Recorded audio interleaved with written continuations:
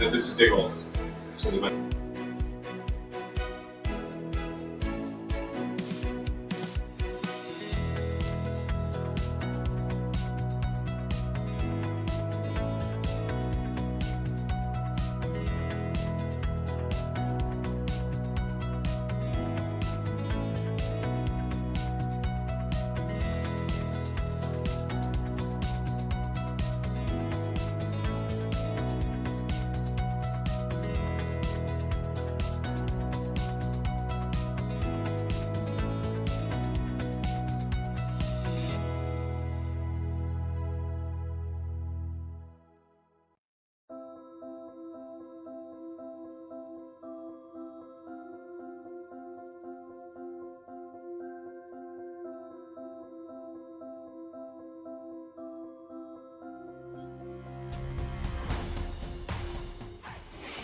Welcome, everybody. You got Benjamin Diggles here, the head of business development and the co-founder for Constellation Network.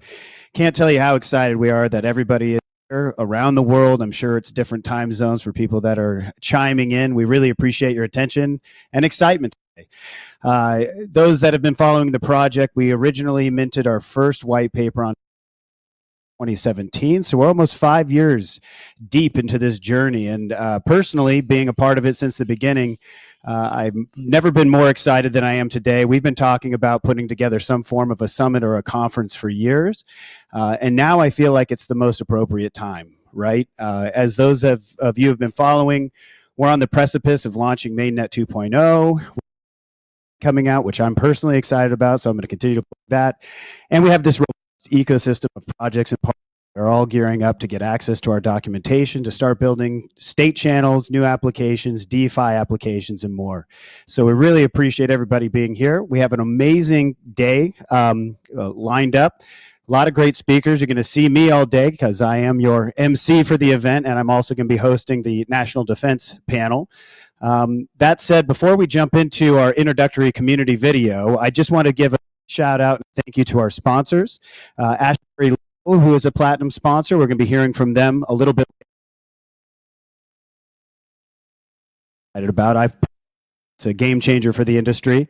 I also want to thank Geojam. Geojam right now, I'm in the and I'll tell you what, it's one of the coolest locations I've ever been in. We're in sunny LA. And yeah, so thank you, Geojam, for not only being a platinum sponsor, being an application on our protocol, but also hosting us in the house. Also, Alkimi is going to be presenting here. I think we've got them coming up first, talking a little bit about the future of advertising. They're one of our very first companies that we've interfaced with. Very proud of that team. Also, shout out to SteadyDynamic, another platinum sponsor. For those that don't know SteadyDynamic, they offer a whole range of services from development perspective, and they've been really with us for the last couple of years, kind of tied to the hip, not only helping us as a core company, but also helping many of the ecosystem. Also wanted to give a shout out to Helium, a gold sponsor. Those of you out there know what Helium is. If not, of course, check out Helium. We're running our door traffic miner on the Helium network, which we're really excited about. Curvance is another gold sponsor. Want to thank you. Want to thank Sophinea. Sophinea is the sponsor of the National Defense Panel, a huge fan of President Brian. So excited to hear from him a little bit later. And then, of course, NodeArmy. So thank you, Tim. You're one of my favorite people, and I'm really glad that you're a part of this. I wish you were here in person, so I give you a big hug because I absolutely love you to death, buddy. So thank you so much to our sponsors. With that, we are going to watch a video that really touched my heart. I had a chance to see it here in the last couple days. And so this was something the community put together, talking a little bit about the progress that we've made over the last 5 years. And so, yeah, strap in. I know that some of the community members mentioned a drinking game. Of course, I don't endorse that, but we've talked a little bit about the word excitement. You hear the word excitement, drink water. So make sure you're taking some water in today and enjoying yourself. But we want everybody to have fun. We want people to ask questions, get involved. And yeah, I can't tell you how much it means to me that you're all here. So with that, we're going to go ahead and move over to the video, the community video, and I'll be right back with you after we watch it.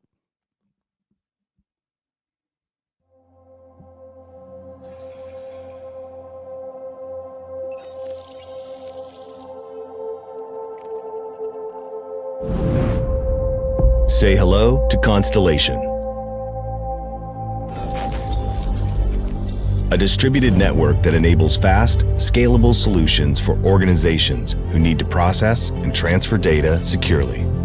Founded during the crypto winter of 2018 by tech veterans Wyatt Meldman-Flock, Altif Brown, Benjamin Jorgensen, Matthias Goldman, and Benjamin Diggles. We believe that in order for the DLT space to truly garner mass adoption, a limitless infrastructure is needed. By leveraging DAG technology, edge computing, and AI, Constellation's Hypergraph is truly the first DLT built with big data in mind. Since our beginning, we've seen our goals at Constellation manifested. We witnessed industries, developers, and individuals who share our vision and want to engage with our platform, creating all sorts of exciting new opportunities we never could have imagined.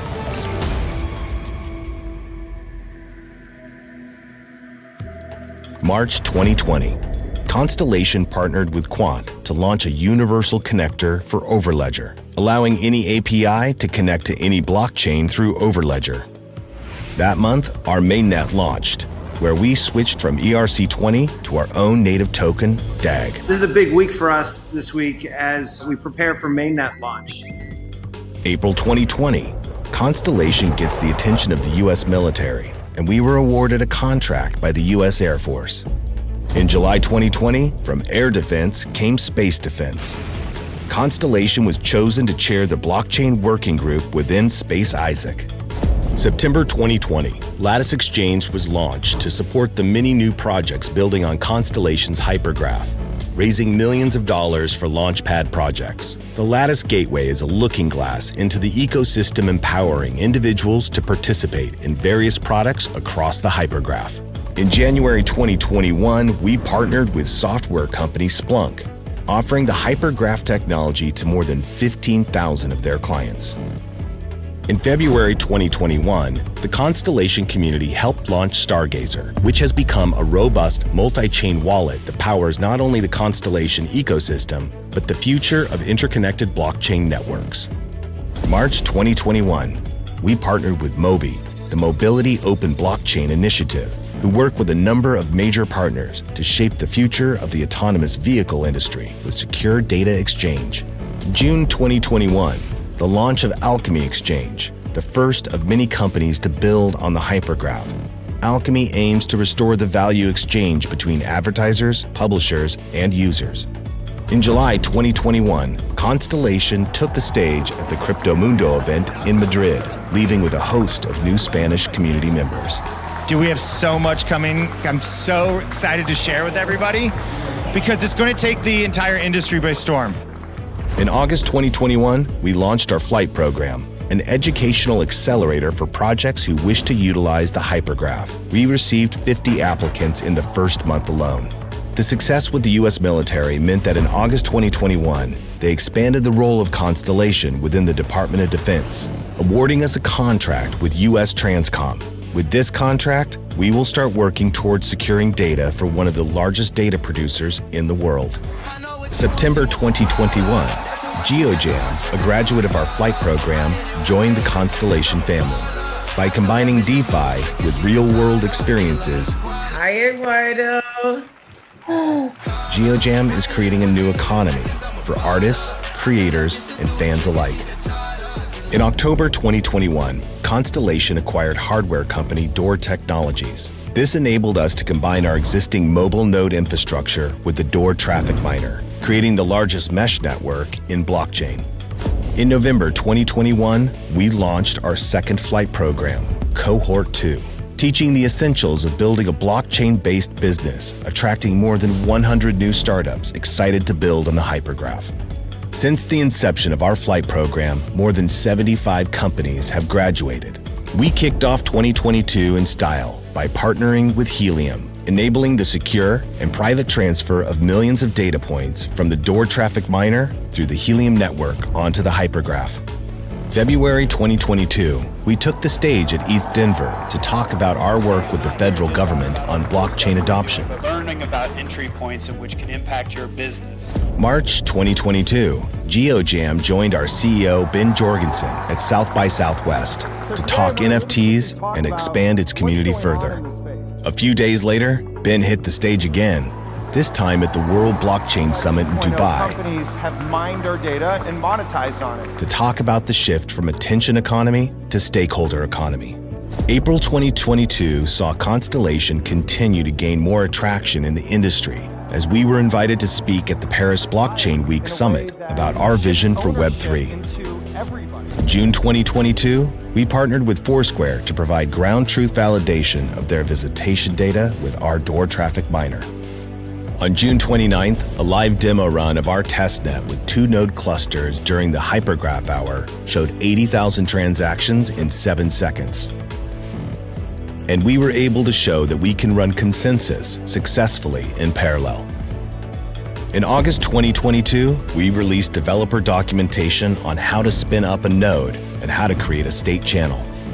Later in summer 2022, Mainnet 2.0 Genesis block is on track for a summer release and will support the development of state channels. Constellation is the key to a data-driven economy and has been on an incredible journey over the past few years. We are trusted by some of the biggest companies and institutions on Earth and are quickly becoming a household name within the blockchain world. This is just the beginning for Constellation, and we look forward to building the future with you.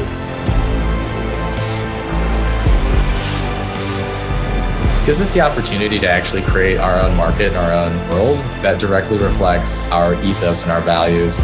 It's a ticket to freedom, man.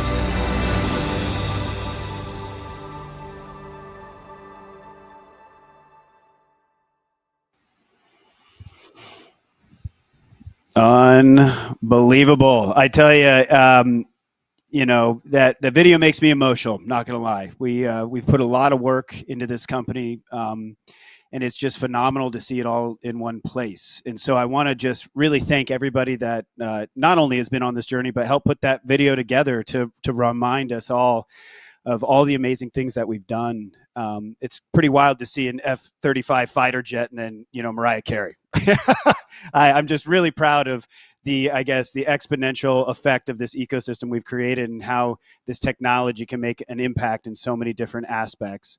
And one of the ones that we're going to transition to here, to me, is foundational, right? When we talk about Web 2 and being the attention economy and moving over to Web 3, the stakeholder economy, nothing is more predicated on the attention economy than advertising.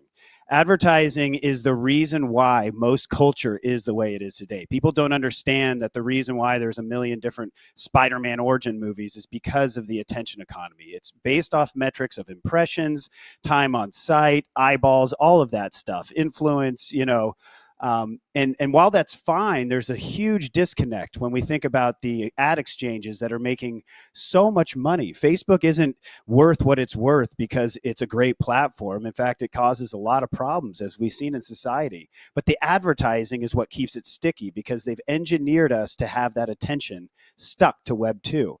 And so I'm very proud that one of the very first companies that we've been working with is Alkimi. Now, Alkimi Exchange is focused on the future of advertising and putting the power back into the publishers, the viewers, and the advertisers' hands in a way that hasn't been done before, that can only be unlocked using a technology like the Hypergraph Transfer Protocol. So with that, we're going to pivot over to a presentation by Alkimi Exchange that is fundamental to the future of technology, which is disrupting advertising using blockchain and Web3.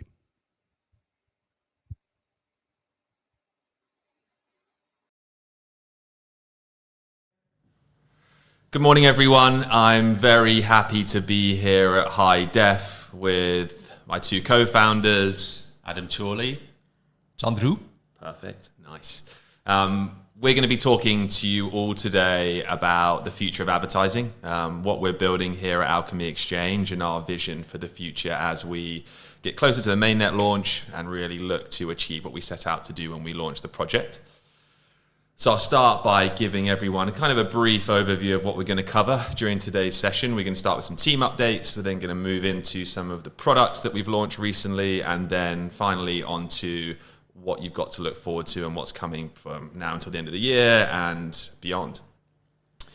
So we've been working very hard developing our state channel, and that's the royal we. Our good friend here, Chandru, has been doing most of the legwork there, and very happy to say that the team has now grown to 18 people full-time across marketing, sales, development, everything really, as well as a number of external consultants that we're working with that takes the number probably closer to 30 or so. The team have been working very, very hard of late, and you've probably seen labs.alkimi.org. If you haven't, that's the URL. Please go and visit. There might be a QR code behind me that you can click on. That really will be the one-stop platform for all token management, and I won't talk too much about it because I know Charlie's got a lot to say. And then finally, the roadmap. Chandru's been developing a lot of documentation, of logic, and really building out what will be the first state channel on the hypergraph and allow us to service advertisers, publishers, and users to really improve digital advertising online. Before we really jump into that, I wanted to give you all just some more insight into how we're thinking about the Constellation ecosystem, and more specifically the ecosystem we're looking to foster within our state channel. So we always like to think about the hypergraph as a series of concentric circles that are all interlinked with each other. So you have the main hypergraph with then the Alkimi state channel sat in between that. If we were to kind of zoom in specifically to our Alkimi state channel, you'll see that we have Alex, or Alkimi Exchange, as the underlying infrastructure to allow data to be passed from users, from advertisers to publishers, to ensure that all transactions are notarized, to facilitate the buying and selling of ads, and for really users to join the value exchange for the very first time. In order for that to kind of flourish into an ecosystem, we've been thinking about the types of businesses that that ecosystem might need. And it's kind of as an exclusive to everyone on the call, I think maybe some people know about this, but largely everyone doesn't. We've actually founded a agency. This for us acts as our fiat on-ramp. So it enables us to educate advertisers, enables us to educate publishers on the value of a state channel, what that means for them in terms of their trading fees, what that means for them for the transparency of reporting, for the ads that they're buying and selling, and really what that means for kind of reducing the carbon footprint of advertising, which is pretty significant at the moment. On the other side of the coin, we have an educational portal, which is really going to help foster learning within our ecosystem. So we'll have not just developers figuring out how to build products on the Alkimi State channel, but also developers, business people that really help the Alkimi State channel flourish, and we can service a number of needs. And we really like to think of that as the secondary layer of companies that will exist within our state channel. So imagine you have Alex as the primary level, Alkimi Exchange, the agency and the educational portal as a secondary level, and then what we're really excited about and what we hope those two businesses foster is this tertiary level of businesses that we don't know, that have seen the benefits of building on the hypergraph to specifically service advertising and kind of allow more people to get involved and really allow us to capture market share and serve the advertising community much better than they are served at the moment with the current tech solutions. I will now hand you over to my good friend and colleague, Adam Chorley, who wants to speak a little bit more about the Labs platform and what that'll be servicing. So next I want to talk to you about Alkimi Labs. This part of the Alkimi ecosystem is designed to bring the users back into the value exchange. So far, the ad exchange has existed between publishers and advertisers, and user data has been bought and sold without their permission. The reason that we've decided to bring the user back into the value exchange is to make sure that the internet advertising that exists in the future services everybody rather than just a select few people who benefit quite largely from it. Not mentioning any names. So Alkimi Labs is our user-facing interface, and it will be available for everyone to log into on Monday and start staking. The idea is that will allow them to manage their tokens in multiple ways, whether it be through staking in order to provide bandwidth or any other future products that we might launch. As part of that, we're obviously going to be moving to the L0 tokens. Chandru's been working tirelessly on making that standard. And once that is released, we will obviously need to do a token swap.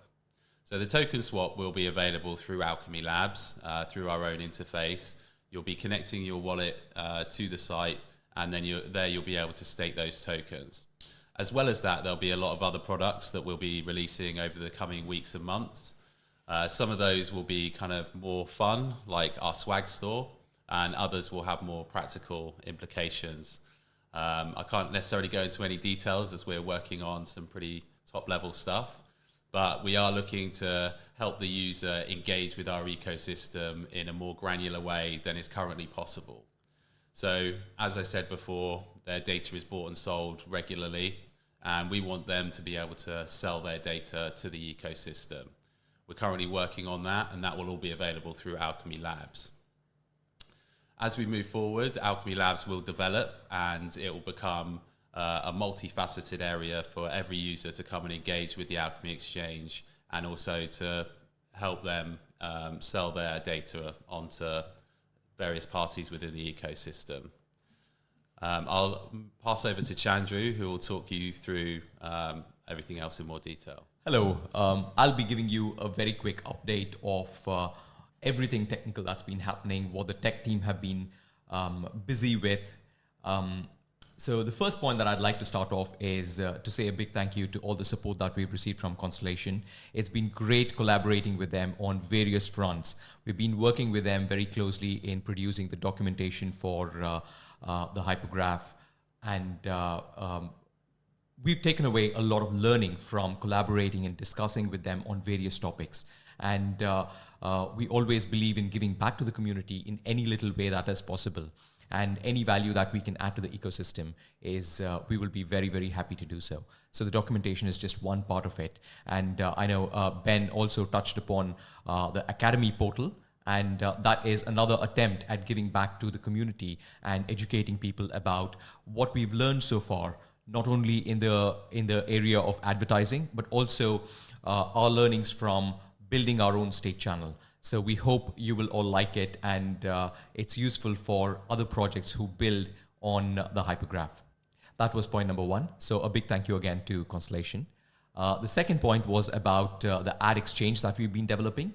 The team have been really busy building the different features of the ad exchange. And as we've already announced before, we are now completely compliant with the pre-bid adapters. So we've had our pre-bid adapters reviewed and approved, and they're now listed on the pre-bid site for any of our publishing partners to use. So that covers about 90% of the publishers who all use pre-bid. So it provides an easy to integrate point with Alkimi Exchange. So this is one of our attempts to meet the market where it is. We want to be able to meet the market with the Web2 standards, with the current integration points, and then move them over to the benefits of Web3 and via Web 2.5. So the ad exchange is being built, all the features are being built in order to add value to every partner in the advertising ecosystem. In our attempt to do so, not only have we built those integration points, which are currently existing, we've also made sure that we comply with any regulations. We have the TCF framework that is proposed by the IAB, which we are compliant with. We are also building different tracking mechanisms whereby you can actually see if an ad was really viewed by a user, and if it was a video ad, how much of the video ad was viewed by the user. Was it the first 25%, 50%, 75%, and so on. So this data is extremely useful, not only to our brand partners, but also to the publishing partners. It can give very useful data about what time of the day, how much the ad was viewed, whether the format of the ad actually makes a difference, how is the ad built, the creative itself, would that have an effect on the amount of sales it would produce. So there's a lot of data that is to be had. And all of these features are being built in the ad exchange. What we've also come up with is an easy to use dashboard and a reporting mechanism for both our publishing and demand side partners. So not only do we provide them with the raw data that they can use to build business intelligence reports, we also provide them with visual dashboards which will tell them, how the bid requests are being processed, how the ads are being viewed, and various other statistics which are presented to them in a visual way. So that's another feature that we've completed working, and it will continue to be enhanced as we go along. The last point that I want to talk about is the state channel itself.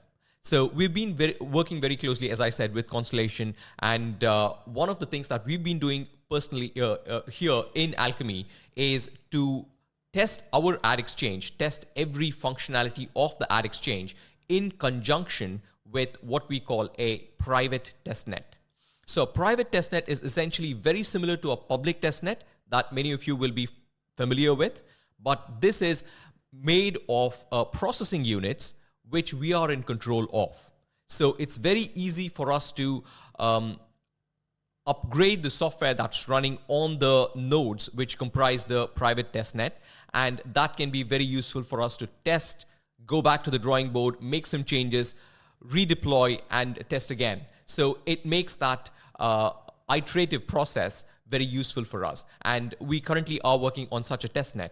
And what I can share with you is that our ad exchange has been completely connected to a private testnet, which is essentially a simulation of what will happen over the public testnet or the mainnet.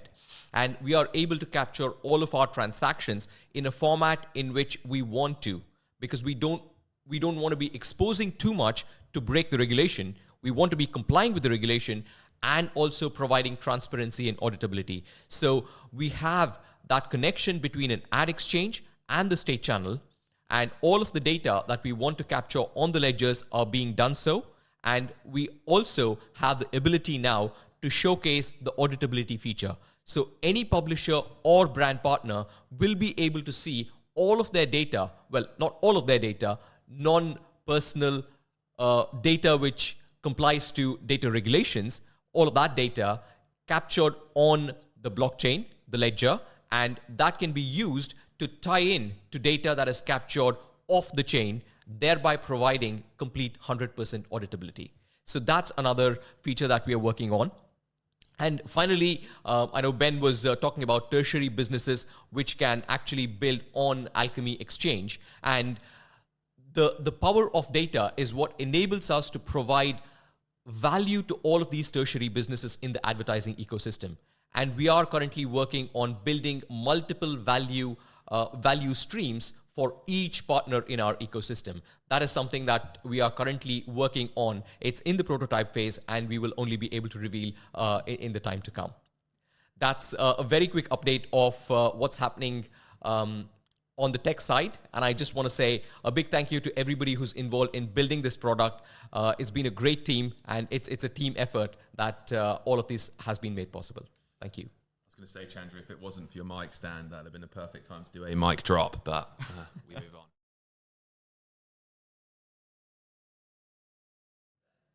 So now that we've given you all what we hope is a very exciting update with the progress that's been going on behind the scenes at Alkimi Exchange, we did want to spend some time kind of discussing and talking to the future of advertising as it exists in Web2 companies, right? And the biggest bit of news from this week was the announcement from Google that they're going to be depreciating their cookies in 2024, not 2023 as originally prescribed, and actually even 2022 before that. And I think that's quite interesting. It's kind of Google, which more or less owns half of the advertising market, still cannot find a way to replace the cookie, which has really underpinned everything it's been doing. It's underpinned its targeting. It's why that Google performs so well for advertisers. It's why Google performs so well for themselves. And there are a number of different perspectives. I think we've all got our own one. And for me, I think, and something you talk about quite a lot, Chorley, is kind of this idea of antitrust versus privacy. And it seems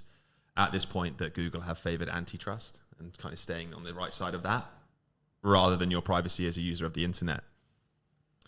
And there is a lot of school of thoughts that will say that perhaps Google will have to separate its respective businesses, which for us at Alkimi is very exciting. I think one of the reasons Google have done so well is because they've had all of that in-house. So by breaking that up, there will be a chance for innovative companies to come in and really change the way that ads are traded. We've been doing a lot of thinking about the future of targeting, and we think that there are a lot of solutions outside of the cookie. I don't know if either of you want to chime in on that, but yeah, there's definitely a world where cookies don't exist and advertising can still be supremely effective. Yeah, so I think it's quite interesting. Like you said, I think it actually started in 2020 that they were meant to be deprecating third-party cookies. Obviously, that hasn't transpired, and they have failed to come up with a solution. I think there's been about 3 different attempts. It wasn't it the federated learning of cohorts, which was even less GDPR compliant than... Yeah, and I think this is the problem that they're going to face, is that GDPR exists in Europe, CCPA exists in California specifically, probably going to end up across the whole of America at some point, given that it was written by Kamala Harris. So they have to work within 2 different frameworks for privacy, while at the same time also helping those businesses that have built on their current network, which are using third-party cookies. They have to make those available to those people and keep the privacy of their users, which is basically impossible. So, I mean, you could call Google the cookie monster. I mean, they have basically been going around hoovering up any data they can do from anywhere, which is why you see Android, right? That the whole point of Android is that it is a big data leak for them.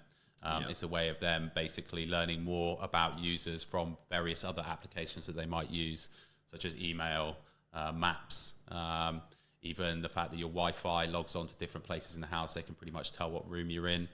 So all of these things have led to like a big data pool for them. And the cookie is just one part of that, like very big kind of data ecosystem that they've created for themselves based on your data, and not asking for it either. They've just taken it. So I think the idea that they can carry on in this vein is pretty much untenable. But the use of cookies is the most obvious and easiest like regulatory stick to beat them with effectively. Yeah, and I think the cookie is pretty powerful, particularly when it is combined with device IDs. And I think that's where businesses like Google are doing much better than businesses like Meta, because Google do have A, browsers, but B, hardware in the form of phones, laptops, tablets, you name it. Whereas Meta don't have the same issue, and any quarterly earnings reports nerds out there will have seen that Meta just missed their earnings goal for the previous quarter, and they themselves have said this is down to changes within Apple and iOS on whether device IDs can actually be surfaced. And device ID, as it kind of insinuates, is an alphanumeric string that allows that to be tied to a particular device, which you can imagine doesn't change over a particularly long period of time. You might have a phone for 1 to 4 years in some instances, whereas a cookie is refreshed every 30 days. So Facebook now having to rely heavily on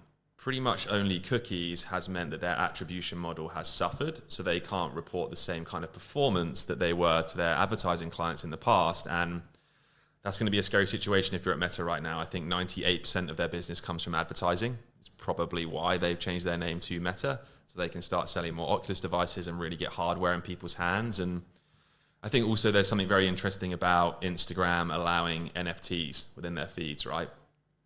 Again, an Ethereum wallet, a Web3 wallet, is unlikely to change, particularly if you use it frequently. And then being able to tie an Ethereum wallet to DAG wallet, whatever it may be, to an Instagram account, then kind of gives them that replacement for the device ID, which has been lost in the last quarters. And I'll lean on you on this one, Chandru, but really a device ID a cookie ID, alphanumeric strings essentially, isn't too different to the way an NFT displays a particular image, right? That's right. It's pretty much in the same vein. So I think the future would then be to pseudo-anonymize the data that's associated with a person. This is what we are moving towards, and a device ID was essentially pseudo-anonymizing what data is attached to a person. So which is what we will have, the same kind of effect that we will have with an NFT as well. So do you think like wallets are really going to be the key to the future of advertising, kind of wallets as an identifier, which sounds a bit scary, but isn't? Absolutely. Wallets can be the potential solution for the cookie problem that the world is about to face once third-party cookies will be deprecated. So how we could move ahead is by tying NFTs present in the wallets, in the Web3 wallets, and associate them with user data. So we will only associate data with a string, which is essentially pseudo-anonymization.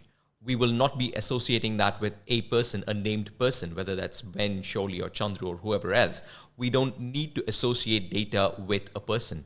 As long as, and this is where the concept of zero knowledge proof comes in, where, let's say we try to walk into a pub, the person, the security at the security guard at the pub would ask you for an identification. And if somebody were to present their driving license, the security personnel is interested in knowing whether you meet the age criteria to enter the pub or not. He or she is not interested in knowing how many points you have on your license, whether you're allowed to drive a car or a motorcycle. That's not the point of interest. So this is the concept that we will have to take forward by saying, what amount of data is required for a specific use case, and how do we restrict that company or that party from using or accessing only that amount of data while not being exposed to irrelevant data that they should not have access to. And I think that's the key point. I think it's also interesting to consider sovereignty of data in this whole argument. So the main problem with most of what Google has done over the last however many years is that it has done it without the permission of users. That is the point of GDPR, right? It's like you can give away your data if you choose to do so. The current value exchange of that is, here's some free content that has already been available for the last 20 years. That is not exactly a selling point. So I think there needs to be a reimagining of this like value exchange, which is obviously what we're here to do, bring the user into that value exchange and get them to give permission for that data to be transferred to other people and rewarding them for that. That is the power of crypto, and that is something that has been borne out over the existence of Bitcoin in the beginning and then other cryptocurrencies after that. It's the ability to reward people for good behavior and reinforce that good behavior. And I think that is something that has not existed within advertising at all. Obviously, there's been a big incentive to not be a good actor if you are collecting data from people for free and then effectively monetizing it. That is a big incentive not to ask for permission. So I think the GDPR and other privacy compliances have come into place basically to correct that, but there still isn't really a solution to go beyond that. And that is kind of what we're suggesting, is that the user is a sovereign over their data and they can permission that data towards advertisers for them to target products towards them, and then they will get rewarded for that. It kind of sounds like a very simple mix, but it's something that just doesn't happen right now. That's true. And when we talk about regulation and GDPR specifically, the most abused concept of GDPR is the use of legitimate interest. Legitimate interest has been used in so many ways to bypass what should have been consent. So users should consent to their data being shared with a certain third party or a certain organization for specific purposes. But legitimate interest is currently being used to bypass the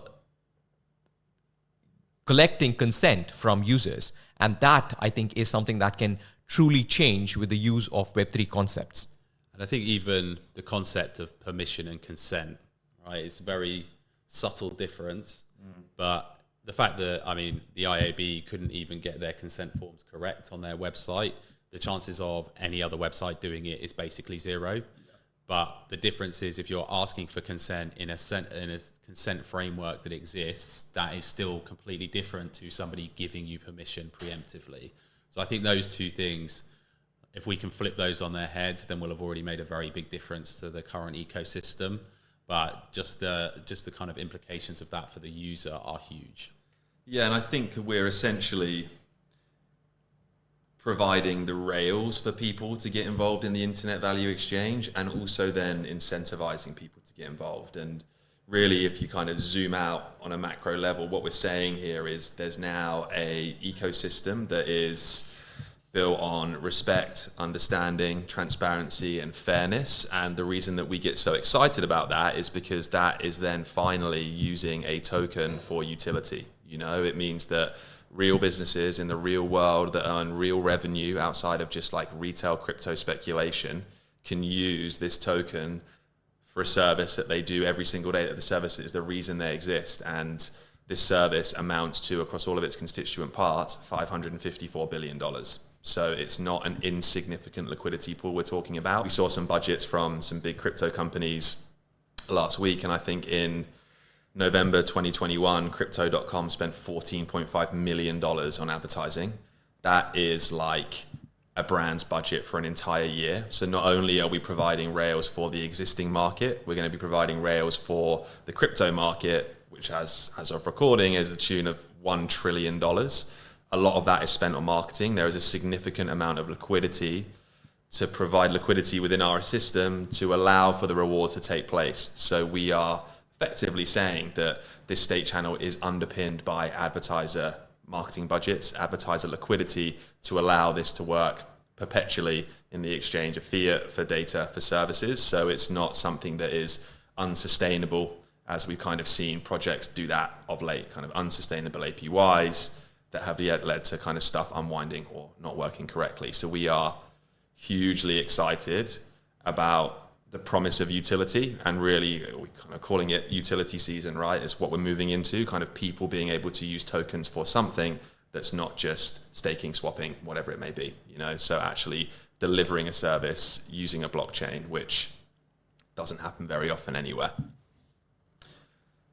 So I think hopefully that perspective on the future made a lot of sense. We are very excited. We've all got our favorite t-shirts on today. It's been amazing to be here at HyDef.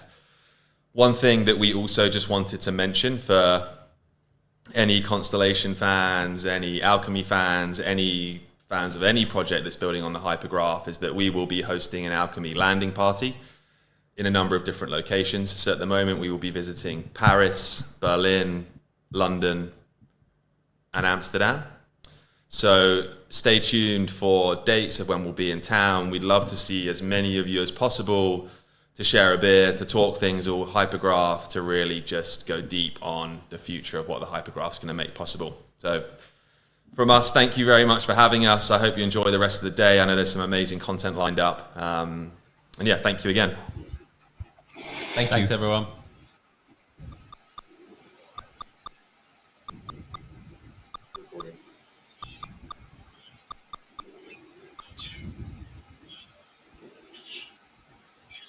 Amazing. Clearly, those are some smart guys. I feel like they're family, considering how often we talk with them as two companies come together to solve, as I said, one of the biggest, if not the biggest problem that plagues Web2.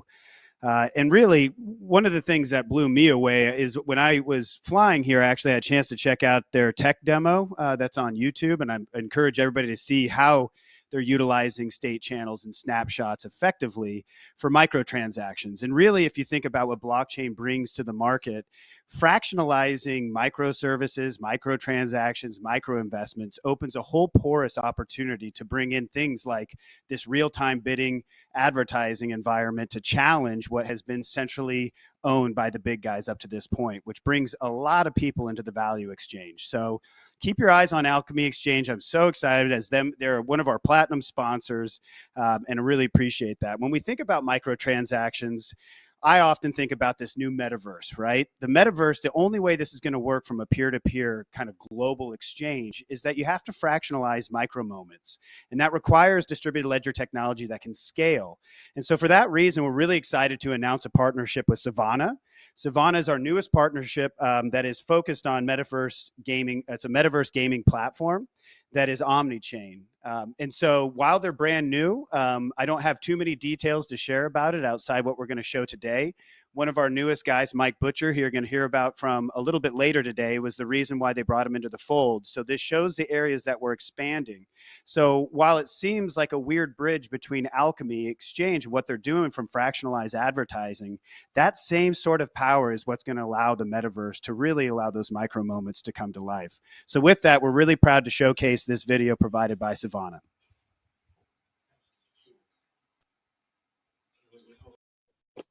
Hi there, my name is Jack O'Neill. I'm the CEO for OneKin Labs. Joining me today is my Chief Tokenization Officer, Mark Payton, who's going to be talking to you about some of the technology that we're building in partnership with Constellation that we are extremely excited about. Before we get into that, I'd like to tell you a little bit more about our company, OneKin Labs. OneKin is a Web3 gaming studio and development shop building infrastructure and technology which powers our Savannah metaverse, as well as the producer of live services-driven games which are accessible inside of the metaverse. At OneKin, we operate according to a few core principles. The first of which is that we build ecosystems, not products. We're focused on building powerful yet simple systems from which sustainable, more complex systems can evolve. We want to provide real utility to establish sustainability and foster composability and accessibility. Second, we build and empower the creation of experiences which put fun and community first.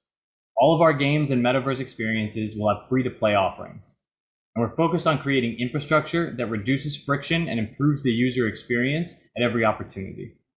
Lastly, we strive to act as we call it proper degens.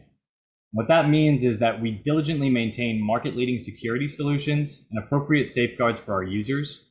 We support and exemplify responsible decentralization and community ownership.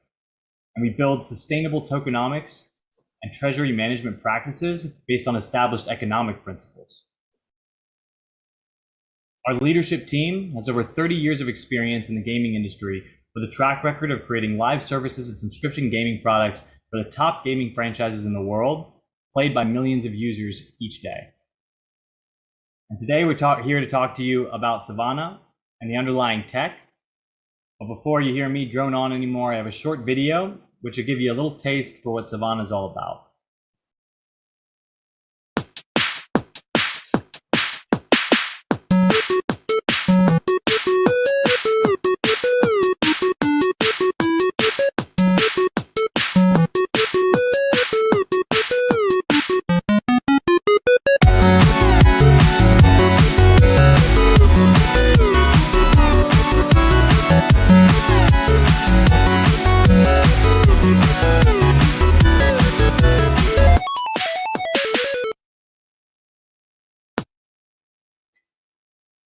Well, I hope that showed you that Savannah does indeed find the fun.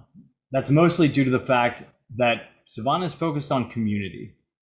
We have over 250 partner NFT collections integrated into our metaverse, which represent the top NFT communities in the Solana ecosystem. This gives us a reach of over 300,000 active Web3 users. And we're super excited about our metaverse and games, but we're here to talk tech. And so now I'll turn it over to Mark to tell you a little bit about what we're building with Constellation. Thanks, Jack. And as Jack mentioned, we couldn't be more excited about this partnership with Constellation.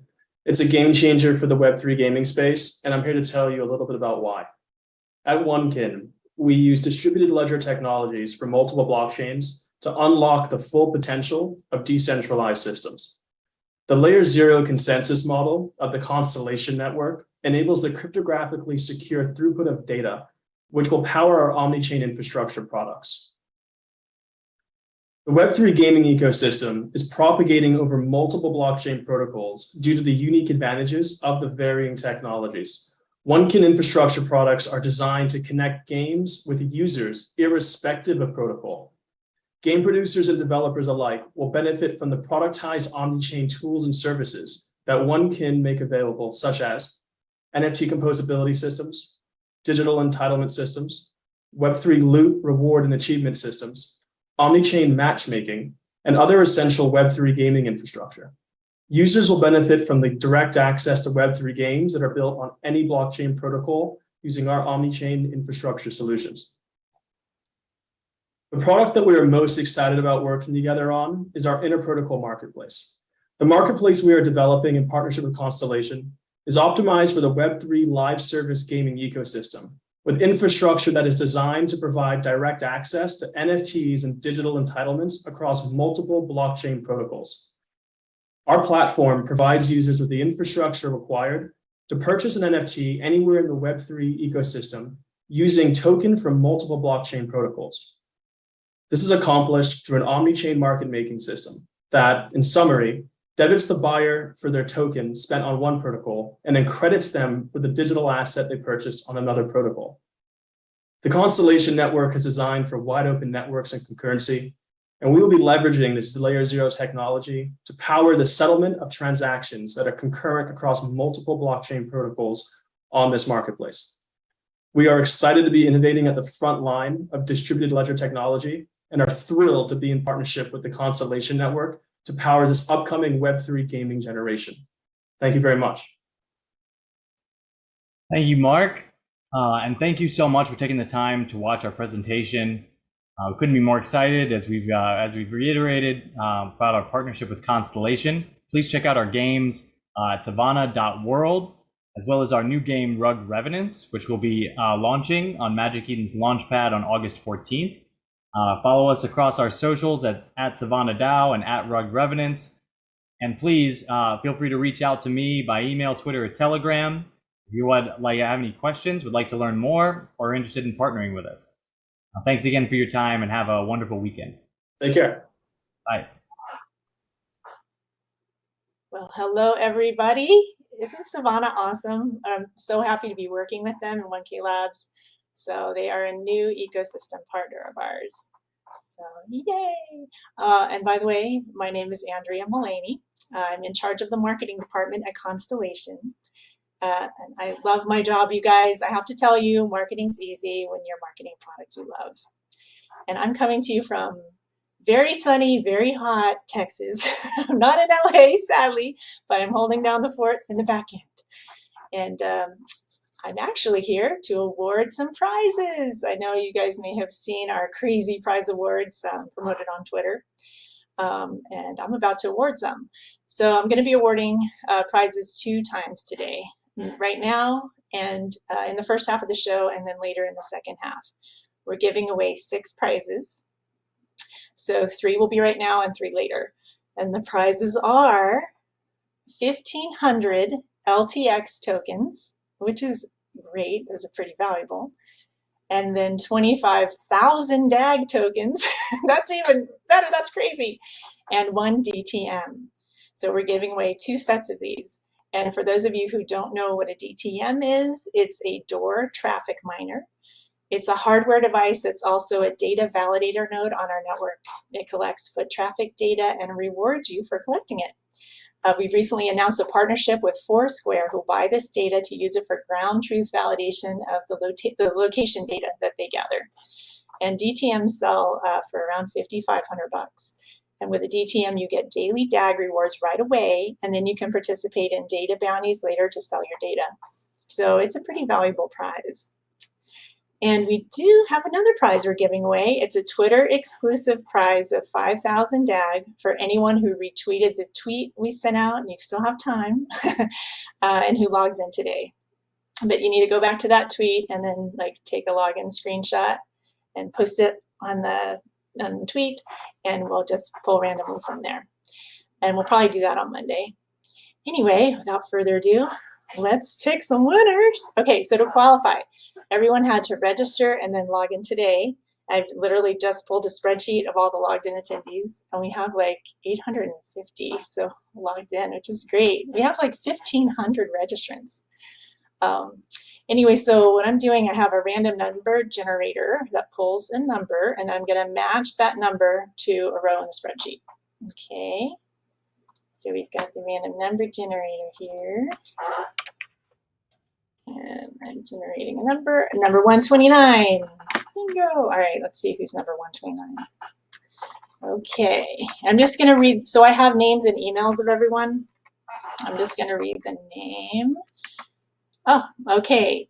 Now the winner, the first prize is 1,500 LTX. So this is the winner of the 1,500 LTX prize. It is Mr. Scott Lining, Lining, Scott Lining. You have won 1,500 LTX. Congratulations. Yay, Scott. All right, I'm going to highlight this name so I remember who you are. Scott Lining. And what I'll do is email the winners on Monday from my personal, my work Constellation email address from Andrea Mullaney to reach out to you to coordinate, distributing your prize. Okay, let's do number 2. So number 1 was Scott Lining. Number 2 is number 578. Let's see who 578 is. Okay, let's go down, scroll. Sorry, guys. 578 is dun dun dun. Okay, Mr. Nathan Peters. Guess what you won? You won 25,000 DAG. Nathan Peters from Canada has won 25,000 DAG. So Scott Lining, 1500 LTX. Nathan Peters, 25,000 DAG. Congratulations. Okay, and now the third prize is the DTM. Let me do another little generating number here. Okay, let's see. 696. Number 696. Okay, 696 is Eli Ankou. Ankou. Eli Ankou. You have won a Door traffic miner. Congratulations. Yay. All right. So there we go. So I will reach out. Congratulations, all 3 of you. And I will reach out to you on Monday with information on how we just need to find out a little more and we'll award you your prize. Okay. So without further ado, we do have our next panel up, which is the IoT and Web3 panel, and our panelists are waiting in the green room. But I want to first introduce you to Ben Jorgensen. He's our CEO. Most of you probably know him already. And he's going to be introducing the IoT panel. So let's see if we can get Ben. Hello, everybody. I'm here. Thanks, Andrea. That was great. Congrats to everybody that won. Hi, everybody. I'm Ben Jorgensen. I'm the CEO of Constellation. Thanks for showing up today. This is pretty incredible. Being on site in LA, it's like seeing the energy is something that is absolutely amazing. I'm going to save a lot of my talk until a little bit later today. So this isn't really about me, but this is the IoT Web3 panel. So I'm going to introduce this panel. Amazing individuals have showed up today from Helium, IoTex, CalChip, and Michael Brand from Constellation. So are those guys streamed in right now? There we are. Hey, how's it going? Hey, guys. Good morning or good afternoon. Hey. Thank you so much. So let's kick this off. So everybody kind of gets a context. We put together an amazing panel on IoT. And before we really dive into the meat of it all, I think each one of you represents a essential piece in the IoT space. So maybe we'll go around the room, if you will, make a brief introduction to yourself, your role, what your company does. We'll keep it there, and then we'll dive into how you guys all fit into this. So maybe I'll start with TJ. You want to kick it off? Great, sure. Thanks, Ben. Appreciate the time and for bringing us into this. We're really excited about the panel today. Good to meet everybody. I'm TJ. I'm the president and co-founder of CalChip Connect. My background, I've been in the IoT space for over 8 years. We founded CalChip Connect in 2020, really to focus on being able to provide to the market easily deployable IoT solutions. And then in the summer of 2020, we got introduced to Helium, and we started playing in the blockchain and IoT space, which is very exciting because blockchain brings a lot of value to IoT, and we can talk through some of that, I'm sure, during this panel. But ultimately, we're the largest distributor in North America for IoT today. We were the first distributor for the Helium network. And we're always looking for the next latest and greatest blockchain technology to bring into the portfolio. So we're also working with Constellation and the DTM and looking at various other products we can bring into the portfolio. We're headquartered out of Warminster, Pennsylvania, so just about 45 minutes north of Philadelphia. We've got a 17,000 square foot warehouse.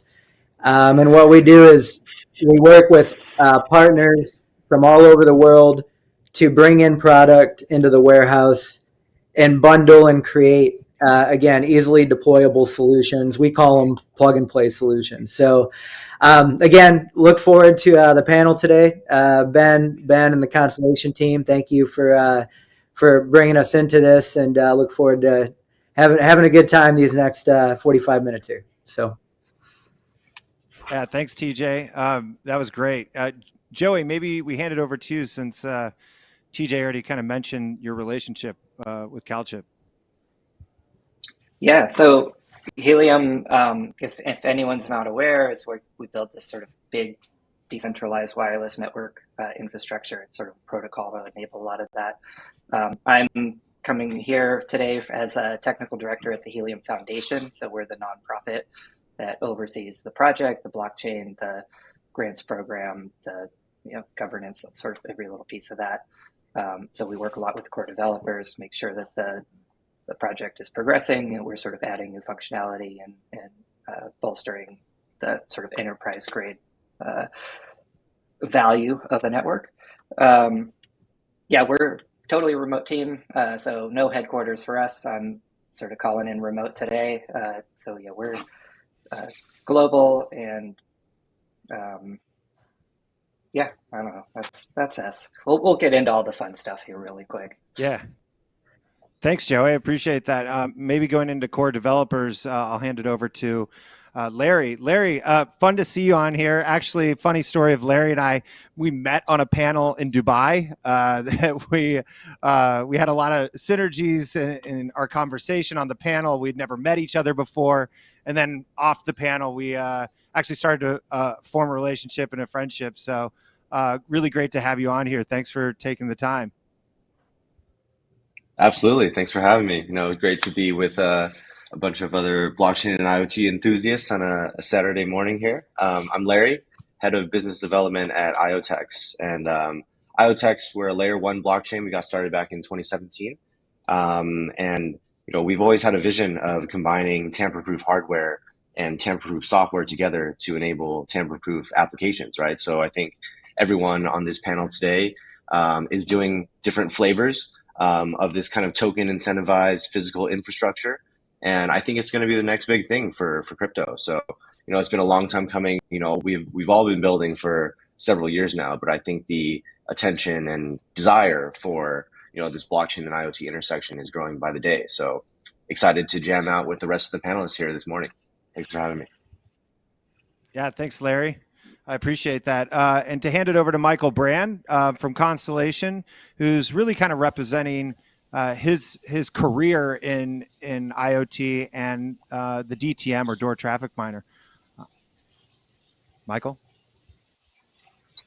Hey, everyone. Michael here. I'm the Chief Operating Officer of Constellation and the acting CEO of Door Technologies. We were acquired by Constellation early last year. And I've been in the hardware space in my career for about 12 years now. And Door I was running for 6 years. And for those who don't know, Door is all about data collection in the physical world. We have this box that you stick above a doorway, and it counts them people walk in and out. And the latest product we created was the DTM, which combines data collection with some of the crypto platforms that Constellation was making. So as far as the IoT stack, what I'm really focused on is how can we more effectively collect data in the physical world, and also how can we more effectively distribute that data to people who need it or want it. Well, thanks, Michael. So let's kick this off. That was a great introduction. What I'm most excited about this panel is that this is a group of individuals that are actually taking blockchain beyond just DeFi, beyond just speculation of the cryptocurrency, and actually tie it into real value. And it really takes kind of all four of you in many different ways to really bring this vision to light.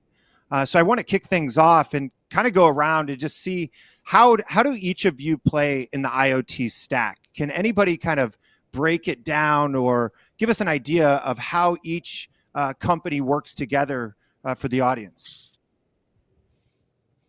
Great. Ben, I can go ahead and jump in real quick if that works. Yeah, thanks, TJ. Yeah, absolutely. So when you look at a IoT deployment and putting a solution together and actually getting it out into the market. Really, there's a few different core segments or areas that make this IoT solution. There's hardware, which usually involves sensors, gateways, devices like the DTM people counter. There's network servers, which are responsible for deduplicating, authenticating packets, taking that data from the devices and actually bringing it into the cloud.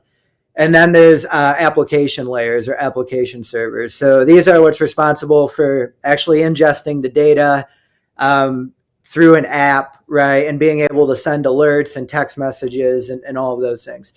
And then in addition to that, you've got kind of the deployment strategy, right? So how do you take all of these different things that you've put together and actually get them into a easy to deploy model? And that evolves more around logistics, supply chain, and some of those, like non-IoT solution focused areas, but also very important for the customer experience.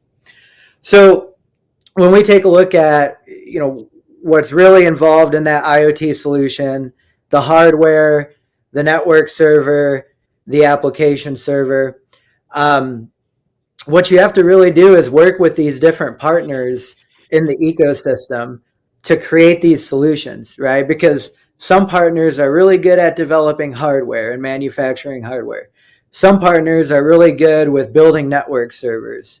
Some are really good with building application servers. There are some full stack companies out there that do hardware, network, and application layer efforts. And so when you think about that, it can get very, complex in the marketplace. You've got vendors all over the world that are developing devices, companies developing networks, application layers. So what we do here at CalChip Connect is we work with all those different partners in the ecosystem. And then depending on the use case or the application or the market need, we bring all these different partners together and we help create a solution that can be deployed into that market. Right. So we'll take, I'll give you an example of one. So we worked with a company called Crisis Go. They've got a school safety application and they needed a push button device that teachers could wear around their neck on a lanyard that they would push if there was like a school distress event, which, happens, more than it should today. But what we did is we helped actually bring in all the different pieces of the hardware. We integrated it with Crisis Go's software. We tested the solution, and then Crisis Go launched that solution into the school systems around the nation. And so that's really, where CalChip fits into this ecosystem is we are an agnostic distributor and service provider. We work with the hardware, the network, the application partners in the ecosystem to bring everything together and create those deployable solutions that we call plug and play.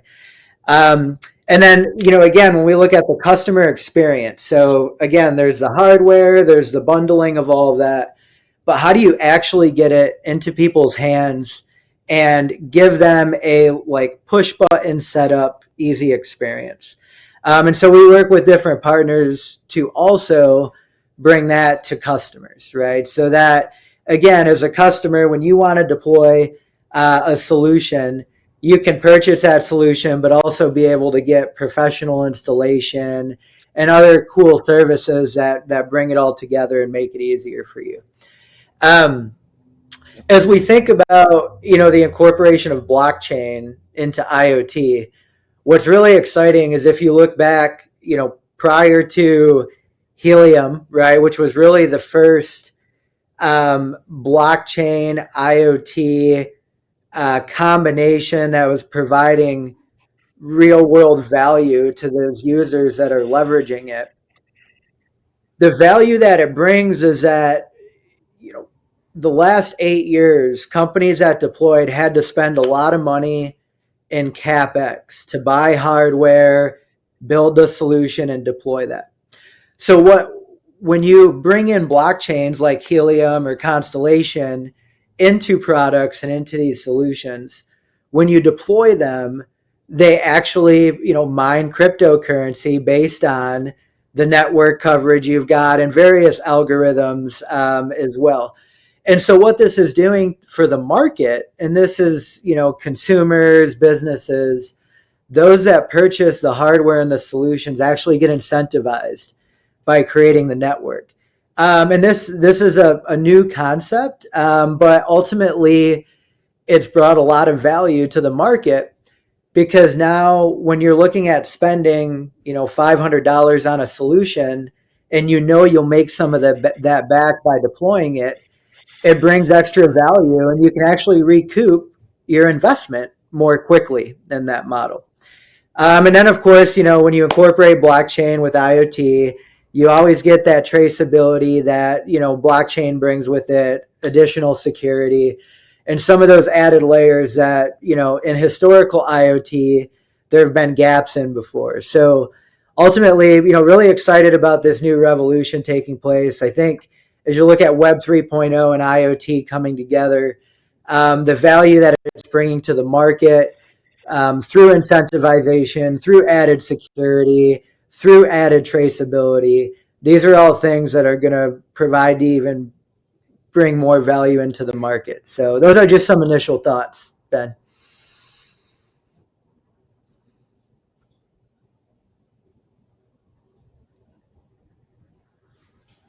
Yeah, just to jump on that too, kind of with Door, as we started off as one of those vertically integrated companies that, tries to choreograph all these moving parts. I think a lot of people see IoT and just think of the box, but they don't realize all of the other things, especially customer experience. And, that's what put us ahead of the game when we created our product.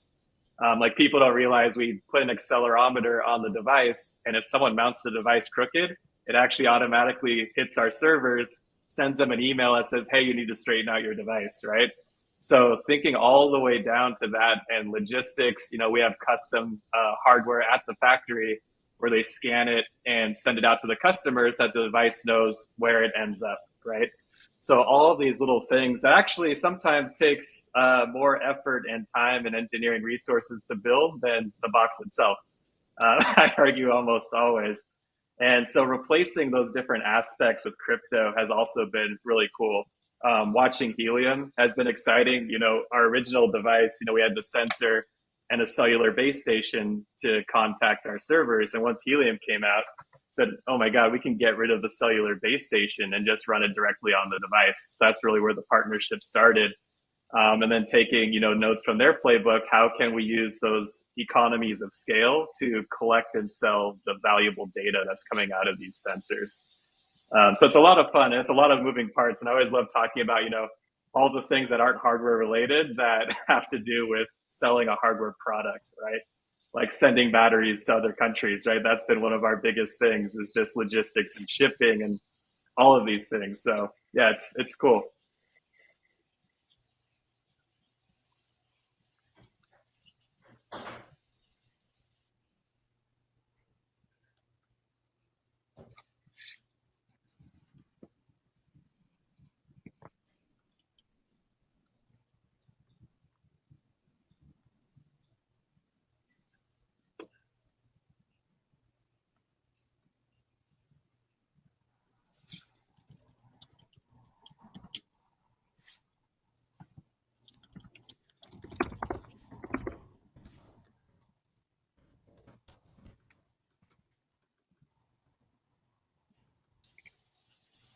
Yeah, I can. Yeah, I'm not sure if you might be muted there. audio on Ben's side is worried.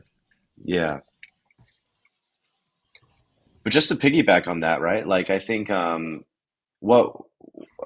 think everyone in this space is, touching a lot of different areas, right? There's connectivity, there's data, there's all these different forms of infrastructure that are required to connect hardware and software together. And doing it in a decentralized way makes things a lot more complicated, right? So I think, there's a common kind of framework of thinking about like the application infrastructure life cycle, right? When you build new infrastructure, it's going to enable certain types of applications. Over time, those applications are going to evolve and demand more infrastructure, and that infrastructure is built and enables more applications to be built, right? So I think comparing where blockchain and IoT is versus where DeFi is, you know, a lot of the pillars of DeFi are already built, you know, starting with DeFi Summer back in 2020.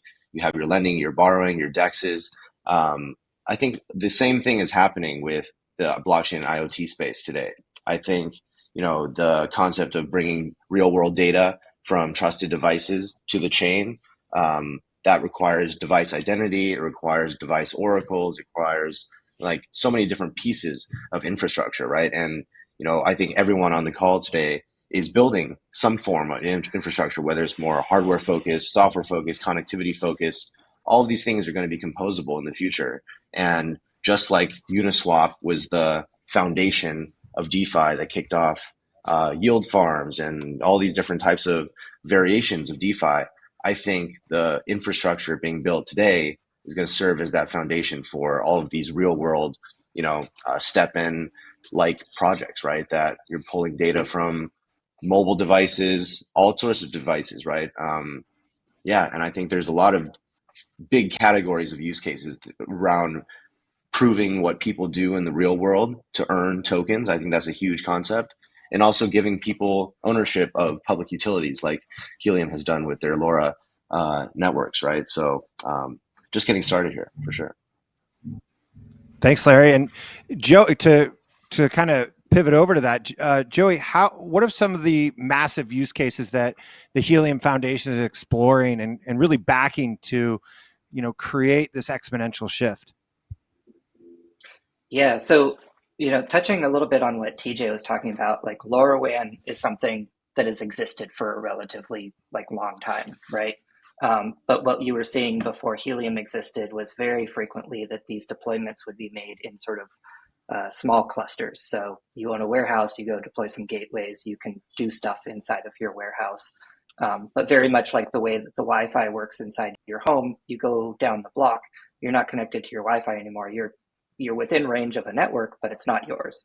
And so Helium has been this opportunity to sort of glue together what would be a lot of different networks. So now we have a globally ubiquitous network. It's actually the largest globally ubiquitous network of any kind. And so now we're starting to see this unlocking of use cases that just were previously impossible for you know, devices like these. So asset tracking is something that's a huge opportunity now that was just something that anyone who was working in the LoRaWAN space commonly disregarded just because they didn't have coverage on freeways, they didn't have coverage, you know, down the street, outside their warehouses, things like that. I spend quite a bit of time working on the Helium coverage map project, and it's one of the coolest things for me. I was doing it this morning, is to pull up that coverage map and just look at like highways like actively getting filled in as people drive with these little GPS trackers down the street. And that's a huge opportunity from the data usage standpoint, because these are devices that people don't need data like, you know, once an hour. They need data every like 15 seconds. So the data usage standpoint on this type of use case is huge. Outside of that, I get super excited about smart cities, smart agriculture, applications in environmental science. Like there's a ton of stuff that Helium unlocks for people, both due to the sort of the easy UX that comes with setting up a Helium gateway, as well as just the sort of interest and opportunity around like participating in this blockchain. Thanks, Joey. I'll kind of dovetail on that and go to TJ. And this is really open to anybody, but I'll kick it off with TJ. Would love to hear how you guys all think about this. Is this concept of smart cities, and really kind of the IoT space in general has been around for 20 years, if I'm getting close, you know, over under a little bit. How is this different? And how are we actually going to see smart cities come alive, and not just the concept of having virtual reality in your city, but actually seeing connectivity? Why is this different than the first IoT boom in the early 2000s? Oh, great question. So when you think about a smart city and you think about all of the different applications within a smart city. You've got cellular based applications, and that's really where, in my opinion, smart cities started getting its foundation back, 20 years ago, by creating cellular connectivity infrastructure to be able to allow people and things to communicate through cellular in these cities and provide data to where it needed to go. One of the gaps with that is, when you think about all the different types of connectivity that can bring value to a smart city, you've got your typical cellular devices, right? With phones, laptops, smart watches, those types of things.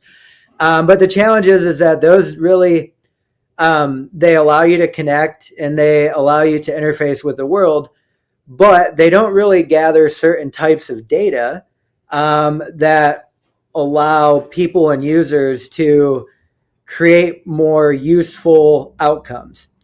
And so when you think about the, IoT after cellular in smart city, you've got Wi-Fi, you've got Bluetooth that has, come up. You've got Zigbee, that's, primarily used in like the home security industry. And so all these have played an important role in shaping kind of the smart city data-driven world. With bringing in LoRa, right? Which, LoRa again, LoRaWAN is a specific protocol very similar to Wi-Fi, Bluetooth, cellular, in the sense that it's a protocol that's got RF tied to it. But the real value of LoRaWAN is it can travel very long distances compared to the other protocols. And so it does really well in areas where there's a lot of congestion, a lot of building materials, things that are underground. So when you start thinking about those types of applications where, cellular, Wi-Fi, Bluetooth don't do a very good job of penetrating those, that's really where LoRaWAN comes in, which, again, the Helium network is built on LoRaWAN today. That's where that comes in and again allows the smart city to become more full in the sense of getting data and providing additional connectivity. And so when you think about like these LoRaWAN sensors, you've got water meters underground connecting by LoRa.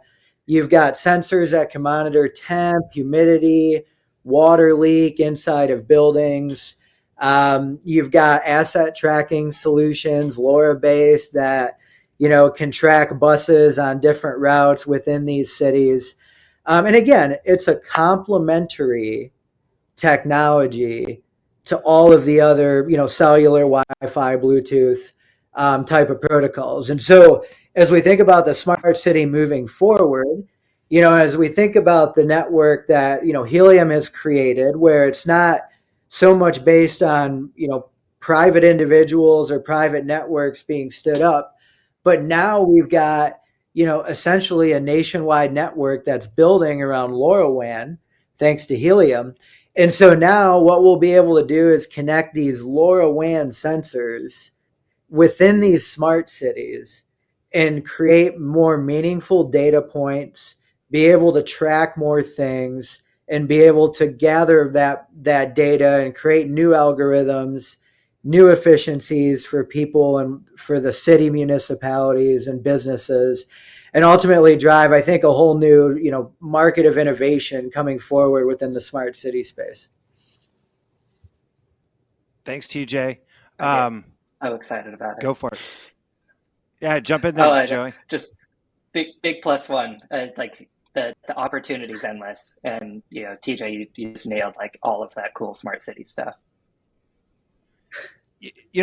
I'm going to jump over to Michael and Larry. I would love to, Michael, first, I don't know if you knew this, but there was a memo that you had to wear a black t-shirt.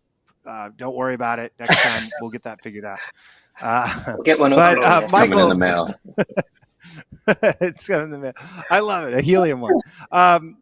Larry, Michael, how do you guys see cryptocurrency really empowering this IoT space, making this space explode. I think that's a major differentiating factor in this IoT boom that we're going to see.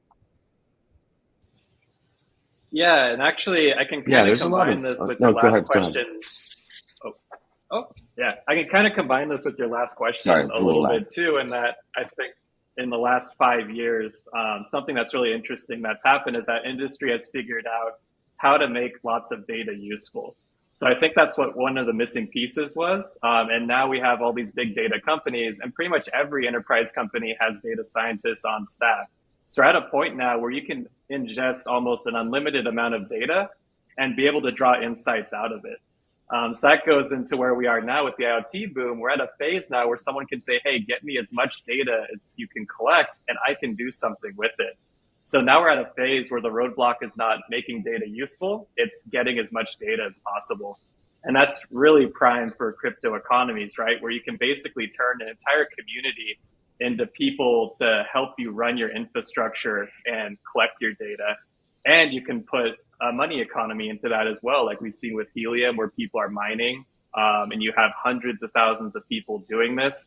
So I think we're really primed up for this new phase of technology, where the goal is let's collect as much as possible, and we know it's going to be useful.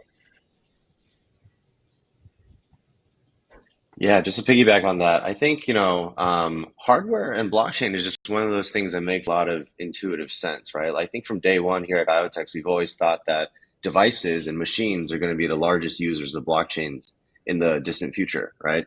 And when we think about this blockchain IoT intersection, I think there's two ways to look at it. One is how blockchain is impacting the legacy Internet of Things, and how the Internet of Things is impacting blockchain, right? I think when you think about the blockchain to IoT impact, it's more obvious, right? The Internet of Things, is booming, but it's still riddled with a lot of challenges, right?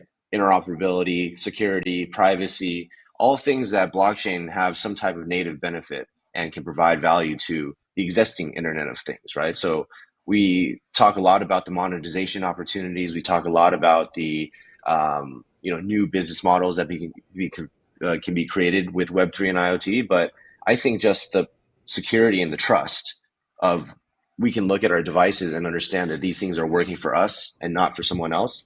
I think that's huge, right? But I also think the more near-term opportunity is how the Internet of Things, as the other panelists have said, can be a brand new data source for blockchains, right? Just going back to the DeFi analogies, right? Like Chainlink established a single version of the truth about what the price of any crypto asset was back in 2020, which really started that whole DeFi renaissance, right? And if we have a single version of the truth about things that happened in the real world, whether it's the temperature in a smart city, or how many miles someone has run, or what type of road someone has driven, or how fast they were driving, all of this is kind of fuel for incentive mechanisms, right? Where people can earn by doing things in the real world or changing the behavior in the real world, right? So the possibilities are really endless. I think once we get past this hurdle of establishing this single version of the truth that everyone can agree on, like this actually happened in the real world, then tying token incentives is the easy part to it, right? So I think this is a challenge that everyone's working on, is how do we establish this trust? How do we grab data in a trusted way from trusted devices to fuel all these great different applications we're talking about, right? So that's just kind of how I see both sides of the equation there. No, that's great. And so I think one of the skeptical things that the crypto community has around IoT is that it's too far away and it's too far in the future. But you know what? DeFi is here, so let's focus on DeFi as it pertains to currency, peer-to-peer transfer. How would you guys argue against that? Where is this IoT space in kind of the actualization of it? Are we 5 years away, 2 years? You guys all have the data. Like, give us some insights on where you kind of think that the growth will happen. I know TJ's going to have some thoughts on this, but I'll throw some thoughts out initially, which is like, in a certain respect, like there is a certain correctness to that. Like it takes a little bit longer to build hardware and to build solutions when you're sort of like doing this end-to-end experience. However, there are a ton of solutions that exist in the LoRaWAN space already, whether it's AI-powered cameras that can relay the findings over LoRaWAN, or smart, all the smart city stuff, temperature, humidity, things like that.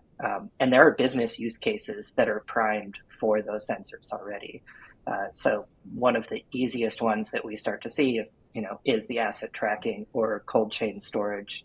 And those are areas where we're already starting to see like some really immense interest, because the scale of the Helium network is at this point basically undeniable. So you could be an existing LP WAN operator, and anyone who's not sort of looking to Helium as a sort of data partner is really missing out at that level. Thanks, Joey. Yeah, good. Yeah, great points, Joey. And I think we're really at the bottom of the first inning when it comes to the IoT growth it's currently happening. But I think we're at the very early stages now of this exponential growth. And the reason I say that, there's a few reasons. So just looking back over the last 8 years in the IoT space, personally, I've seen over these last 8 years a lot of people, companies getting started, companies trying to deploy IoT, going through a lot of learnings, right? And quite honestly, a lot of the reason for that is the technology stack, the size of the semiconductor ICs, which impacts the form factor of devices, and ultimately the ability to actually create put these different pieces together to create the easily deployable solutions.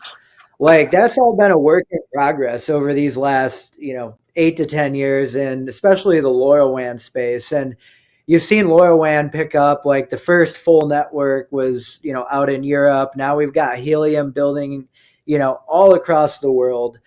And I think the pivot point for IoT, where we kind of hit the top of the first inning, was really like just during the start of COVID, right? And I mean, if we think about that whole transformation of having to work remote, having to like deal with connectivity every day, and ultimately having to leverage technology to go drive efficiencies during this COVID time, I think has really accelerated IoT. And we've seen it over the last couple of years.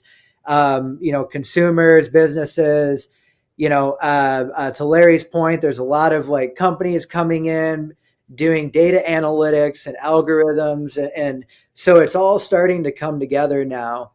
And the other beautiful thing we're seeing is like the transformation in the IoT space is bringing connectivity to people that have never had it before, right? Like in Africa, South America, and some other third world countries are now starting to deploy this technology, and they're able to connect, and it's improving lives. And so again, I think we're still early on, but we've got the technology built now. There's enough companies that have, joined the bandwagon, so to say, is to be able to build these nice refined solutions, get more data, more connectivity into the world. And so again, we're early on, but we're very excited because, this is a, 10, 20, 30 year trajectory of growth that, we expect to see coming here. And again, the last 10 years has been a lot of that development, trying to get everything put together.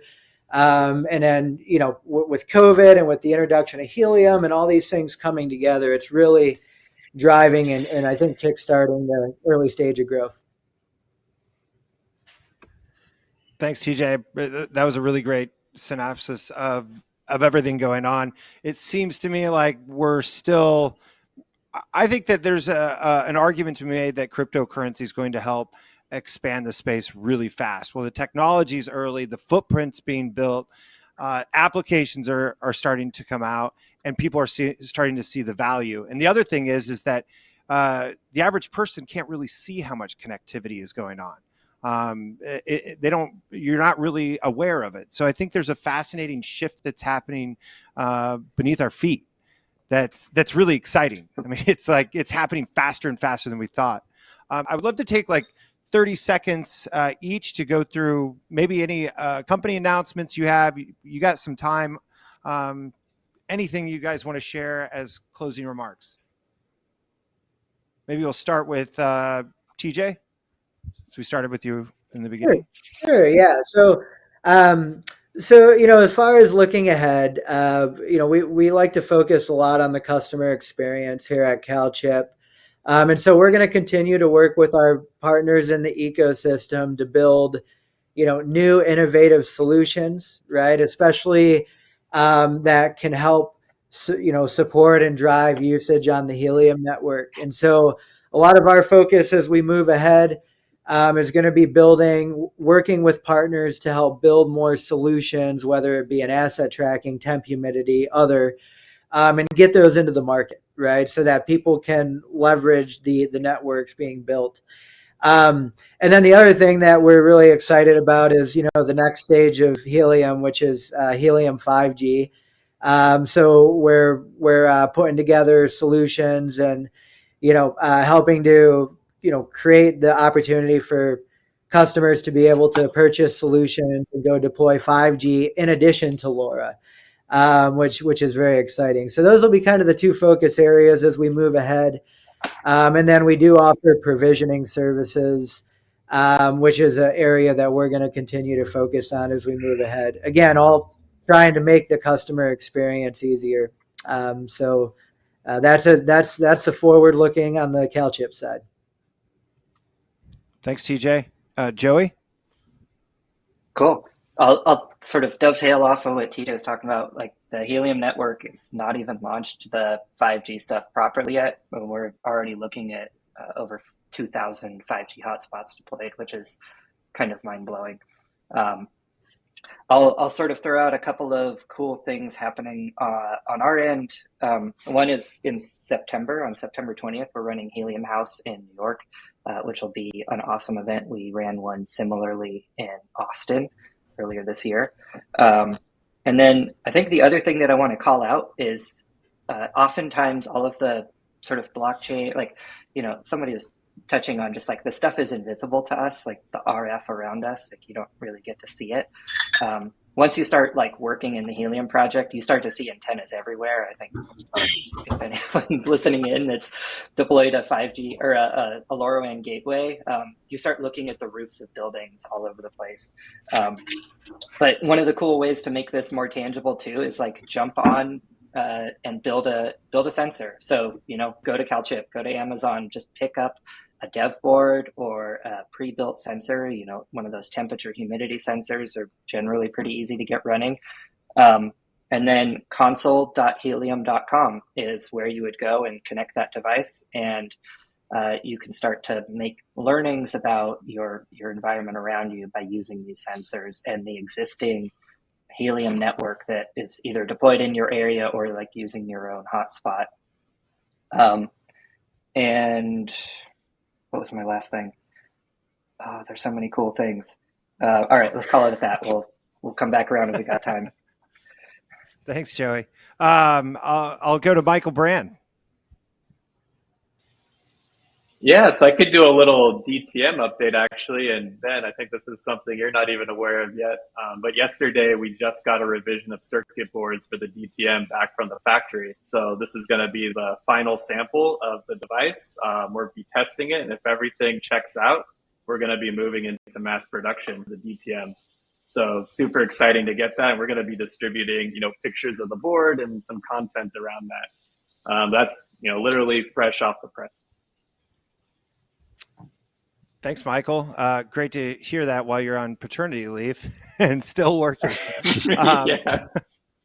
That was great. Slack, Clearly, and you know more than me. Larry, we'll close out with you.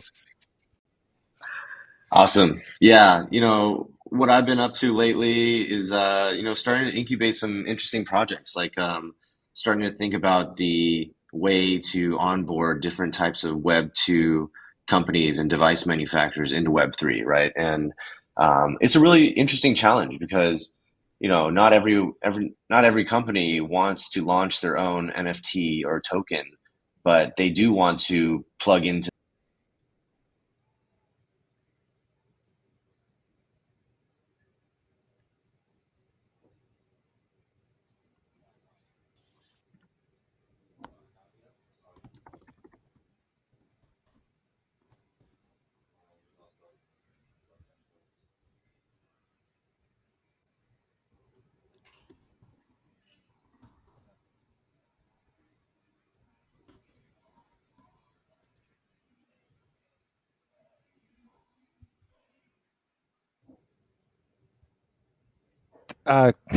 Check. Can you hear me on this? Yeah, I think we I don't think they can hear. You can hear me? Yeah, we can hear you now. Okay, great. I can hear you guys now. Okay. Well, guys, thank you so much for the time today. It was really great seeing you all. Thank you for showing up on a Saturday. I know this is supposed to be everybody's day off, but you know what they say in crypto, you don't sleep with crypto. So no days off. So I can't thank you guys enough. This is a really great panel, really informative, a space I'm personally excited about because it really kind of it makes What's this up, everyone? blockchain space of reality. Okay. So you guys are good to sign off. Thank you. Have a good day. I'm going to roll right into the next presentation. And I'm rolling right into the next presentation with Ashbury Legal. Another one of our great sponsors, the legal firm Ashbury Legal. They work for many reputable firms, reputable blockchain companies in the space. They represent Constellation, many of our ecosystem partners. But the video we're about to show you is not just a sponsorship video. It's really about a co-branding opportunity and a co-partnership that we're building out a new product with Ashbury Legal. So as many of you know, we did an accelerator program, 2 cohorts over the past year. Where about 75 companies went through the accelerator program. And we learned that one of the biggest issues and the most expensive issues with launching any cryptocurrency company is around the legal advisory, the legal framework, needed to launch a cryptocurrency. It's a very time intensive and expensive process.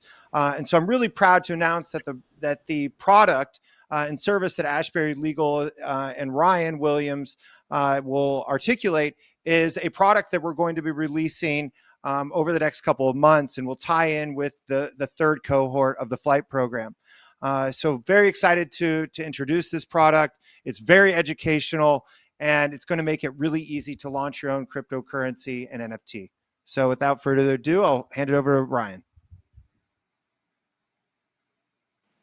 What's up, everyone? This is Ryan David Williams from Ashbury Legal.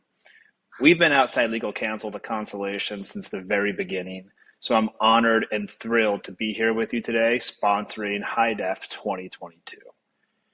Today's a super exciting day for us at Ashbury, a day we've literally been working towards since we first launched in 2016. Since then, we've helped launch dozens of tokens, including DAG and LTX. So we know all too well that navigating the legal and regulatory complexity is way too complicated, slow, and expensive.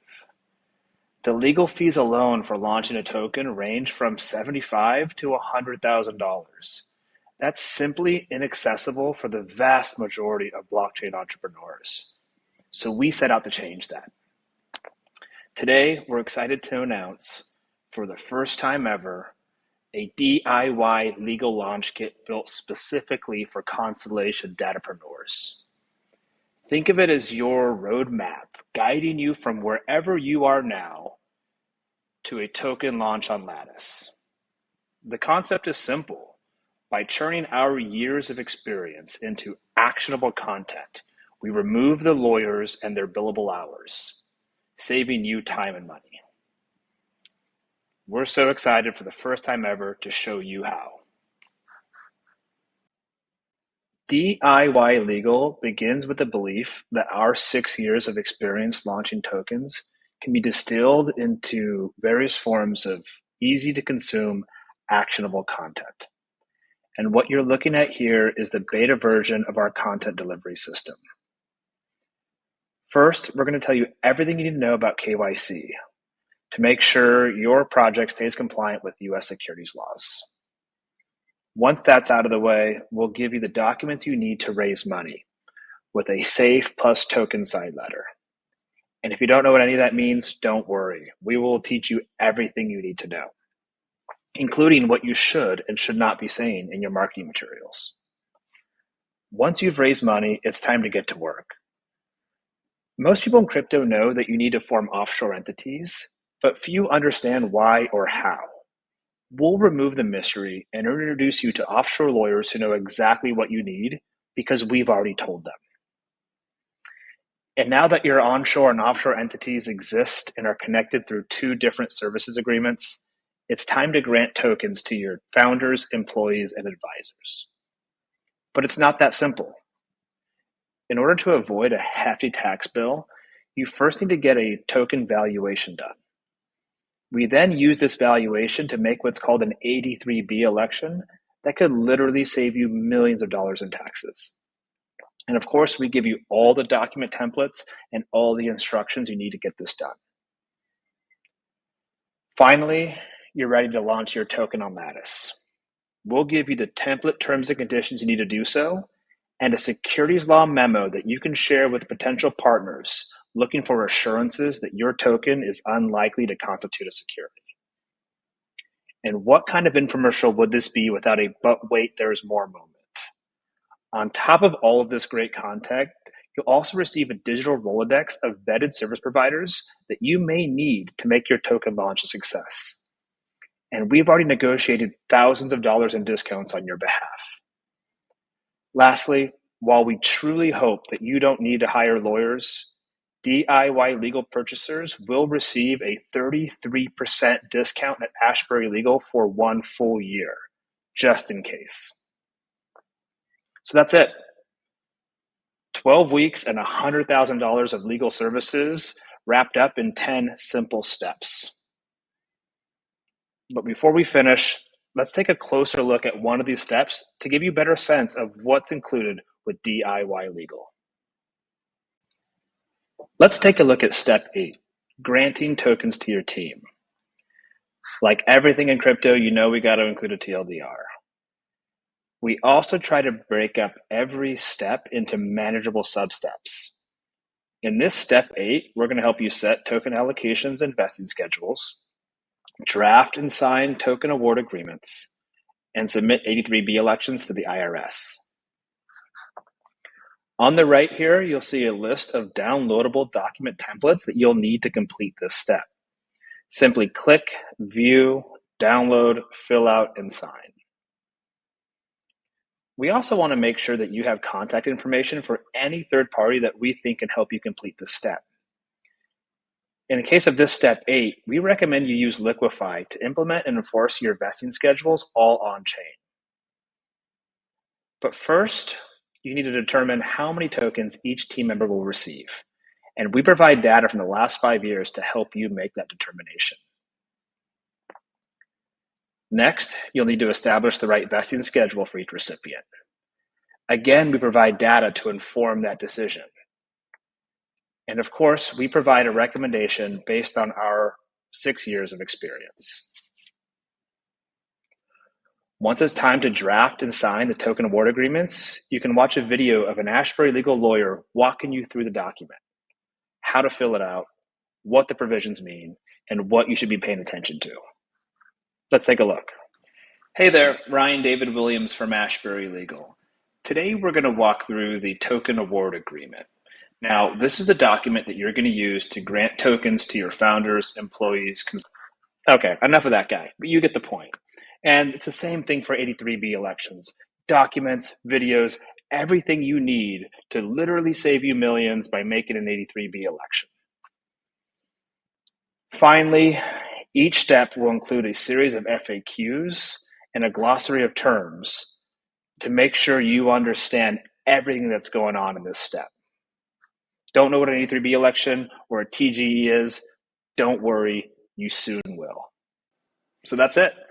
Everything you need to launch your token on Lattice in one place. It's simple, streamlined, and cost-effective. But to be clear, it's not legal services. You are not hiring a lawyer. In fact, that's the whole point. We've designed DIY legal so that you don't need to hire expensive lawyers. How do you get started? Go to ashburyventures.com/DIY legal to join our waitlist. All we need is your name and email address.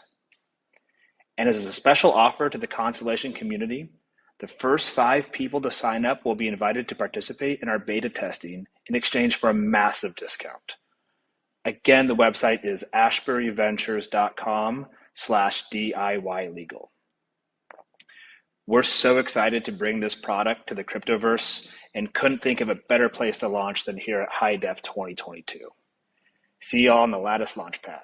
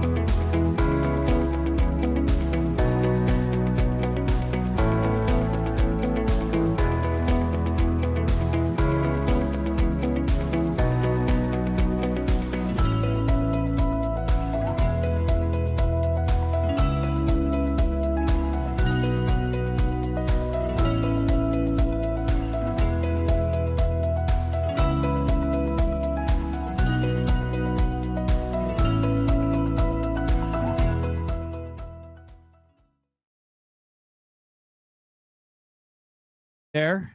Things are in motion. We've switched up some audio video for a better signal, and we're going to stay after it throughout the day.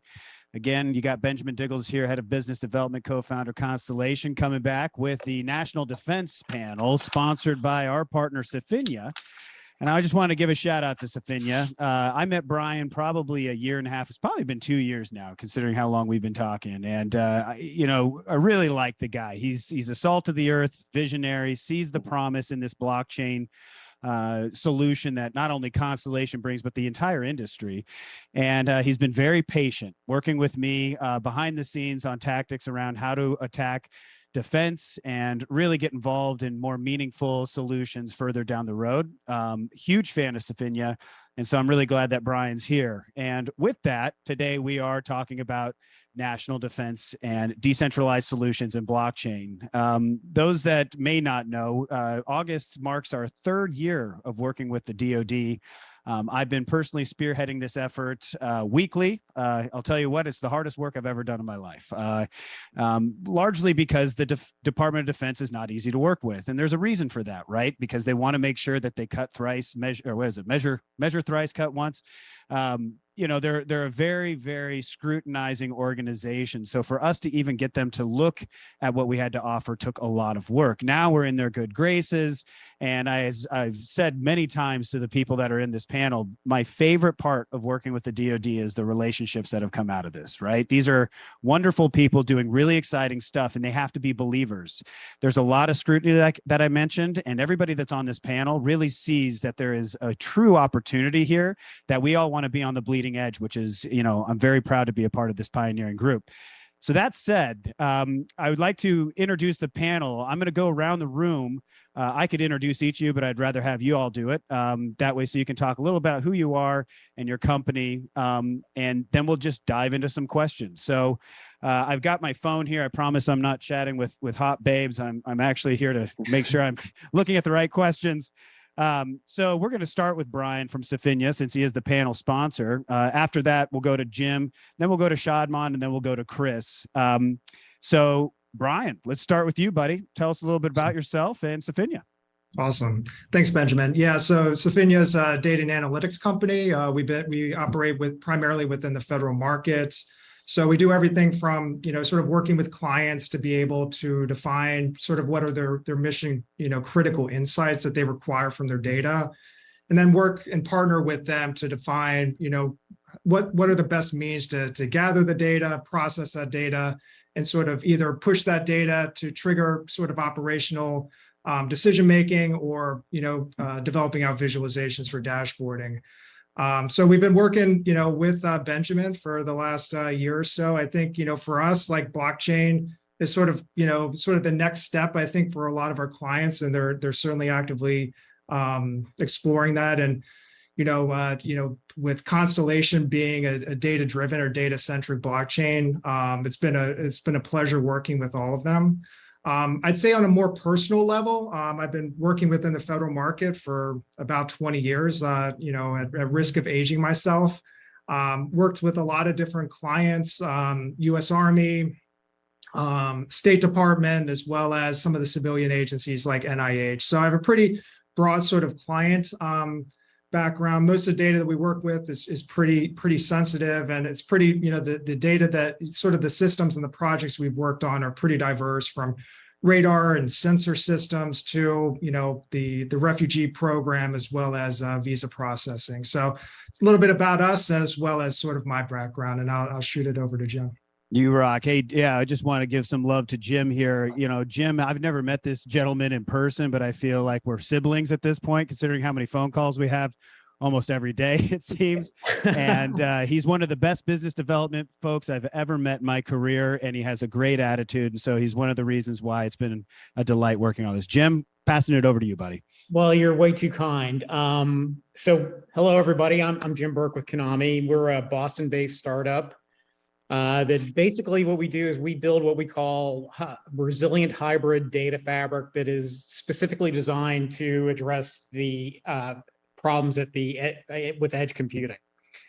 So what we have is a distributed data management software platform that allows you to securely be able to collect process, store, and share your data on any device over any network. It's a zero trust based platform, and zero trust is a term that's kind of loosely thrown around, but basically what that means is we treat all devices as hostile and all networks as unreliable. So with our platform, you're able to have total cradle to grave data management throughout the process. And so we have a number of different DoD projects we're doing, a wide variety because this data management problem is huge. And of course, we're doing the project with Constellation. And so, as Benjamin said, every week I have consistent meetings with him and the great people at the Air Mobility Command. And I just want to thank Benjamin for inviting me to participate in this event, and I'm really looking forward to it. You rock, buddy. Love you, Jim. All right. Speaking of people who get it, we're going to move over to Shadman, who is here from CGI, also a very strategic partner of ours. For those that don't know, they're one of the world's largest solutions integrators. I'll, of course, let him tell you about it. But Shadman is deep into the blockchain and crypto space.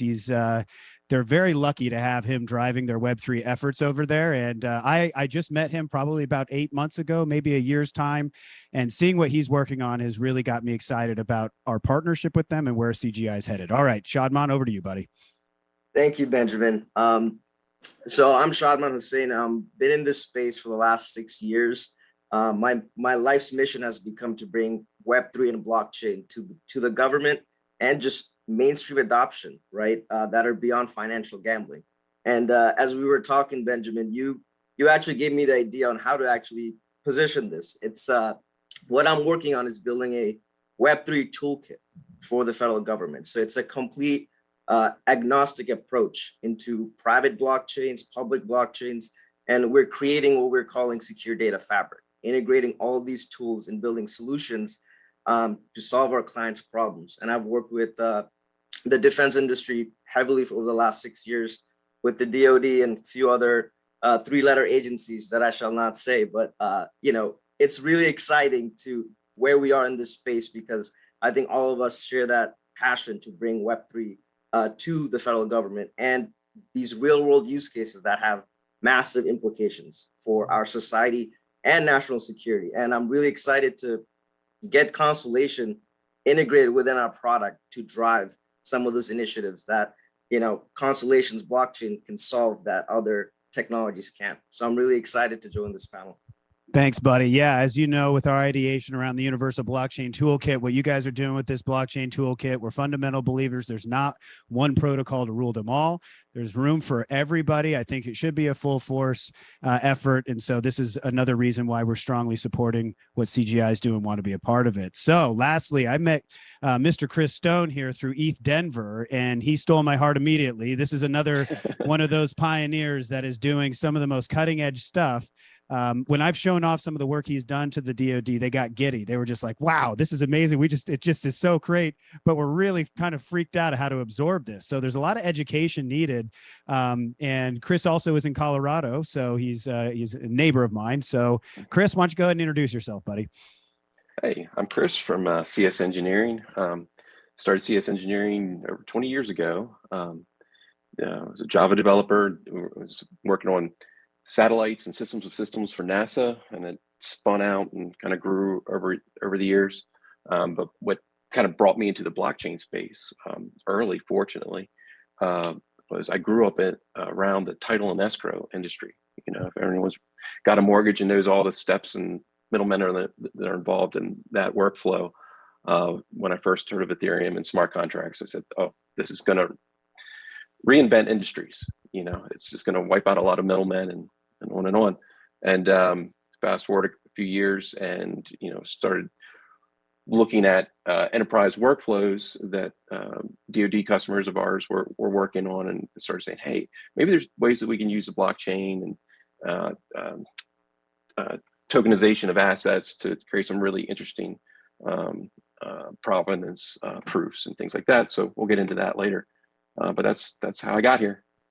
Awesome, buddy. Well, I'm happy you're all here. Okay, well, let's dive in and get weird, right? So we're going to go ahead and tear it down before we build it up. So just everybody know that we're not here to talk dirt about the DoD, so don't get defensive, just to be pun there. But what are the biggest hurdles you see with the adoption of decentralized workflows? And I use decentralized workflows because it's bigger than blockchain. You know, blockchain plays a role in bringing a lot of the promise of edge computing, mesh networks, and so forth to fruition. So I like to kind of lump them under a decentralized approach because there's certain hurdles with that. We're going to go ahead and start off with Shadman on this one. So Shadman, what do you think about this?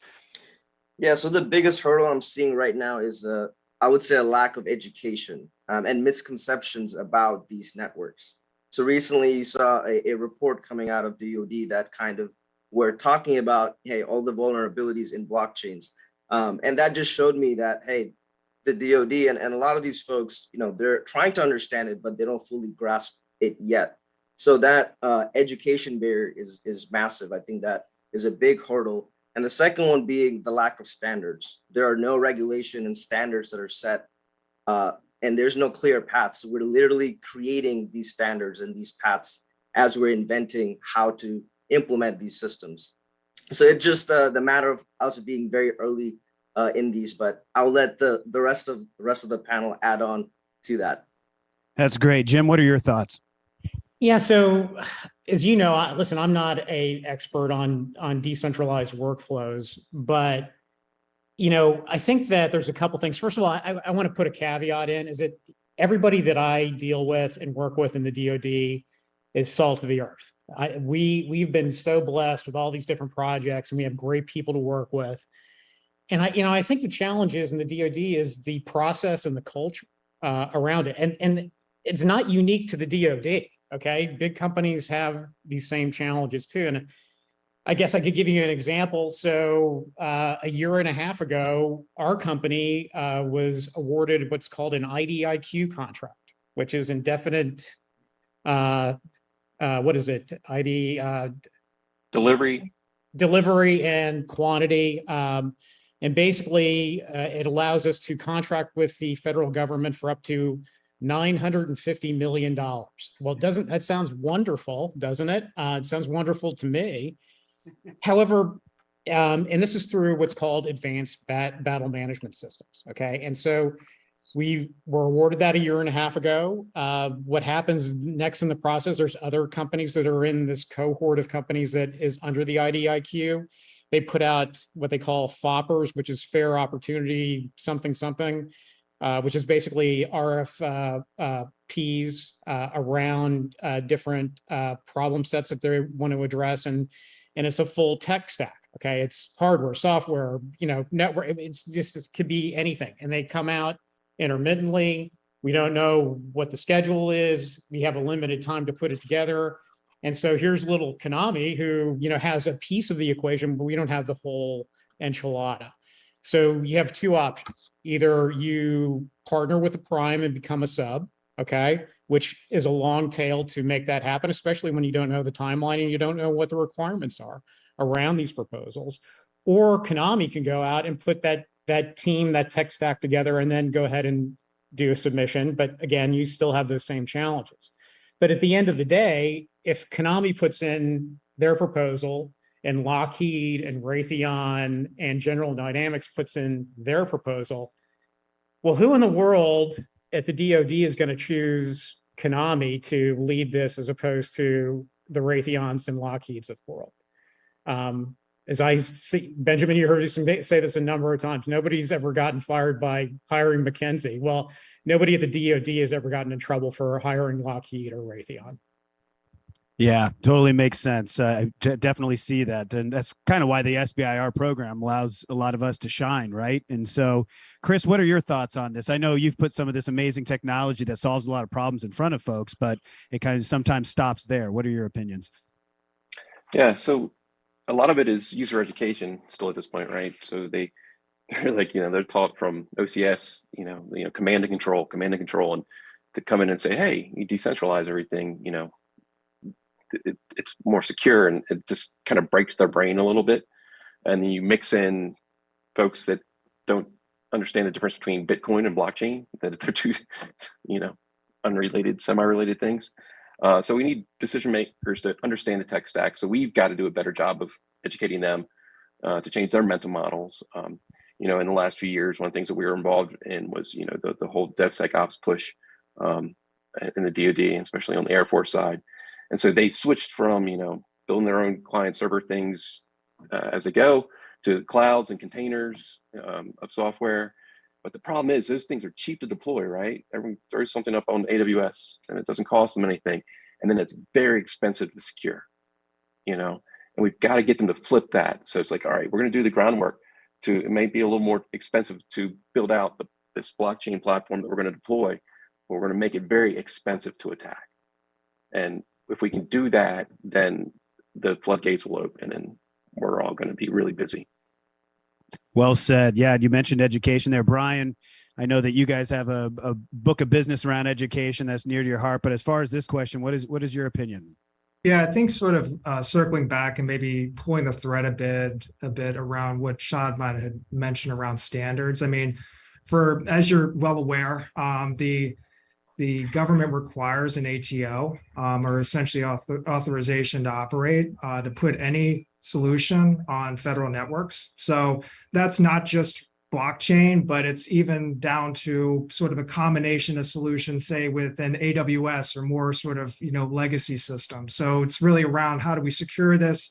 And I think when you start to introduce new technology, certainly and there are no standards in place, there's a little bit of friction there to be able to get to that point where you are able to use blockchain technology on production systems. But from a cultural perspective, I think, you touched upon a little bit around sort of the government being a little bit more risk averse, and there being, good reason behind that. I think if you look at sort of how commercial looks at it, sort of the mantra there is like move fast and break things. I mean, that's just not acceptable in federal, because a lot of the systems that the federal uses and sort of it maintains has sensitive data. It really can in a lot of secure and sort of regulated information. So I think around sort of transitioning that culture and getting a little bit more education around sort of what blockchain is, how it can be secure, right? So like it's not, what you see around sort of, some of the solutions and the headlines in the news are not, the end all be all of what blockchain can be, but there's actually opportunity there to be able to have secure blockchain and be able to leverage the attributes of the blockchain to drive solutions that are very much mission oriented. And I think that's where sort of the opportunity is, right? There's a friction of the ATO to be able to get in. But I think back to like sort of my MBA courses and sort of Porter's 5 forces model, and you talk about sort of being able to get in. And once you get in and you get past that sort of barrier to entry, there's profound opportunity. And we'll talk a little bit about, in greater detail in the following questions, I know. But I would say that blockchain has become where it was about 3-4 years ago, where it was much more sort of research labs, DARPA, ARPA, discussions around blockchain. I'm hearing it more and more among folks that are outside of research, which gives me a lot of hope for where this is going. And then listening to what Konami, CS Engineering and CGI Federal, with real proven sort of like mission oriented solutions, sort of drives home that it's sort of just a matter of when this sort of takes off.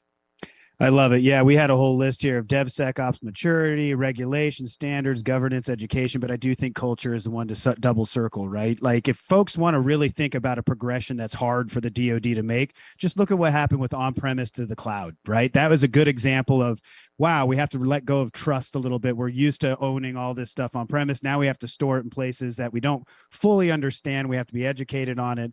And centralized systems, of course, then the next set is how do you decentralize? Wait a minute, we can't have one area where we have to focus on it. We have to now deploy it across many different paradigms, which makes them nervous. So with that, talking about decentralizing, we had a panel earlier on IoT, which I think is very apropos for this next question, which is around data fabrics and how it relates to autonomous systems, right? So the DoD effort that Constellation is spearheading, for those that don't know, we call it Iron Spider, which stands for Secure Peer-to-Peer and Immutable Data Resilience. Konami is promoting their resilient data fabric, and CGI has their secure data fabric.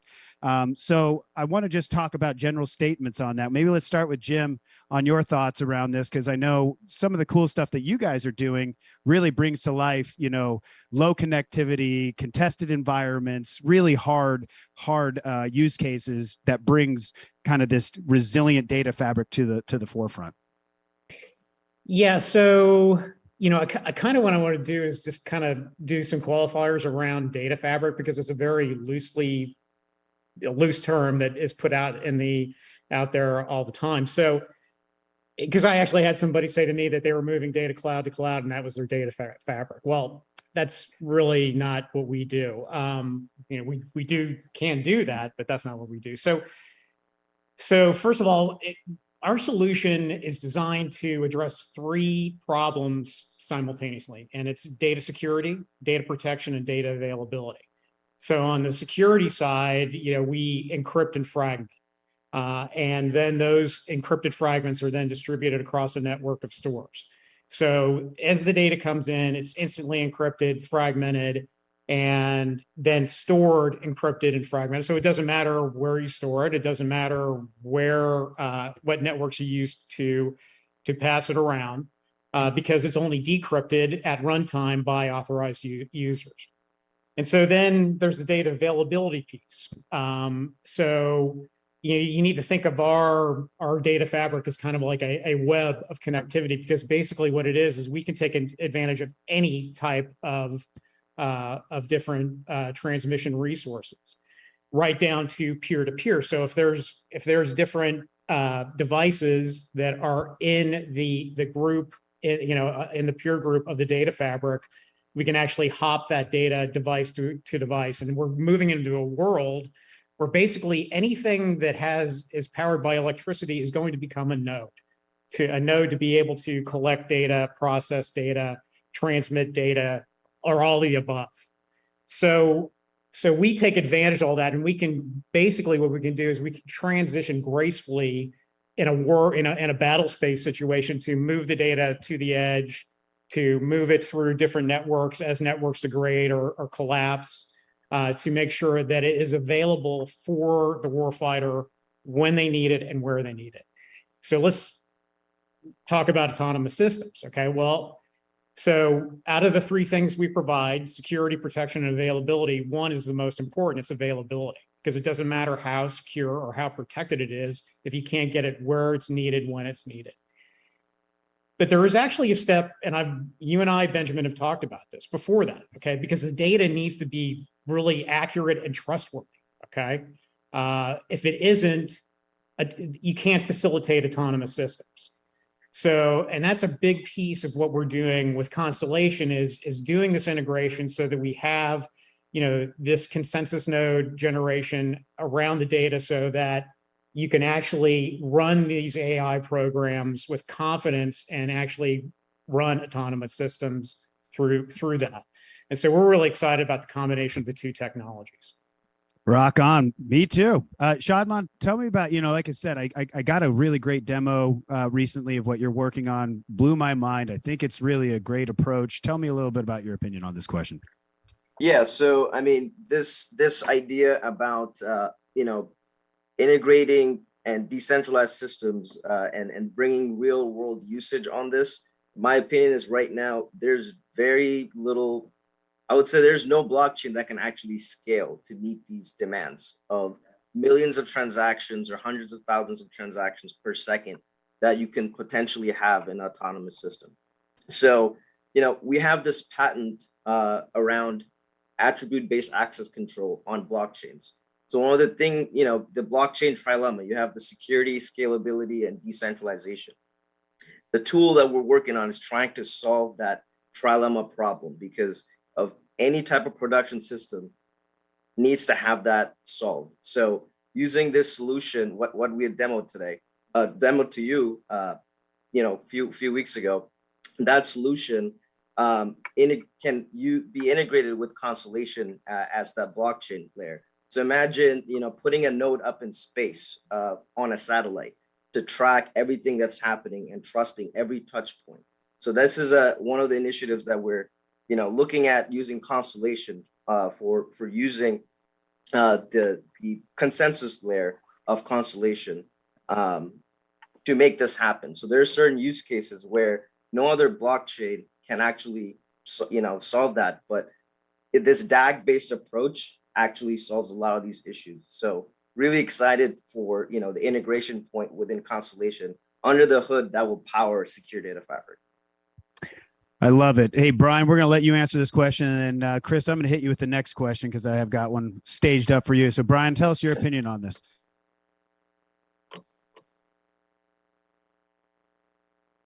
I think in general, and sort of speaking about data mesh in general, I think that, that's become a much more common discussion we've had with folks within the federal market. The reality is that the federal market operates not in siloed data sources, but across, multiple data sets, sort of traditional sort of databases, unstructured data, semi-structured data. And I think blockchain sort of coming into being another sort of data set to work from. So I think within that type of environment, you need to be focused around interoperability, right? So you need to be able to connect into existing systems, be able to bring multiple data sets together and be able to process those and be able to deliver outcomes efficiently. So I think, my sort of focus around data mesh in general is that it's so important to the federal government to be able to have these data mesh capabilities, and having blockchains that are able to sort of plug in that are interoperable is absolutely critical to making that work. Wow, that's great. I'm glad you mentioned that, because when we, won our contract, and every time we really talk with the folks over the DoD on our solution, the area that they soft circle really is the interoperability. I mean, that's really what this is about, is how can you rapidly share information securely so you can make quick decisions. So I'm glad you brought that up. All right, we're going to go to the next question, and I'm going to start out with Chris on this one. When thinking through the lens of national defense solutions, how do you see cryptocurrency fitting in? What's the biggest opportunity and the biggest risks? I mean, from your opinion, since I know you have a leg up on this, I'd love to hear your thoughts. Thanks. Yeah, so the biggest opportunity, and I used the phrase earlier, the tokenization of assets, right? So you have fungible tokens that are, dollar to dollar, right? And then you have non-fungible tokens that are unique things. Right now, we think of NFTs as pieces of art or things like that, but a contract award could be an NFT, right? That collection of documents, and it's sent to a contractor, and then it's traceable and immutable. And so once you start tokenizing everything, there, it kind of unlocks all these other things that you can do that you weren't able to do before in, the typical database client server world. And one of the things I'm working on is actually mirroring contract transactions using ERC20 tokens, and it's showing a lot of ability to capture fraud, waste, and abuse, and tag sanctioned and disbarred individuals in our supply chain in real time. Not 5 years later when GAO does an audit. So that's it's a lot of cool stuff that's kind of be unlocked. And you may have heard about how the cryptocurrency has been used to support Ukraine, and they're moving faster and giving more money than the UN. And that was pretty amazing to see unfold. The risk, like one of the biggest risks that I'm kind of like big in my head right now is China. They're putting together what they call the blockchain-based service network, BSN, and they're kind of doing it through shadow companies, the Chinese government, but they're basically saying, all right, we're going to build out this BSN and let anyone around the world, any business use this, right? And we all know, just like if you're familiar with how TikTok is, a Chinese product and it's vulnerable and they're just scooping up data in real time. We need to get ahead of that. I mean, and the DoD needs to decide, what are the approved blockchain platforms to use? Not just for DoD, because DoD kind of is the tip of the spear, and then the rest of the federal government will follow what works for the warfighter. Because if we don't figure out these standards and these tech stacks and how we're going to do it right first, our adversaries will do it, and either directly or indirectly, and it's going to create a mess that we have to clean up. Man, I'm glad you brought that up because, Jim, of course, knows this because he's probably heard my briefing more times than he wants to, but I have a dedicated slide to the BSN, the Blockchain Service Network out of China, to really underscore that the ship has sailed. This is mission critical. This isn't nice to have or something that's percolating, kind of to Brian's earlier points that some of the stuff we saw 4+ years ago, we are now at the main stage where we're now having to catch up versus be first to strike. So Shadman, I want to know your opinion. I know that you've been a crypto holder for quite a while and have an opinion on this topic. So what are your thoughts? Yeah, I mean, I've been in the space for the last 6 years, so I really got into this blockchain through the crypto rabbit hole, right? And what opportunity I'm seeing is this the combination of DeFi, NFTs, all of these coming together. Like Chris and Jim mentioned, the tokenization of everything. So with our product, we're tokenizing data, algorithms, visualizations, everything coming from disparate sources as NFTs. Right. So now imagine what you can do after you tokenize something. You can plug that into DeFi protocols that are existing today and have that end-to-end visibility. Now, that's a big opportunity for the government because you get to disintermediate every middleman, right? Because of this. And everything now becomes a peer-to-peer system that becomes highly, highly efficient.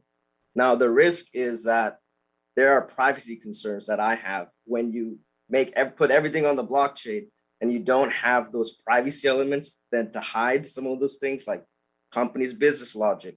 So some of those things where if everything goes on chain, my concern is if we also don't invest in privacy, then we might have a Orwellian society in the future where everything is traced and tracked and nothing can be hidden. So that's the other aspect. But I do think that it's a matter of national security now, as Chris mentioned.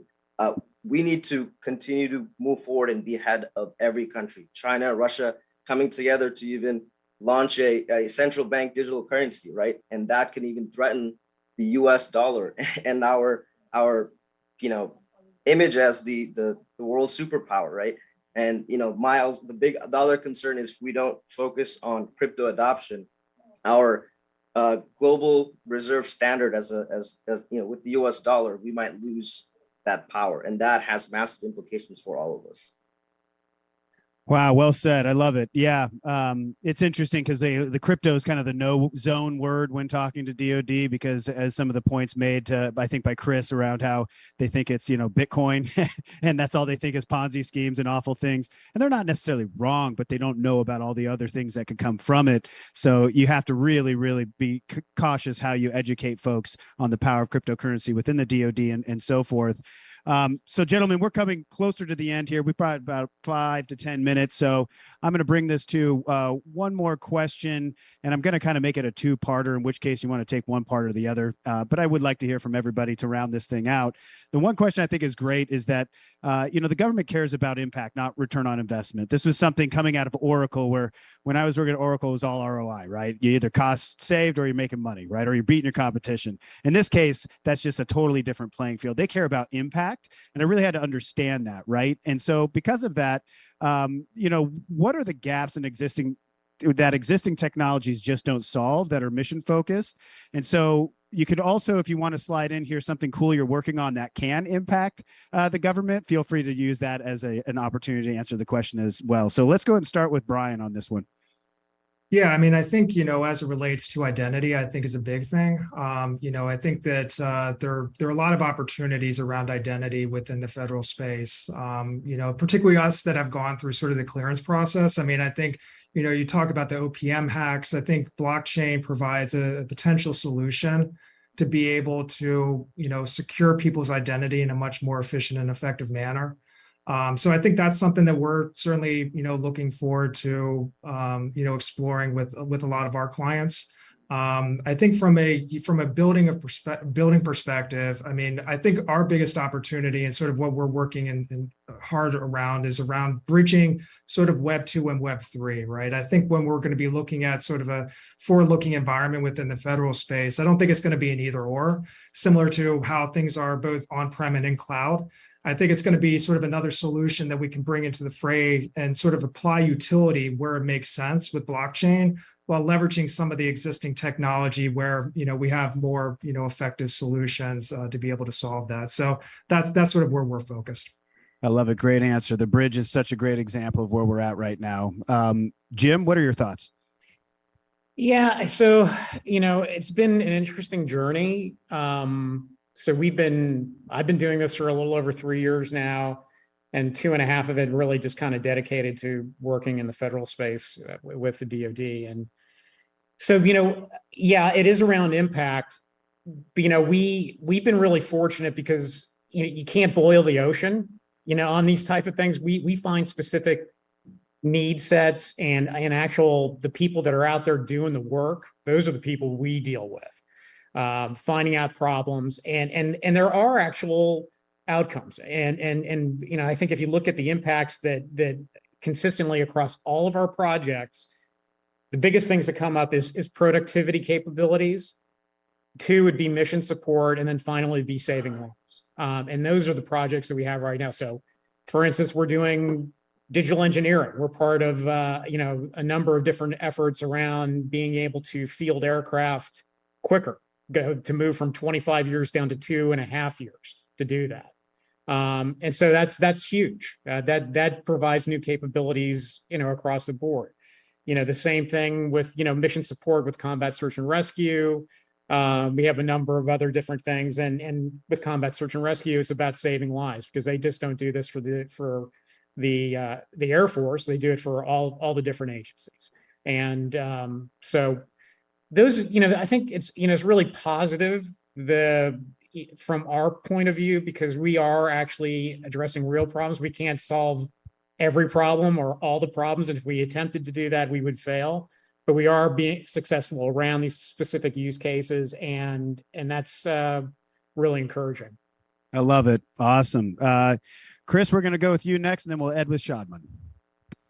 Yeah, so I'll try to be quick here. One of the most obvious use cases for a blockchain solution is supply chain management, and just between that and the tokenization of assets, as we keep talking about, we're going to be able to catch our adversaries earlier if they've infiltrated our supply chain, whether it's entities, companies, people, and to Jim's point, war fighters' lives will be saved. So you talk about Oracle, the ROI thing, in the national defense space.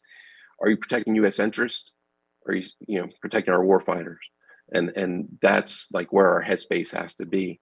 Not so much driven by the bottom line. It's those things. That's how they measure things, and that's a different paradigm shifts. And that's like kind of once you start working in that space, it's hard to get out of it, because to me, after all these years, if I had to go work someplace where I was selling licenses or something like that, just trying to make money every quarter, it would be so alien to me, because all you care about is you see men in uniform, women in uniform, and you're just like, thank them, because we live in a great place, and we want to keep it that way. So I love it. We do live in a great place. All right, Shadman, you want to bring us home? Yeah, let's do it. So, I mean, this space has been, all about collaboration at the speed of mission. How do you let DoD defense work with commercial partners, and then maybe universities and parties that don't trust each other? How do you enable to trust the untrusted? And that is truly what I feel like blockchain enables. And I'm super excited to see this direction going forward, because of the number of agencies and departments that I'm talking to that are excited about a tool like this, that they can come on at the speed of mission. And that's all this is about. The world is moving so fast.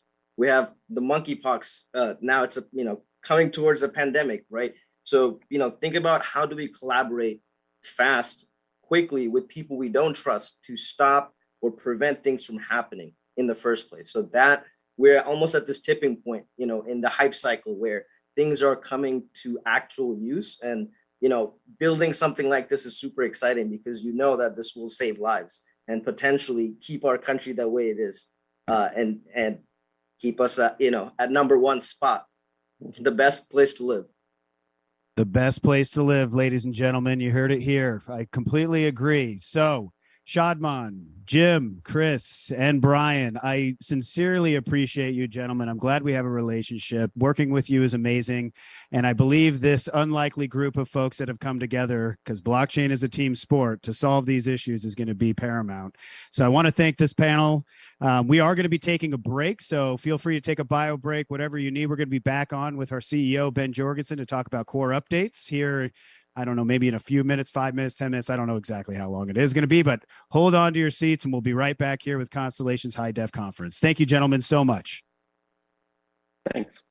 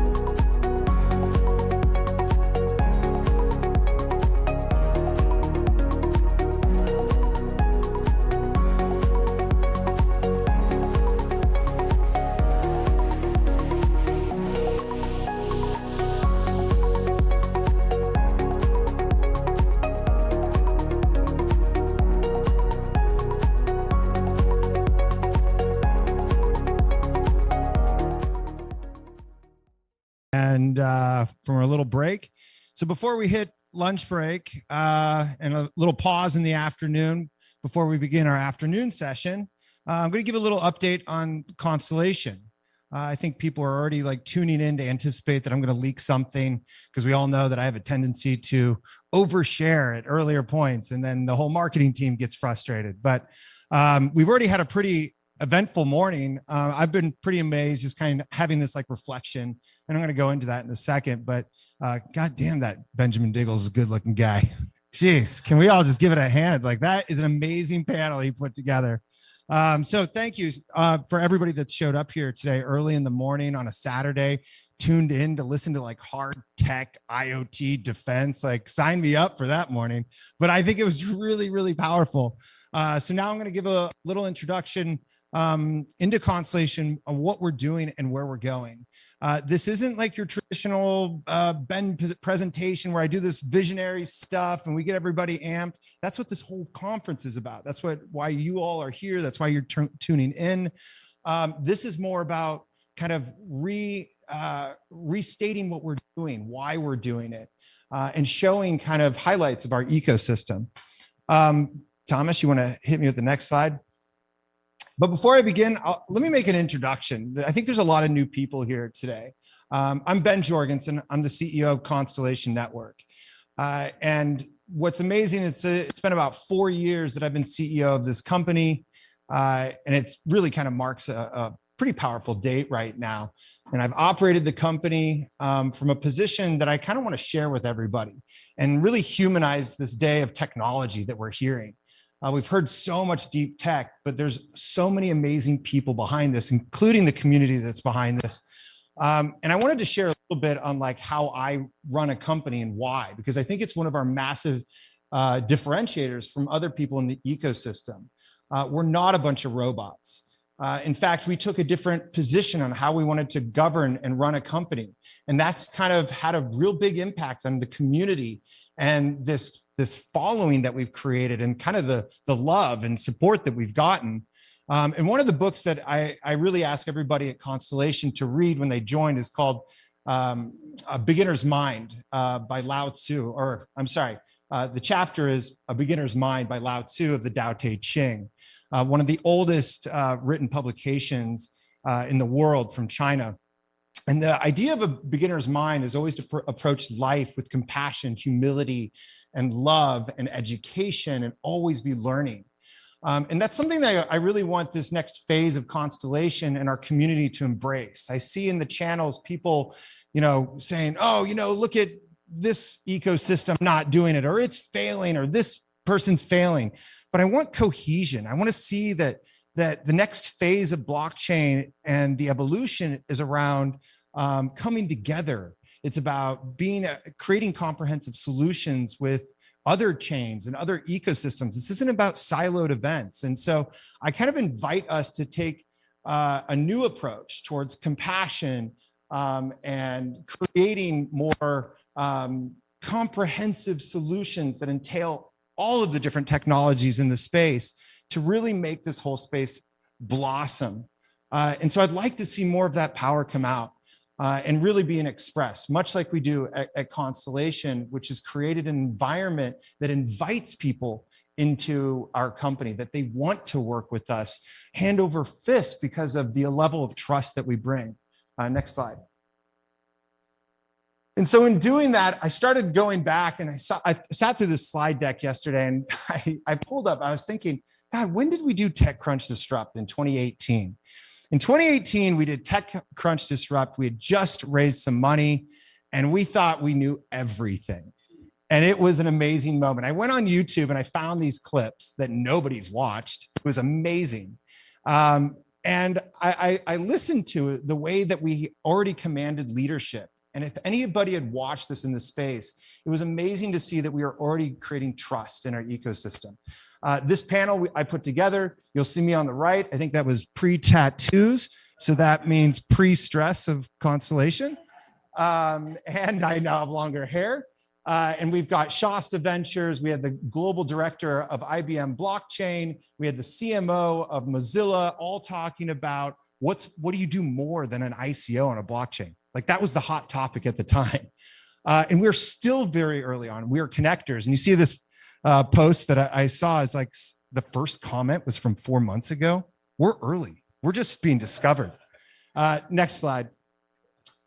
And interesting enough, Wyatt, our CTO, co-founder, architect, and Ryle Goenhausen did their talk. And their talk was called Running a Node on a Distributed Ledger. And I listened to this talk. And this talk was in 2018, once again, and it's exactly the same thing we're talking about today. They're talking about consensus as a service, fat protocol issues, nonlinear protocols, scale-free hierarchy. Like these things were like so out of people's minds, they didn't even know what they were talking about.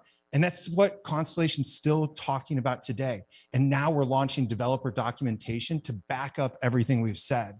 And even this video, which I think is one of the most articulate pieces in technology for crypto and decentralization, really hasn't been viewed by more than 50 people. And there are 3 comments that go back as 8 months. So we're still in this amazing moment. And these were some really fond memories that I have of doing TechCrunch Disrupt and acting like we were this really big, mature company. And we weren't, and yet we're still early and we have such a fascinating following. Next slide.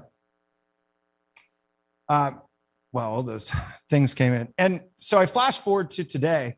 Any of the images showing? So I flash forward to today and we've got, there's supposed to be a bunch of images around some headlines. We've been featured. I wrote a Medium blog, post last week around these issues, talking about the fat protocol issue, that there's too much value on the protocol layer, a massive switch from HTTP where there was no value on the protocol layer to know too much when we look at Ethereum and some of these networks that have too much value, and how Constellation's trying to rebalance the value between the application layer and the protocol layer. And that's our vision. And so this piece kind of really set a tone for where we're going, but it's nothing more than what we've been saying. And so our ecosystem's finally ready to blossom. We've been highlighted on Fortune, ABC, Hacker Noon. We've got more press coming out. NASDAQ did a piece on us. We're really starting to make a noise around what we've been talking about for 4 years. Next slide. And so today I've broken down the core updates in really kind of 3 layers in a way, but it really comes down to 2 layers. First is the L0 update. So after 4 years of development, we're really on the cusp of seeing industry revolutionary change, like massive industry, other industries being impacted by this technology that we haven't seen today. And this is all starting with a lot of our work around the layer 1 and providing documentation for people to build applications, configurable, flexible applications. You aren't forced into a certain framework like other networks. We're actually giving developers complete configurability to match existing tools in data management. Why is that important? Because data management in Web 2 is a huge industry. Just look at Facebook, Google, the companies like Databricks that provide all these toolings are billions of dollars around data. But crypto and blockchain don't have that tooling and configurability. But with layer 1 documentation that we're releasing, people will have the configurability to match what they're doing in data management and add immutability with blockchain. And the third area that I'm going to talk about is our company brand updates. We're going through a shift. We're going through a growth. We're releasing a new website, a new vision, and this all comes around the documentation. So it's time to build. Next slide. So the L0 updates, next slide, is really about developer updates. I'm very excited. This has been so much work behind the scenes. I mean, this is where 4 years have culminated. 2 years ago, we launched our mainnet 1.0, which was really kind of our MVP to get DAG running on our own network. And now we're at mainnet 2.0. Where we're releasing our developer documentation today. This is our first stage of releasing our developer documentation, and this will continue to grow and evolve. And we have mainnet 2.0 coming out with our Genesis block. And so what's really big today that we haven't released is people will actually be able to start to build on us. So people will be able to go to the website, access the documentation hub, and there they're going to be able to see state channel, the way to set up a state channel, how to start configuring and thinking about your application. You're going to be able to see code snippets for developers. And early on in the release of our developer documentation, people will be able to spin a cluster up for recording data from a state channel. They'll be able to send test transactions, and they'll be able to explore how to use a tessellation code base. These are really big evolutions. Additionally, they'll be able to see how to mint an L0 token, examples, instructions for spinning up a node. And so this is all living document that's going to evolve. And this is a fun point because we're all going to look back on how like nascent this all is and see how it evolves, much like Spark, much like Kafka. These core programming languages and communities started out very simple. And that's where Constellation is. Next slide.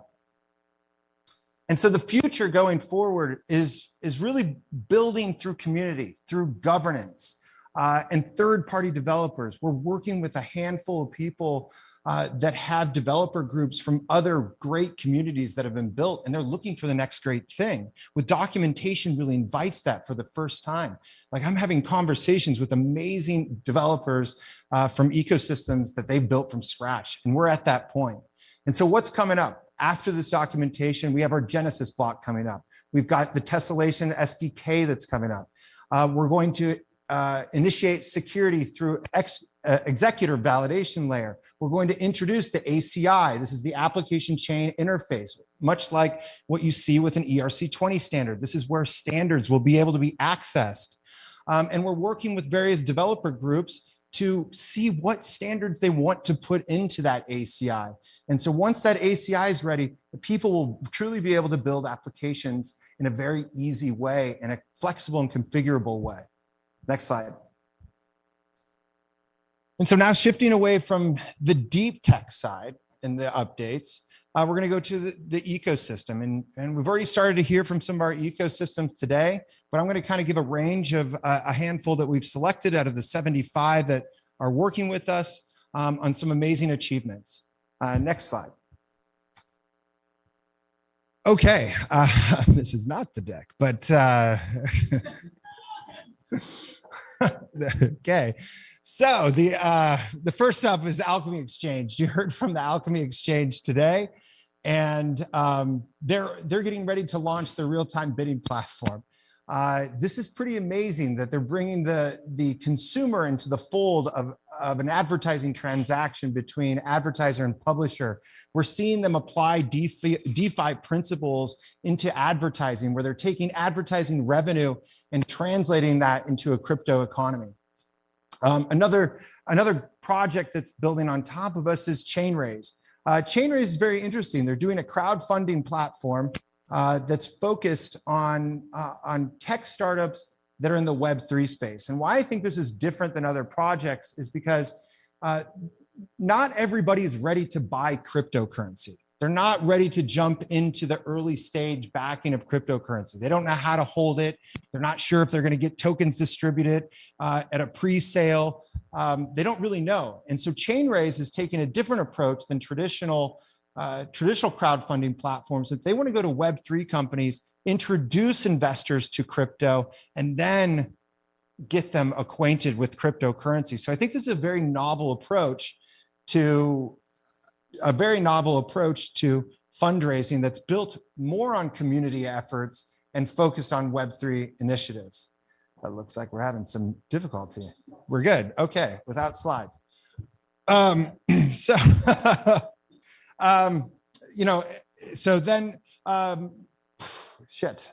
Void, another project creating a NFT marketplace on Constellation, built on Constellation.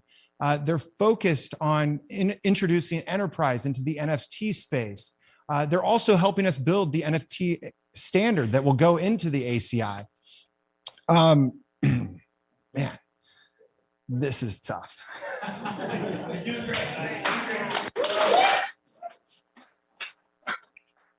This is still the old slide deck. Okay, I'm gonna just do this from memory. All right, this is the old slide deck. But anyways, so, and we're live. This is great. Wow. So CyberLeet, another company I've worked very closely with. They're working in the gaming industry. Their focus is to initiate anti-cheat mechanisms into online gaming platforms. I've worked very closely with these people. They're getting ready to launch on the Lattice launchpad on August 15th. They're doing an AMA on Lattice on August 11th. And I'm very excited about this project. These guys have incredible technology. I've seen the demo. I've seen real stuff work. I see how it's going to be tied into Constellation. This is a really cool moment for them. Double Dice. So Double Dice is a project that launched several months ago, and they're focused on decentralized pool predictions. And what's interesting about that is they're trying to initiate online, I don't want to say online gambling, but online gameplay. And they're creating online casinos, but it's all around prediction pools. And so today they've got prediction pools around the companies that are going to be launching on Constellation. So we'll have some pitches in the afternoon from all the projects that went through the flight program, and people will be able to go through their prediction pool and vote on who they want to win. So it's really cool to actually see some of this Web3 technology come to the forefront today. So this is great. There we go. All right. Hey, where are we? Oh my gosh. Okay. Well, man, there we go. There's the right one. All right. So, no, I don't even know. Keep going to the other companies. Yeah, thank you. I just talked about Double Dice. FXDX was our first. This is so funny. I love it. I'm sweating. Creating a DeFi application, creating derivatives on the blockchain. They had about $1 million staked in Lattice. They launched a couple weeks ago and did about $19 million in trade volume. A really good win for our ecosystem, and somewhere where I really see the focus of Constellation is heading is towards DeFi. guys, I'm sorry. I'm about to. All right. Geojam. Oh man, an economy where we all know Geojam. Geojam was one of the projects that I work closely with. They've got an amazing video coming up today where they initiate they talk through a lot of their new things coming up, such as their new application. And they've had a lot of big wins in the short time that they've been live. I was invited to be on a panel with them and Mariah Carey, where they did an NFT launch that was wildly successful. Sam was featured as one of the top entrepreneurs in LA. Really amazing stuff. And their Jamcella event was written up across Entertainment Weekly, across the board, and it brought a lot of fun to this crypto space, which is what we need. It's the gaming element. It's the excitement that's happening. And I can't give them, I'm giving them a huge hug as well as, a huge thanks. And I'm going to take care of you guys, but I feel like I've already done that. But thank you guys so much for hosting us today. Next slide. Greenheart CBD received a project that we talked about a long time ago. They received their hemp license in the US, which is really exciting. They were able to, I think the drinking game's going on too with the exciting thing. They also received their legal opinion on their CBD token. So now they're getting ready to launch on centralized exchanges. Jenny.co, the team has really been behind the scenes in building an app around controlling your healthcare data and tying that to a cryptocurrency. They've already raised a little over $1 million with very little awareness. So I'm seeing like some really good traction and momentum from them. Next slide. I've already mentioned the Void token events. Token events have went through flight program V1, and they've been behind the scenes raising money, building MVPs, getting launch partners all around, making the consumer experience in stadiums more easy, more gamified, more fun. And they've been working closely behind the scenes as like their core developer team around getting these initial products out.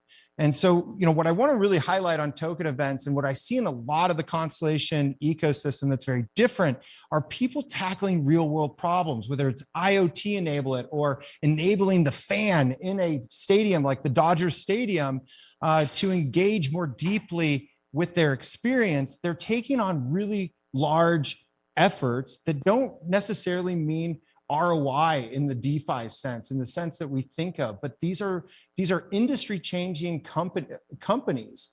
They're bringing a lot of innovation, and more so than just bringing the innovation and technology, they're also in the forefronts doing the service of telling about blockchain technology. They're articulating the value to all these people that don't know about it. They're on the front lines, taking that leap of faith as an early adopter and evangelizing this technology.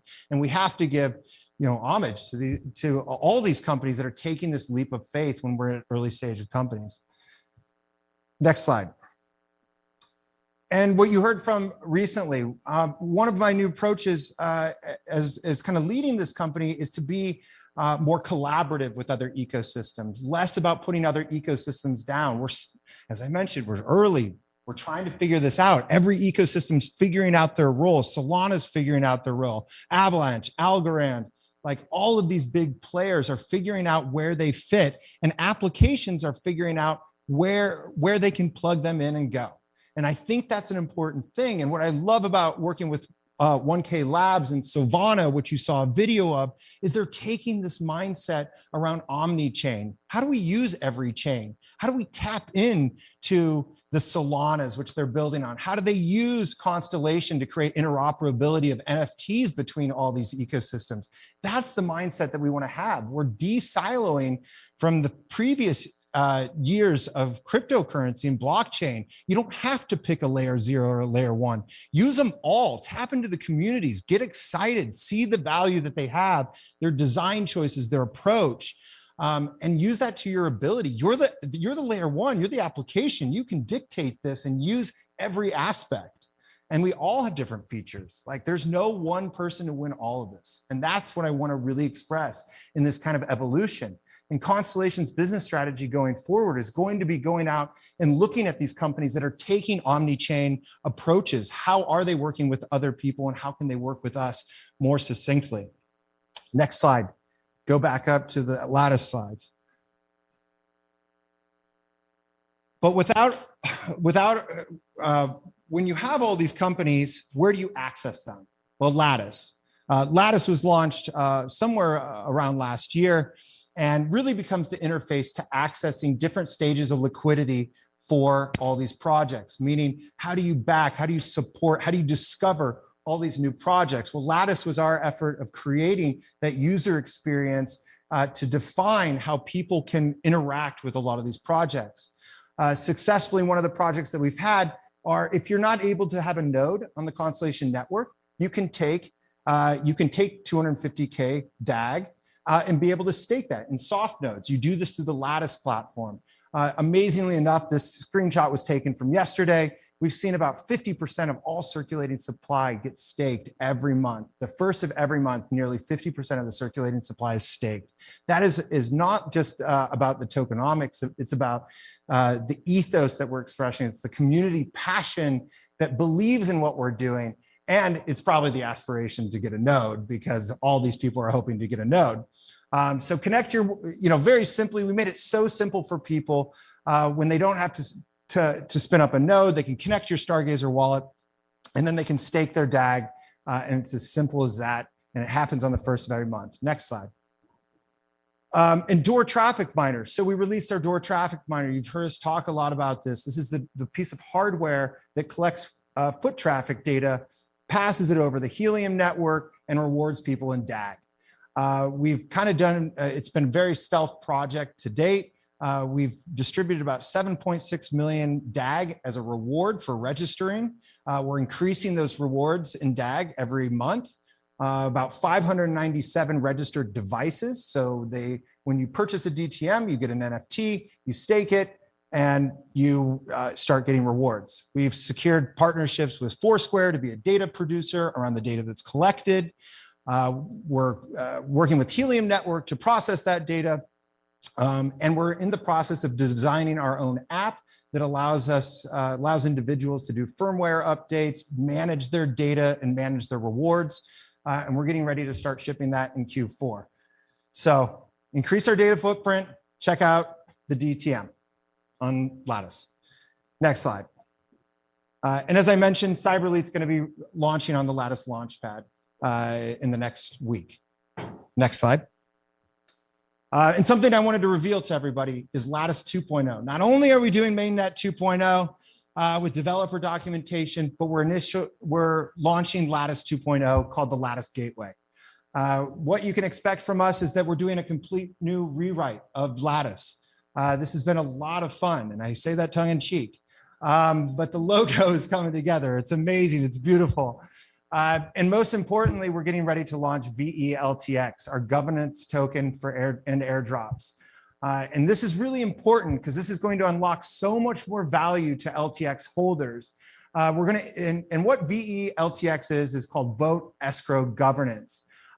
Basically, people are able to lock LTX and receive a VELTX, which gives them access to governance, voting, participation, who goes on the launch pad, who doesn't go on the launch pad, what products, features, technology they want to see, real governance at scale, while also receiving rewards from companies that launch on the launch pad, that do staking programs, that really kind of gets them, everybody involved. So the VELTX will be launched in the end of Q3. And I think is a huge step forward on really bringing governance and compliance into the forefront. Next slide. Let's go down to, there we go. And so to kind of round out everything, and then I'm going to release everybody for lunch and they're going to have a great time. I know I'm going to have a drink. This company brand updates. Where are we going? Next slide. So we've done a lot of evolution with the Stargazer wallet. And, you know, a lot of people look at the Stargazer wallet and say, hey, this is a MetaMask competitor. It's not a MetaMask competitor. It's its own thing. It's its own product. We don't want to go in that world. That's their world. We want to find out new ways to work with MetaMask. But in Stride, we've made some huge milestones with it. We've provided ERC20 support in the last month. Coming soon, we're offering ETH2 support, layer 2 support, such as Polygon, BSC, Avalanche. And today I'm excited to announce that we've done an integration and we're launching the integration with the BitFi hardware wallet integration, where you'll also be able to hold DAG as well as do soft node staking all within the hardware wallet. And coming up this month, we're launching a completely new website that navigates people in a completely new way. It shares our vision in a new way. It puts developer documentation in the forefront. We're getting ready to launch a Datapreneur Academy, which is really about educating the masses on how to come into blockchain. We're launching a co-branded product and joint venture with Ashbury Legal that you heard earlier today to make it easier for startups that want to launch a token and don't want to go through all that legal headache, that they want to get listed on an IDO, don't want all that legal headache, which is a lot, to make it super easy for people to take them from ideation to launch. And everybody knows that they can do it in a compliant, easy, and financially sustainable way. Next slide. So where are we going? Social is going to be a big one. I believe that social, and we're already in the works. So everything that's listed in here is stuff that's already in the works. And I'm kind of giving you the kind of breadcrumbs of the future. Social is largely underrepresented in crypto. Discoverability across projects is extremely hard. There's no virality around crypto projects today and their applications. We need to invite that to see mainstream adoption of Web3, just like Web2 has done. Governance is going to be leading the way. We're starting to see that with Coinbase and the SEC doing an investigation. This is a really big aspect for everybody to be on the horizon of what we can do and being in a compliant way. We want to be the leaders and invite governance in a way that you haven't all imagined yet. And the final layer to Constellation where we're going is application development. Build, build, build. This documentation that we're releasing today is really just the start of it all. It's going to get way easier to build applications. And our focus is really not just to build Web3 applications that are isolated to Web3, but see the convergence between Web2 development and Web3, which is going to have the huge spike that we've all been looking for in crypto. It's live right now. Next slide. So to round it out, I wanted to have my Oscar moment.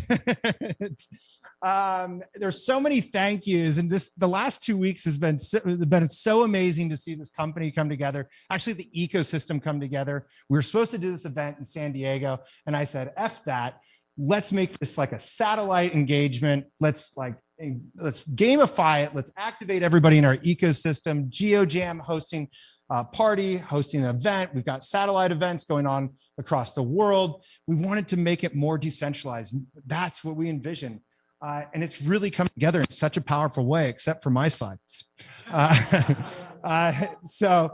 have to thank my family for letting me keep it weird, my co-founders for being weirder than I am, and the Constellation employees and team, the protocol team, just doing the unimaginable, product team, learning how to get into DeFi, business, marketing, changing the way that we think, and the projects and use cases that we bring into our ecosystem.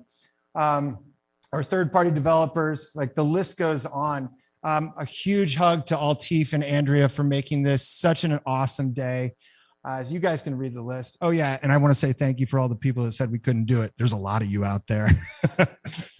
And everybody that showed up to make this happen. So next slide. So how do you get involved? Let's all get together through collaboration and get us to the top 10. Right? It's not just about Constellation's core team. It's not just about our developers' core team. This is now about everybody taking a role and making this a global ecosystem. It's about collaboration with other ecosystems. It's about getting involved and supporting each product and their vision, right? Don't just think that you're picking the winners. Help them be a winner, right? Don't just wait for everybody and heckle them and give them FUD because they're delayed on so much. This stuff is so broken. If you guys are actual developers and you see how broken all this stuff is, it's tough. Web3 tech is tough, and it's not all ironed out and figured out. So attend a flight program, attend the Datapreneur program, come to a hypergraph hour, get educated, just step up to the plate and start building.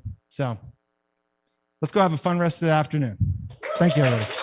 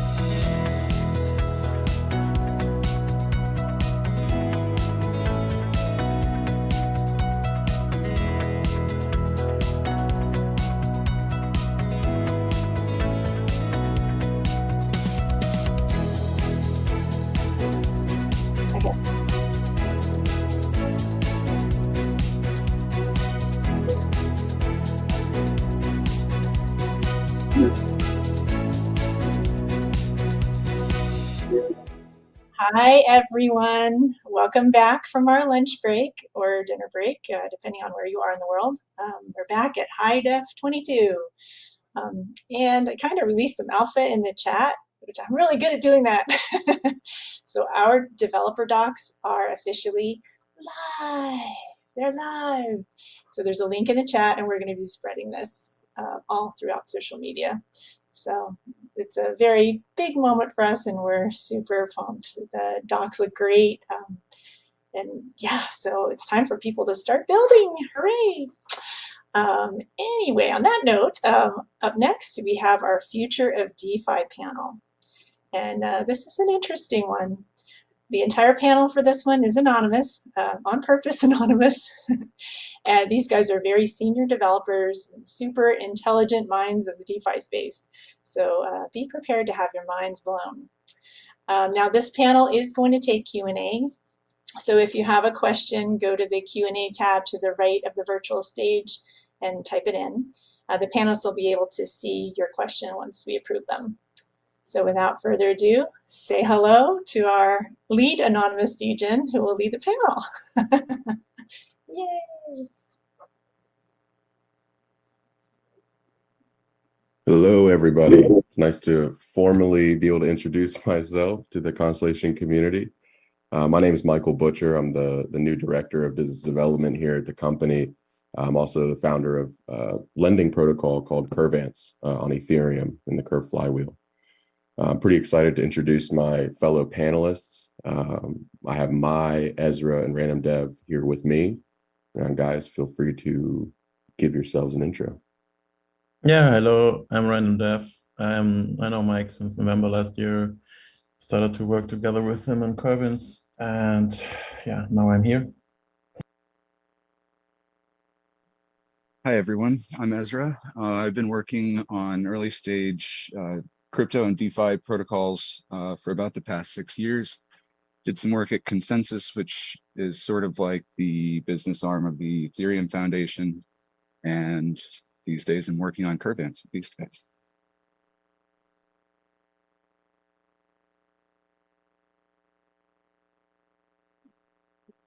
Mai, we can't hear you if you're talking, buddy.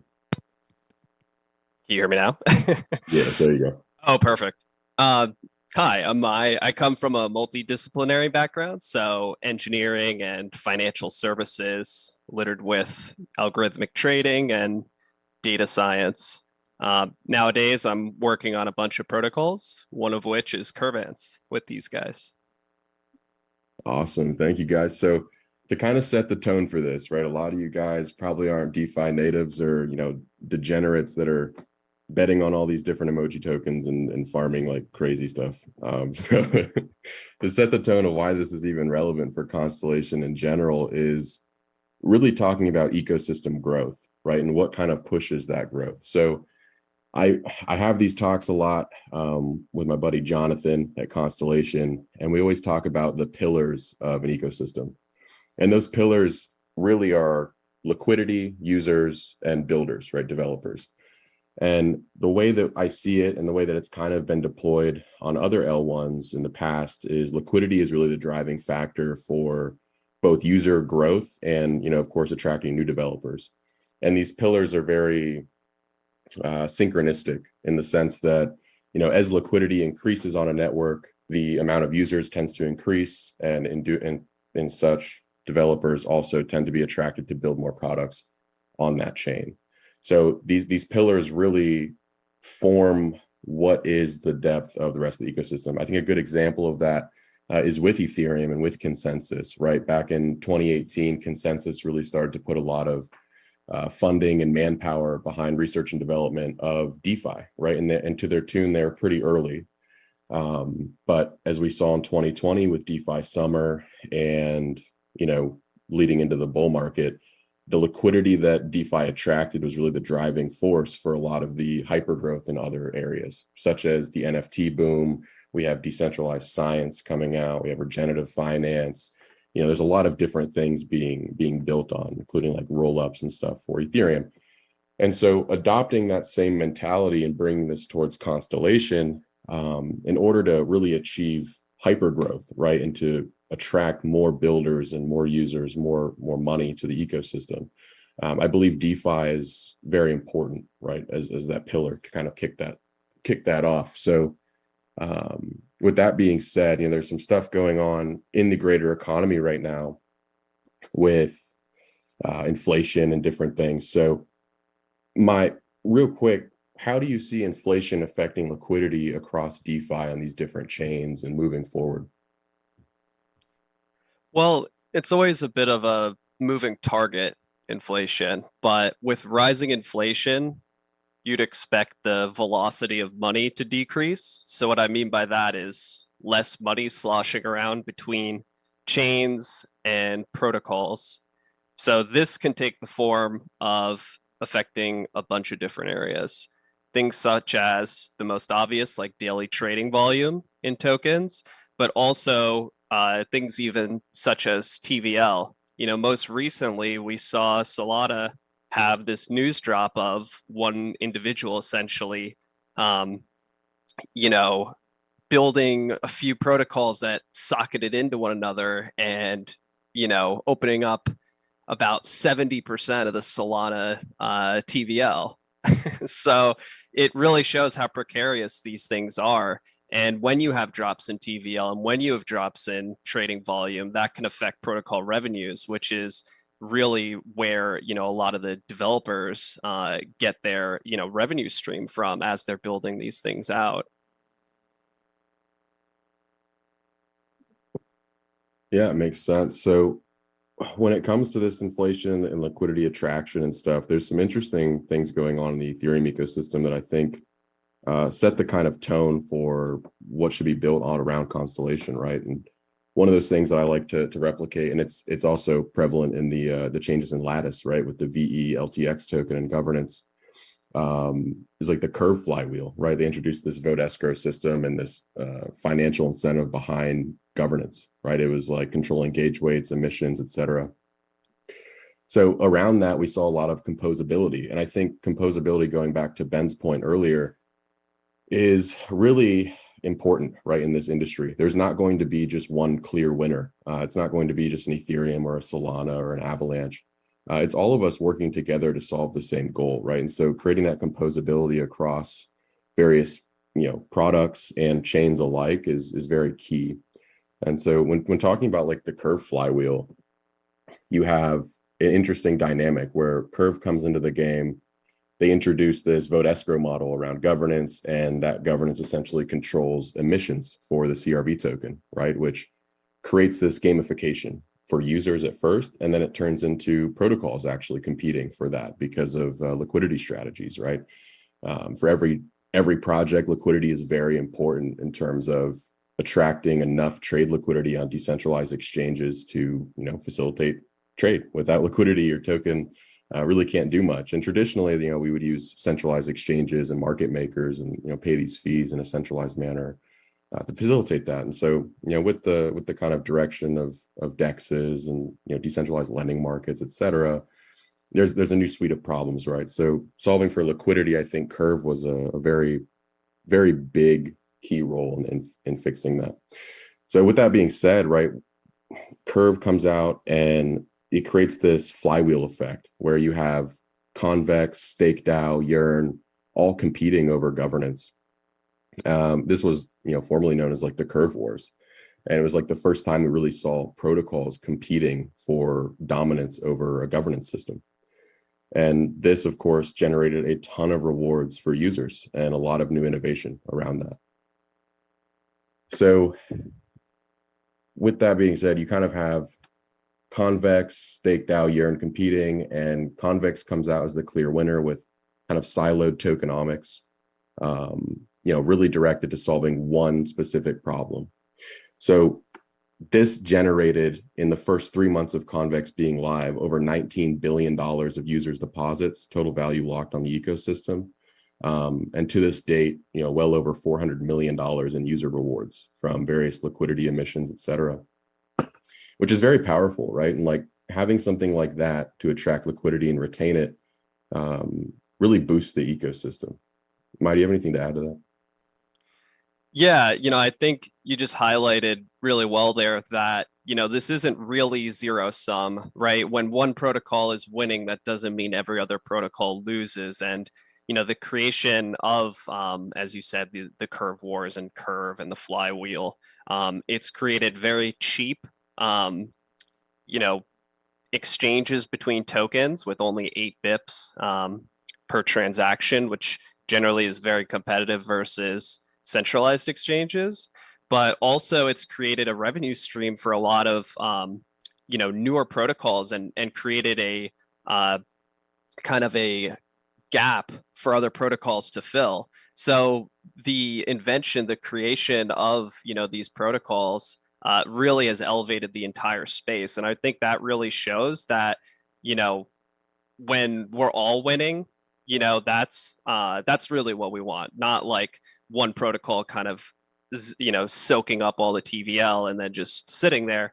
By working together, we can really elevate the entire space. Yeah, I completely agree. What's interesting out of the result of the curve wars, right? You started to see protocols get more efficient in both attracting token liquidity, but also retaining user liquidity. And I think that's extremely important when thinking about like the inflation stuff we mentioned earlier.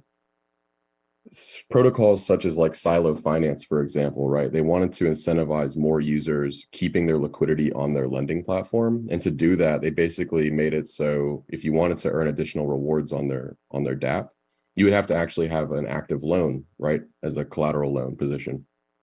And by doing that, it makes it so the user's money is essentially locked in right until they pay that loan back, in such creating a version of sticky liquidity, incentivizing that liquidity or that action that the results in sticky liquidity.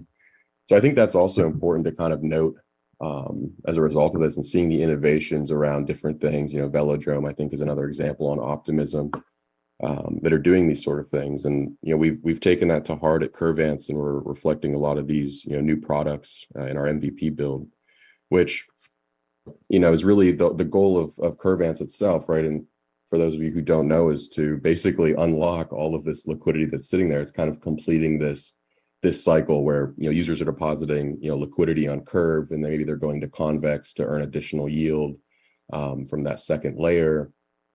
We're kind of sitting on top of all that as like think of it like Lego blocks. We're like the third Lego block on that stack. And basically we're allowing users to collateralize those LP positions. So the liquidity that's sitting there, they can, lock it and borrow stable coins against it from various partners. Like we're partnered with Frax Finance for an AMO to inject, lending liquidity. And this kind of creates what's called capital efficiency, right? Where, you can be yield farming and providing liquidity to an ecosystem while at the same time being able to access that liquidity. So it's not completely locked up, And this was, a big driving factor in like centralized DeFi with like projects like Nexo and Celsius, which we've all seen how that kind of stuff ended up turning out. But by decentralizing it and making it permissionless, you remove a lot of those risks. And I think actually that's a decent segue when talking about risks, when talking about Constellation and what we believe as mainnet 2 rolls out, what the benefits of that are from a developer standpoint, from a builder standpoint. Mai or Random, Ezra, if you want to jump in on that. Actually, I was going to point out, yeah, I'm glad you brought up Velodrome, because if we're talking strategy here for growing DeFi on Constellation, Velodrome seems to have been one of the quickest and most explosive successes in terms of attracting liquidity in TVL. So I wondered what you guys thought about what they did right, and how we could replicate that on Constellation. Well, I think that, one thing they did really well, I know a few of the Velodrome guys and they're fantastic. Being very straightforward about the goals and intentions, and, kind of communicating that clear vision to the community, right? Like they marketed themselves as, fans of Solidly, and wanted, they thought there was something there rather than abandoning that kind of idea, that paradigm. They innovated on it. They built, a whole new product fresh, and launched on a chain that they were directly partnered with, and offered really compelling rewards that really brought in a lot of that TVL and such, because there is you know, a certain subset of people in Web3 that are kind of these, you know, yield chasers, right? So people that will go into a new ecosystem when they see that there's a compelling reward to do so, right? People aren't going to bridge to optimism if they see 7-8% APY on things. They want some of those more explosive numbers. And one thing to keep in mind with that is that you really have to take a look at where that yield is coming from. If it's coming from you know, transaction fees and such, that's much more compelling and sustainable than just, you know, an inflationary token. So I think Velodrome did really well in that. You see like the transaction volume and such coming in there. It's even like, you know, kind of coming up on the heels of Uniswap. So, you know, they've really brought optimism to the, you know, forefront. Yeah, I completely agree. And it's very interesting to watch this kind of stuff happen. And, you know, if anybody's a little lost right now in this, basically what we're talking about is the flow of money across ecosystems in this space, right? The flow of liquidity and, you know, what attracts that, what experiments are working, what's not working, you know, and how these ecosystems start to really grow out, right? And I think a good example of liquidity that everybody here can relate to is with the Lattice Launchpad, right? Like a lot of the ecosystem projects you see currently, you know, are a result of our ecosystem liquidity at Constellation. Now, if you could imagine if we scaled that liquidity out, you know, 100x, what kind of crazy, you know, experimental projects we could attract, you know, and business owners and different founders and talented developers, CTOs, et cetera. I think it's very powerful, right? And I think that's why DeFi is such an important aspect to any ecosystem. And understanding that, and of course, building it correctly is also, you know, very important. Yeah. Any other examples of sticky liquidity? I think it's an interesting topic. I feel like it's sort of new, right? I guess I have an example, right? So one cool thing is like Olympus DAO with the bonding stuff. I'm always fascinated by this, and I bring it up a lot internally with the Constellation team. And it was kind of like this evolution of yield farming, you know, and it's like you started off with these in DeFi summer in 2020, you had these crazy, like, you know, I mean, sushi was a good example, right? You're farming these sushi tokens, you're putting your LP in, you're getting 10,000% APY or whatever the crazy number is. And you're basically just trying to be the first one in, first one out, right? Type situation. And it was very like mercenary like, and by mercenary, I mean like these protocols were, you know, increasing their inflation by crazy numbers, right? Causing the token prices to crash for the simple point of attracting liquidity. And what that caused was at the end of it, you had a token price that was essentially bottomed out, and you had, you know, no liquidity left, because once that token price was bottomed out, there was no more incentive. So users would then flee. They would go to the next, you know, new shiny project to put their liquidity there. And really with Olympus DAO, outside of the rebasing and all the crazy stuff that was going on there, one innovation that came from that was the bonding aspect, which was kind of this evolution on, you know, yield farming. And it was essentially, look, protocols have a problem of we need to attract and retain liquidity for the life of the project. Users had this situation where they want to optimize yield, right? They want to be rewarded for participation. And so the answer to that from Olympus DAO was to, you know, open up bonding. And it was essentially, hey, you know, you can give us the LP token that you would normally stake and farm, you know, our tokens with. You'll transfer those into our treasury, and in exchange, we'll give you our token. In this case, it was Olympus token, right? And it'll be bonded over, say, a 7-day period, right? So in 7 days, you can claim, you know, Ohm at a discounted market price, you know, 10% below market value at today's standing. So it created this arbitrage opportunity for investors to come in and, you know, start moving their liquidity in. And it gave the protocol the opportunity to control the inflation that they were admitting, and also, you know, retain that LP. Even after Olympus's price crash, they still have one of the largest cash treasuries in all of crypto. I was just checking it the other day. It's about $330 million. And a lot of that is stable coins and their own LP. They own 99% of their liquidity tokens, which means they generate revenue every day based on the trade volume of people swapping in and out of their token. That's extremely powerful, right? It's giving that ownership back to the DAOs and to this decentralized communities versus passing it off to market makers and Binance and KuCoin. And I think it's super powerful, right? So that's one example I like for sticky liquidity. I think is just the protocols themselves, acquiring their own LP. Yeah, I think protocol-owned liquidity is really powerful. And as we're talking about the future of DeFi here, I think that Olympus, as you said, came up with some really good ideas, but there's definitely a lot of room to refine them. For example, with the bonding system, the time horizon is so short that it does tend to attract kind of that mercenary capital where people see they're able to deposit into the bond contract at like a 10% discount, so they go in front run that and then basically sell down the tokens once maturity hits.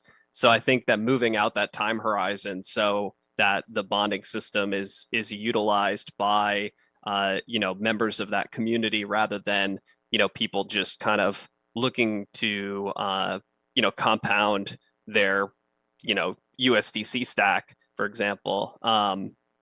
That's really where we're going to see powerful protocol-owned liquidity long term.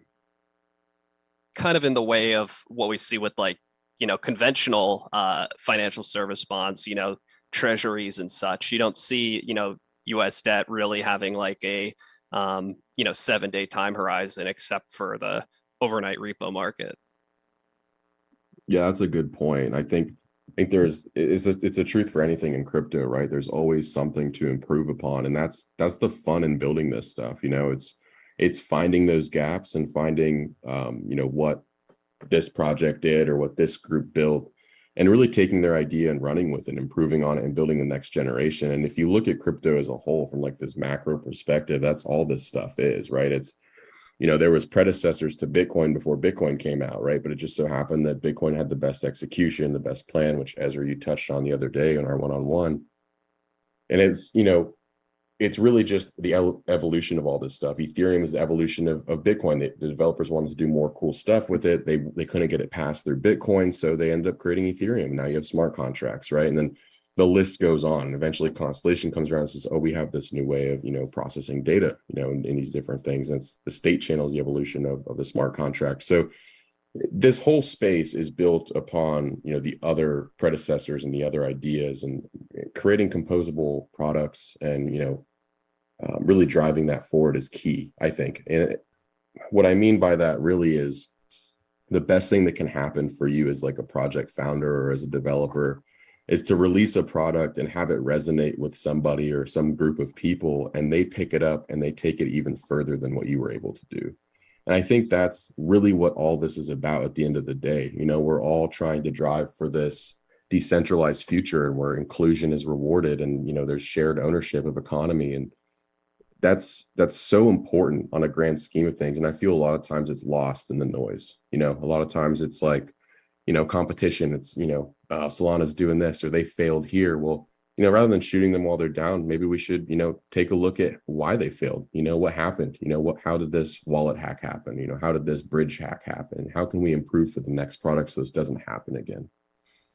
Yeah, I think that's a great, message to really hammer home is that, a lot of L1s and L2s in some weird way, even though they're roll-ups, have been marketed as these Ethereum killers. Oh, no one's going to execute stuff on Ethereum mainnet and such, which really isn't what we want, right? Like it's not a zero-sum game. I think everyone could really win here, and I think the future would be best if Ethereum sees use and Solana sees use and Constellation sees use and all these different networks build together and cross-pollinate talent and strategies and protocols. That's really what's going to push Web3 forward, not trying to kick everyone else down, as you said. I think what's also interesting for new developers is since this ecosystem is just so very niche, it's full of low-hanging fruits for developers to pick them and just build something useful, which goes back to what Ezra asked in the earlier. What did Velodrome write? Right? They basically fixed a broken product, which people would have loved to use, but it was broken, and which was solidly, and they picked it up and just fixed it, deployed it on a different layer, and people started using it like crazy because it was initially a very nice idea, just badly executed, and they just did it right. So the space is full of opportunities that way. Yeah, 100%. That's a great point, right? And I've always said this when, especially looking at what's on our plates at all times in this space of building, there's more opportunities than there are people to build them right now. And I think a good driving force for anybody that's sitting on the outside, maybe you're just an investor right now, or maybe you're interested in this stuff, but you're not quite there, is take that leap. There's so much opportunity for not only wealth, but genuinely making the world a better place and building really cool stuff with really cool people. I think if you're on the fence, jump out, man. Get on the development train. If you're not a coder, there's other areas. I tried to learn how to code. It was a nightmare, and I ended up finding my calling in the business development side and structuring different deals between these protocols and making things work and understanding how the money flows. And there's something for everybody to do in this industry, and I think it's important that more people join.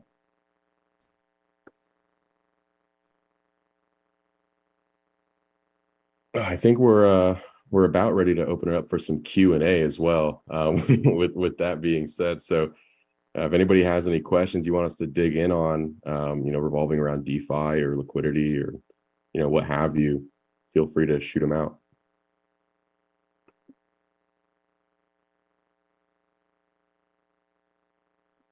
Okay, we got one question here, which is, what is the greatest threat to DeFi given the current state of things? Well, I think I'll let you take it if you want to, man. Yeah, I was thinking about this the other day when we saw, back to back, the wallet hack as you highlighted, and Nomad getting drained.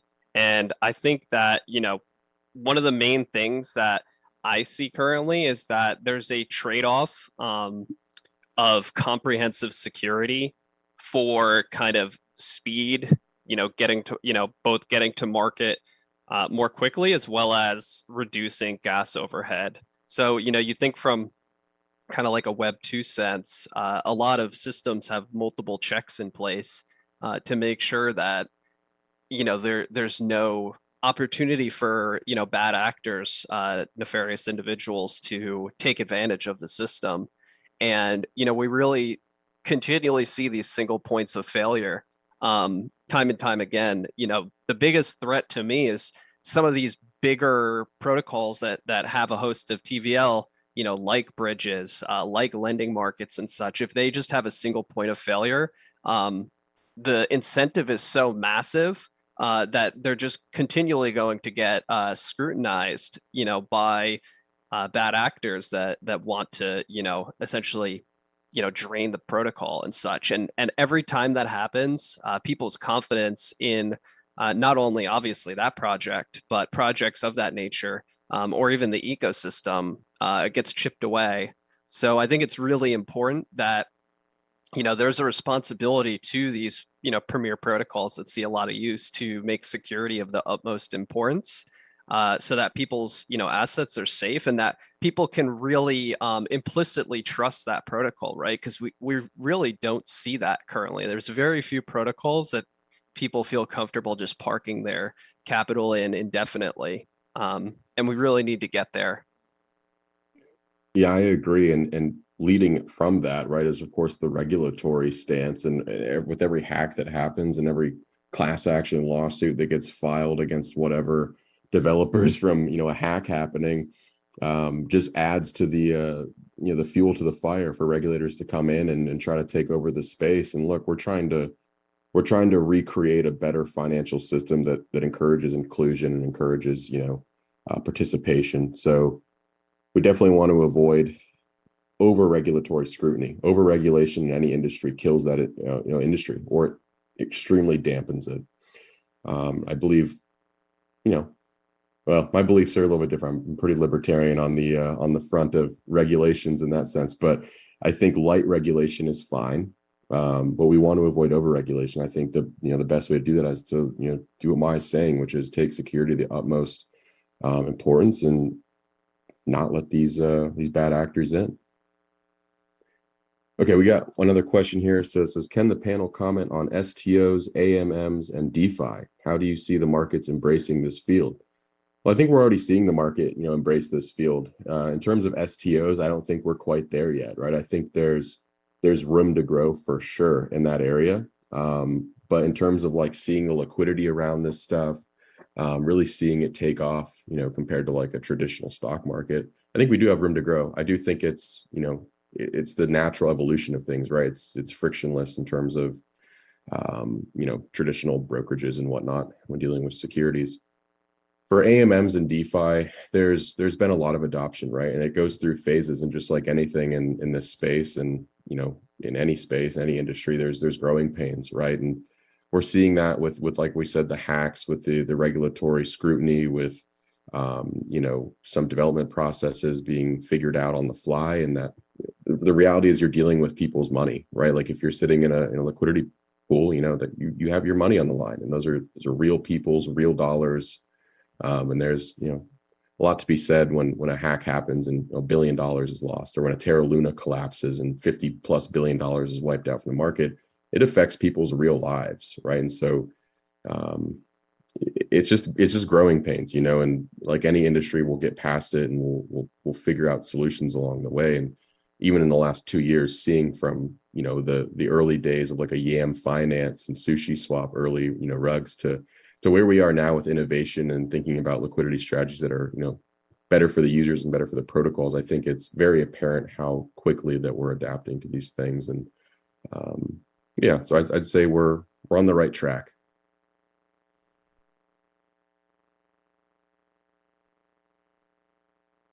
Any other questions, we can dig into them.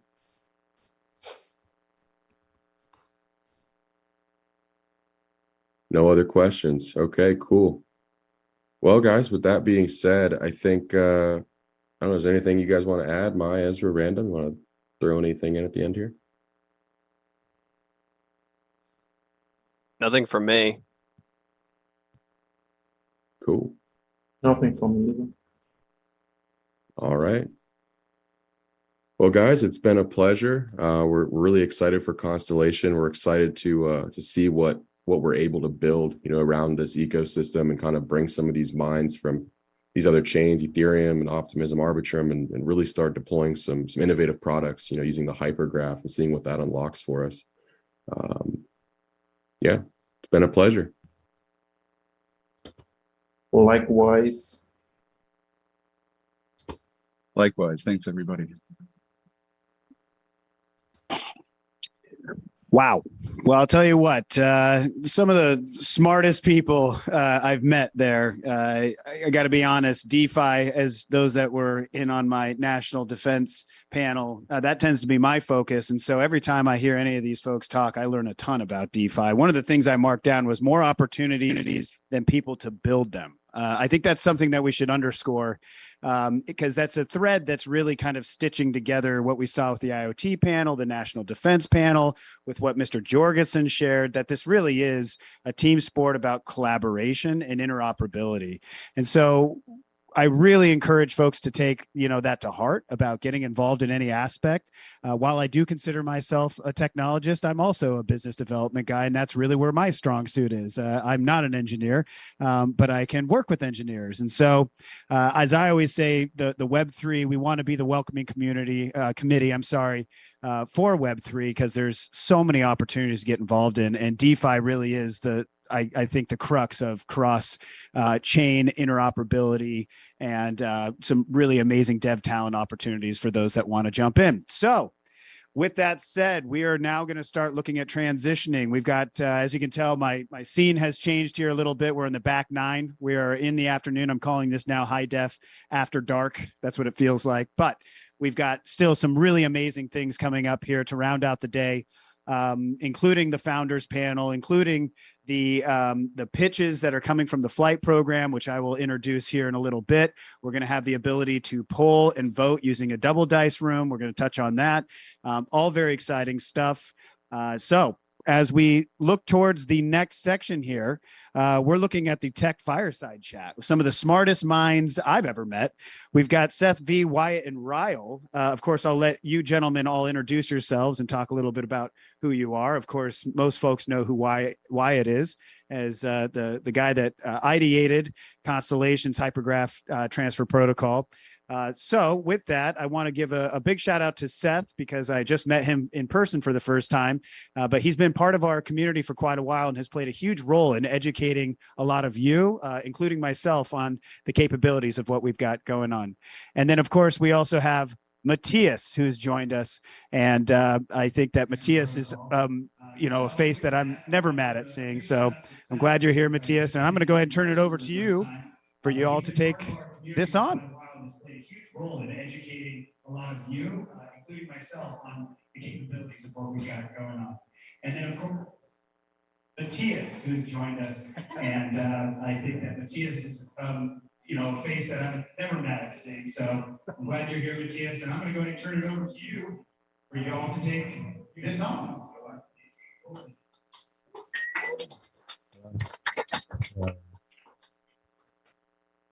Hey guys, my name is Seth V. I'm a technical community lead here with Constellation, and I've spent a lot of time past year or so diving really deep into hypergraph transfer protocol, reading all the white papers, watching all the videos, and trying to synthesize all that information in like a way that's digestible for you.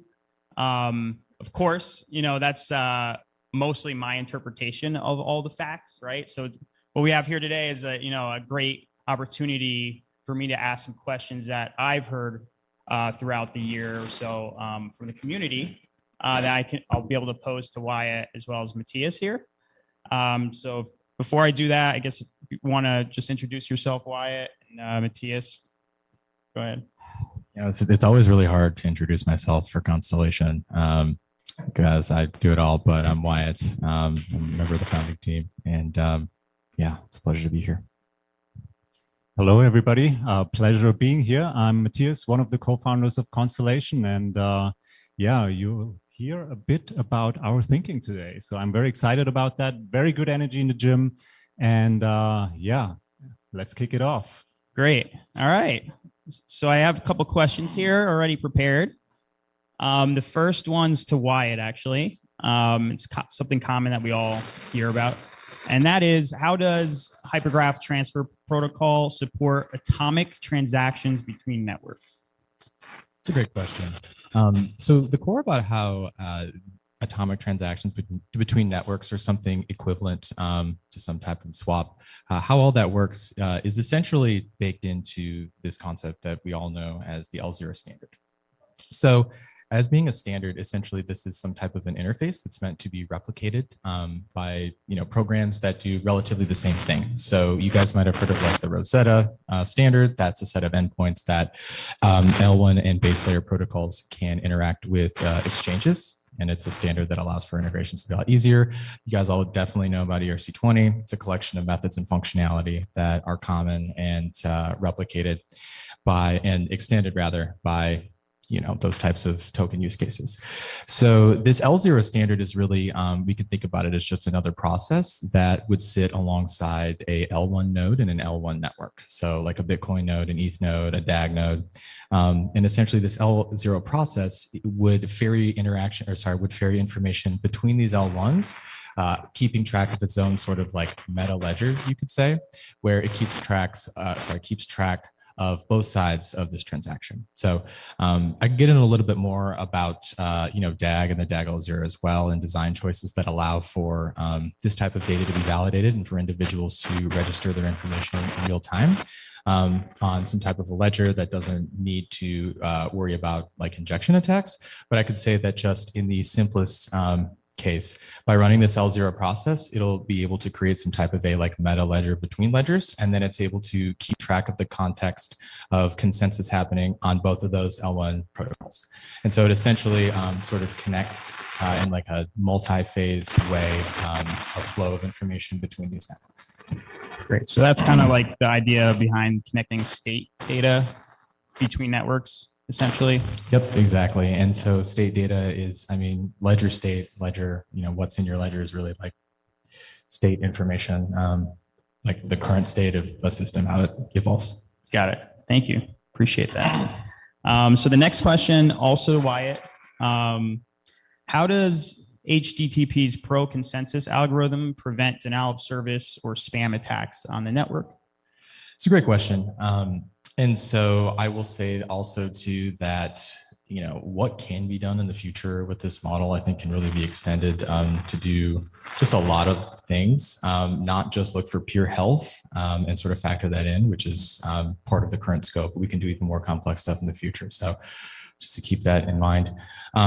So essentially, the reputation model relies on some type of starting, well, state data, but it's basically like a set of addresses for nodes and some type of a score that we want to assign for how well we trust some type of a node. It's really just sort of like a starting baseline point. And so when we start the network, all the node operators, I mean, ideally should know each other and set really strong scores for their relationships. Over time, as new nodes want to join the network and join the pure join pool, then they can be cycled in and out over time, essentially giving new people and new nodes and new servers opportunity to participate in the network. And so the goal here is that we want the model to maintain the best scores that it can between nodes, and what that score represents is how well it's able to process data, perform consensus. Does it fail a health check? Is it still online? And so over time, as nodes are both participating and inside of the pending pool, whether or not they do the correct thing or they correctly don't do anything factors into that score. So over time, you could really think of the reputation model as almost being kind of like its own DAG or like its own tree that evolves over time based upon the servers that are available and have elected to join.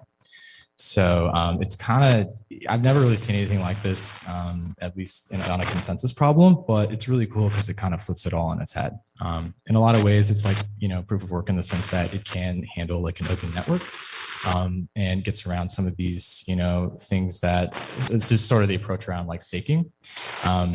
But yeah, I think hopefully it might turn into some kind of like a gamification. And so I think that's really from like the consumer side, what we're going to see is that Constellation is going to create, or basically at least just out of HTTP, it is possible to create some type of almost like consumer type, I don't know, product around server and node hosting. So yeah, I am really excited for that future. And if I could wave a magic wand, I think that's how crypto should have been a long time ago. Great summary. I don't think I have any follow-up questions, to be honest. I think that was pretty clear. And my next question is actually to Matthias. And that's kind of a broad question, but what are the main components of a successful token model in your eyes?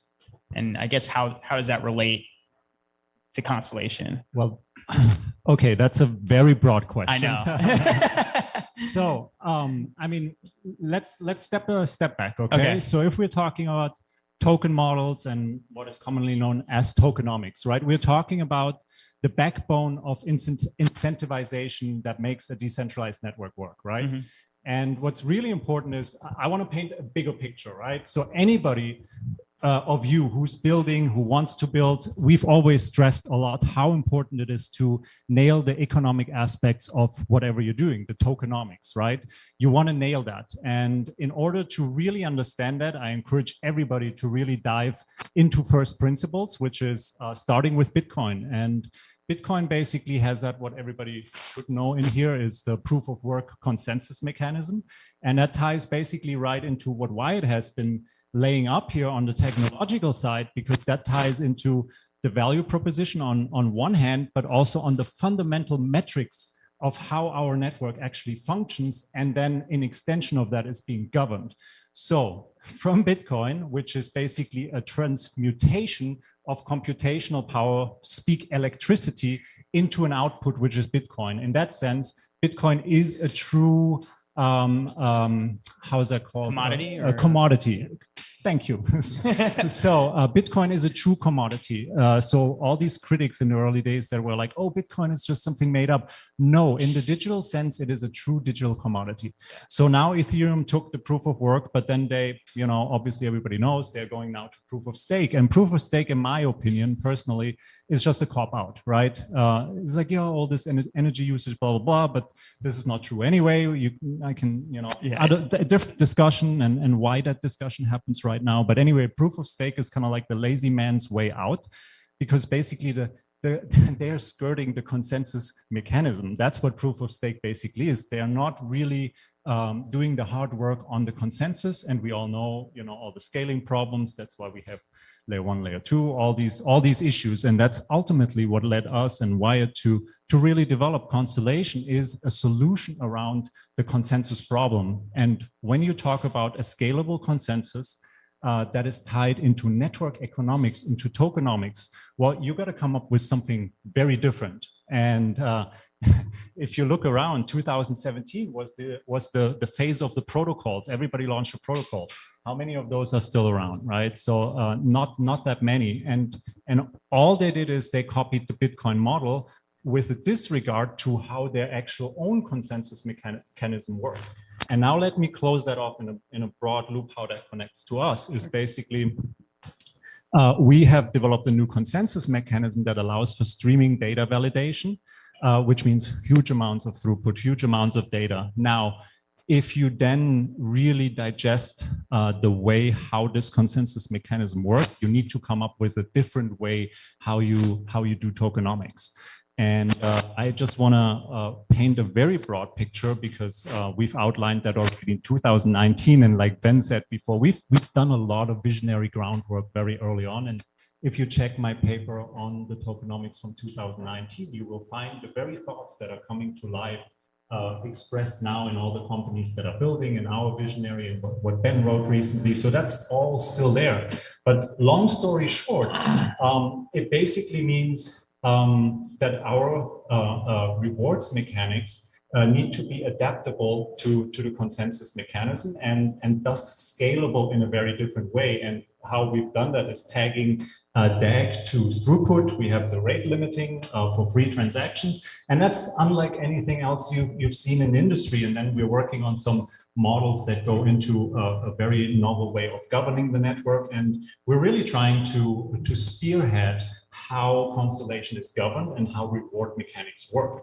So everybody who builds or wants to build on Constellation really needs to do a deep dive on those tokenomic aspects, and to understand what it means to run a business model with true utility that processes data on a distributed ledger technology. And if you then thread it from the business model, from the true utility, you will see that there are very different mechanics that are involved around how you structure that, which will lead into a couple of legal aspects. Our legal system is not quite prepared, in my opinion, to anticipate what we're building on here, because it transcends traditional boundaries of securities and utilities. It kind of like merges it. And then there's multiple other ways how these reward mechanics are built on state channels, on data communes, on basically making a state channel a data collective, like Ben has outlined it on Lattice. And if you then spin, what does that mean for the world? That's a whole different economy, a whole different way of how you can do business with and on a blockchain. And that's what we're really here to do. We basically fulfill the original promise of Ethereum to take every business onto a blockchain. So that's why I can only encourage everybody really do a deep dive into tokenomics and the economic aspects in regards to our consensus mechanism. Beautifully stated. I think one other thing to add, and I like Ben Jorgensen's, your recent BitFi interview, you compared, and goes back to what you were just saying about Bitcoin, where it's transmuting energy into value. And now this is an extension beyond that, where we're actually transmuting data, which is very specific and custom to the context, right? And then commodifying that into something that's interchangeable and validatable. But yeah. So one last sentence to that. So I hope everybody who's here and everybody who's listening right now, that's their Ethereum DEFCON 0 moment for DAG right now. So that's my big hope for today. So I leave it at that. Awesome. All right. So I think this is a really good pivot here and it's like related to what we're just saying. This is to Wyatt. Are state channels flexible enough to comply with any industry technical standard? So let's say, the big term out there is ISO 2022, the financial messaging standards.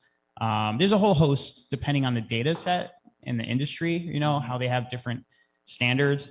And I think really it's rooted in understanding are state channels flexible enough to just simply adapt to those standards and deliver on those standards? I must be honest to say, like, is something going to work for everything? I mean, that kind of, I don't know, it's a dangerous, well, I mean, to try and, say all things are this is, in this dimension, it doesn't really work that way usually, but I mean, the intention was to allow for interoperability through the L0 standard. And so as long as the standard is, I guess, limited towards like access of data and just like the external endpoints that are being used, then I think that would cover like a wide range. But again, I unfortunately can't speak to like everything and things I don't know about. Sorry. Yeah. No problem. I mean, that's you can't speak to definitive nature of every single standard and how, got it. Understood. I was going to ask Matthias another question, but you already answered it in your other statement. So I'm just going to go over that. The other thing to Wyatt is related to how does Hypergraph Transfer Protocol, how is its approach to horizontal scaling different compared to like, traditional approaches that involve sharding a database? I think that's a big thing that I hear a lot. Yeah. And, I've been getting this question since the very beginning.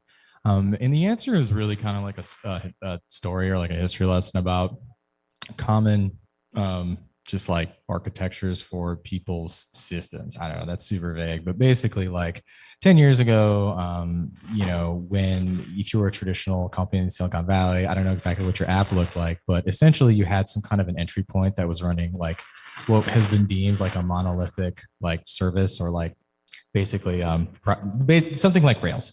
And so you have this huge program that's whole job is to try and ferry interactions back and forth that's wrapping all of these different sub processes, sub programs, and essentially creating like a bottleneck. And so I actually remember I gave a talk in Singapore about this and I showed something called the Death Star diagram. And so essentially, when you're working at a company or you're trying to build something that's supposed to work at scale, right? What you really want to do is figure out what is the cost necessary to make this thing scale? And like, is it possible to just hit it with more machines? Because that at least gives you flexibility to provide the services that you need for your customers, right? And so this problem I mentioned about monolithic architectures and the scalability problems they had was actually really common at like Netflix, Twitter, all the social companies. This is like Web2 and when sell, apps. We're getting really big. And so, without rambling anymore, we had this advent of like a microservices architecture where essentially we tried to think about the different components of our application independently and trying to sort of remove some type of a centralized orchestration of the data flow throughout the network. And so that is kind of an evolution as well So in addition to that, maybe even a bit further down the line, we have the advent of MapReduce. And so essentially that was kind of like the umpteenth example of, can I hit it with more machines, make it run faster and better? And so that whole concept was sort of moved away from just like the architectural approach to also changing how the data layer worked as well. Whereas, databases like MySQL would use something called sharding where they have subsets. Think about it like all the data inside of your database, like a pizza. And then you'd have all the different slices. And so you would put like 3 slices on each shard and then have one overlapping slice so that you could run multiple different jobs on these different servers that were, supposed to be responsible for a certain subset of that data. And so that took it an even further level. And so the furthest and sort of what's being used now in like the streaming, sort of like streams on MapReduce, obviously Spark streaming, but you can take a look at the same kind of stuff in like Flink. Obviously, if you want to go look at, anyway, I'm going to go there, but basically the advent that moved there is what we call dynamic partitioning. And so essentially that is where data is constantly, how to put this, data is constantly moving through different sub part files such that the total set of operations on that data are optimized and streamlined.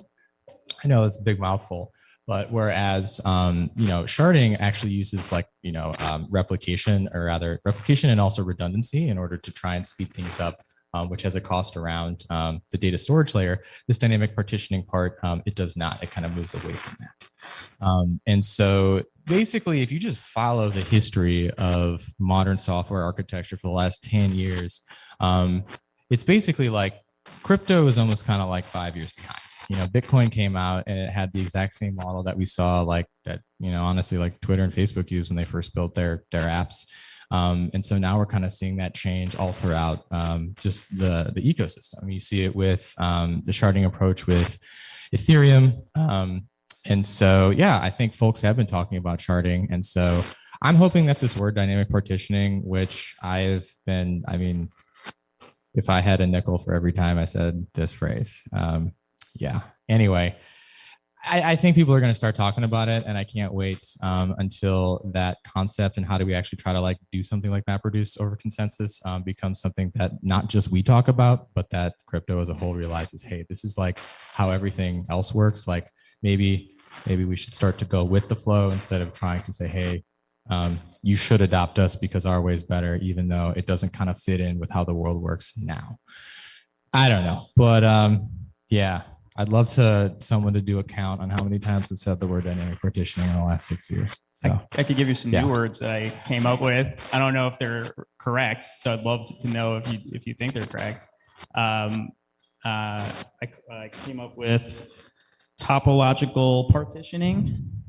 Yeah, so we were chatting, and yeah, so I mean, if you were to actually think about like the hypergraph being this network of networks which sends data across different nodes forming like a surface as opposed to a link, then I would say yes, I think that's a valid term. It is new, as is cellularization, but I really like that, dude, because like it makes sense because it sort of just ties it all together with that cellular interface inside tessellation, which is where all this stuff comes from.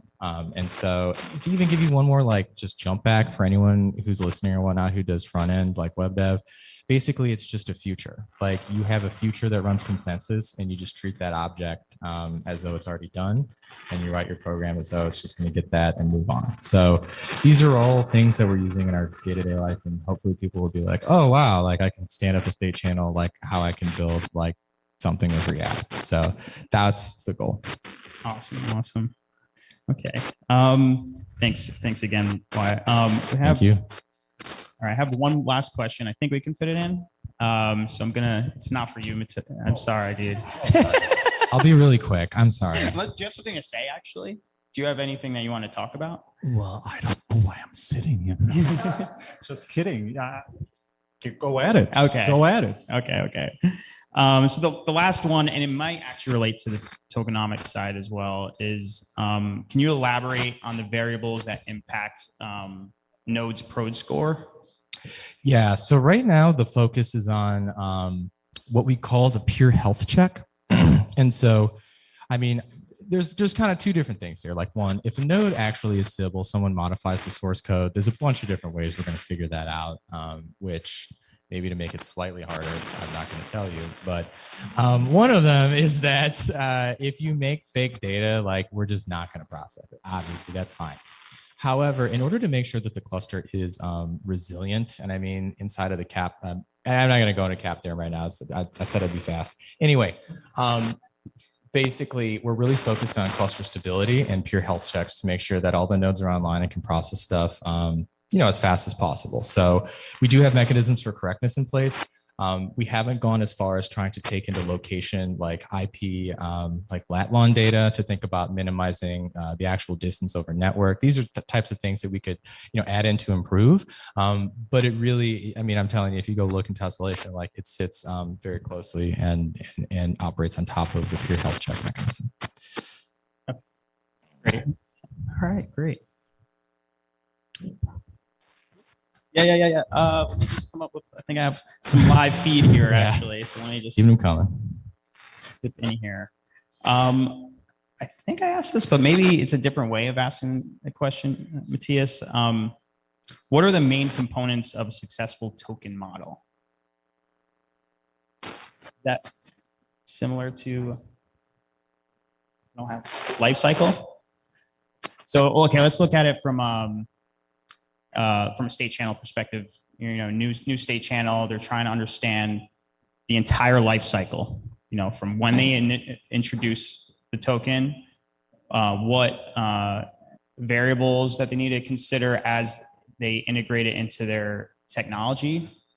And at the end of the day, like at the end of that, where does, whether that's like going off ramp or if that's being, converted into some other utility, through interoperability.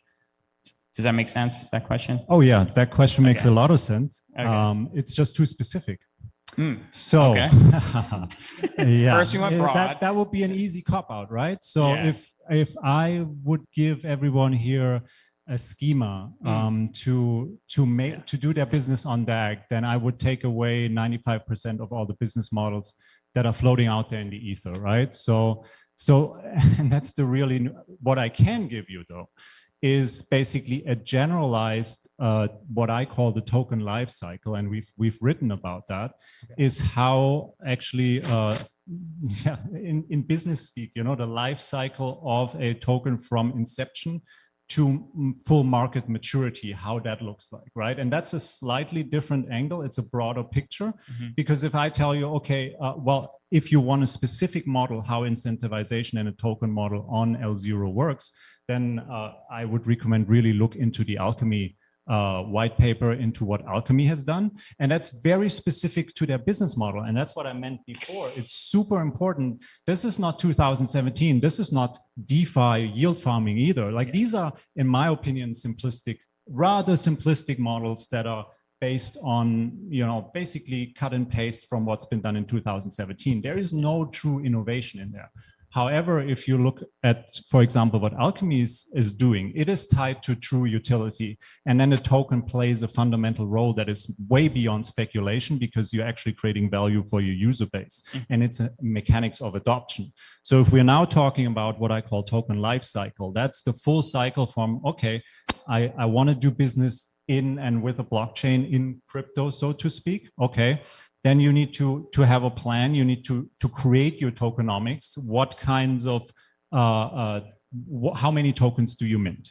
What are they used for? What is the true utility of my token? What is the legal aspects of that? How do you put that all into a cohesive framework that we call tokenomics? And then you create an Excel sheet or so on. And you have these models that you create. How many tokens do you issue over a certain amount of time? How does that conflict with or not conflict with the legal area that I'm situated in? A lot of things are not possible in the US. That's why a lot of things are offshore, right? So you need to take all these considerations into account. And that's all why we say it's so important. It's the spine of doing business in crypto. And if you have a lack of understanding there, then I can really encourage you to do reading and more research, because it's super important. It ties into every single strategic decision. It ties into the way how you talk to your users, how you acquire users, how you're marketing, how you talk to token holders, how you, like all these things. Every single aspect of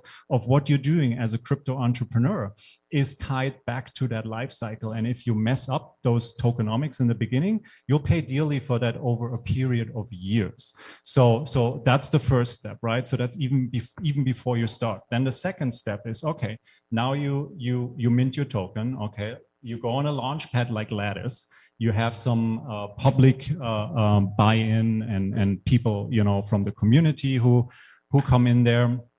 And that's your first exposure to, you could say, almost like a public fundraising round, even though it's slightly different. And you have your first exposure to the potential user base that you're acquiring. And Geojam is a good example of that, you know, how they interface with their users, and they have an app, and that's their first touch point with the public. And then ideally, and that's what we're building towards to a Constellation, third phase, basically the second phase is the distribution. Okay, that's the collection phase. And then the third phase is now you're at market. You're a publicly traded utility token, right? So what do you do with that? Like, that is a shifting of gears between how you did business in the first two phases.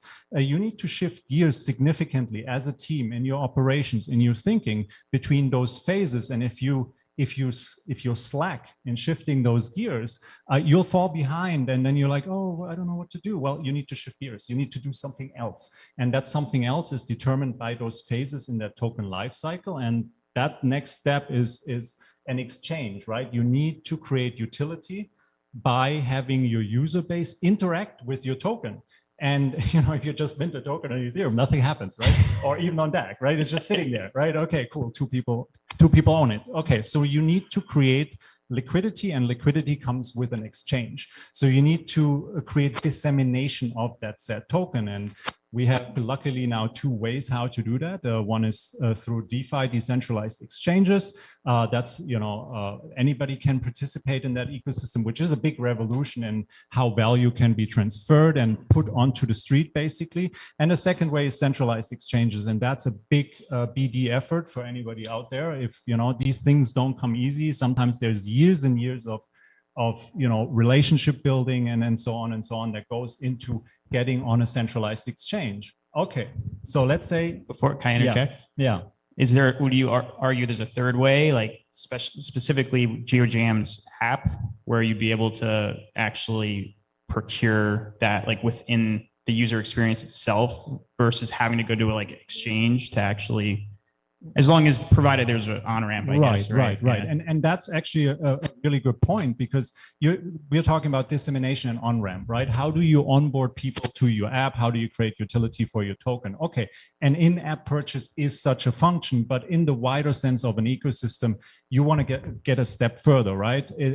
You want to get it wider out there. You want more users. You want more adoption. So the next step in the logical consequence is actually to go on a DEX or on a SEX, a centralized exchange, to create that utility. Yeah. So that's step 3.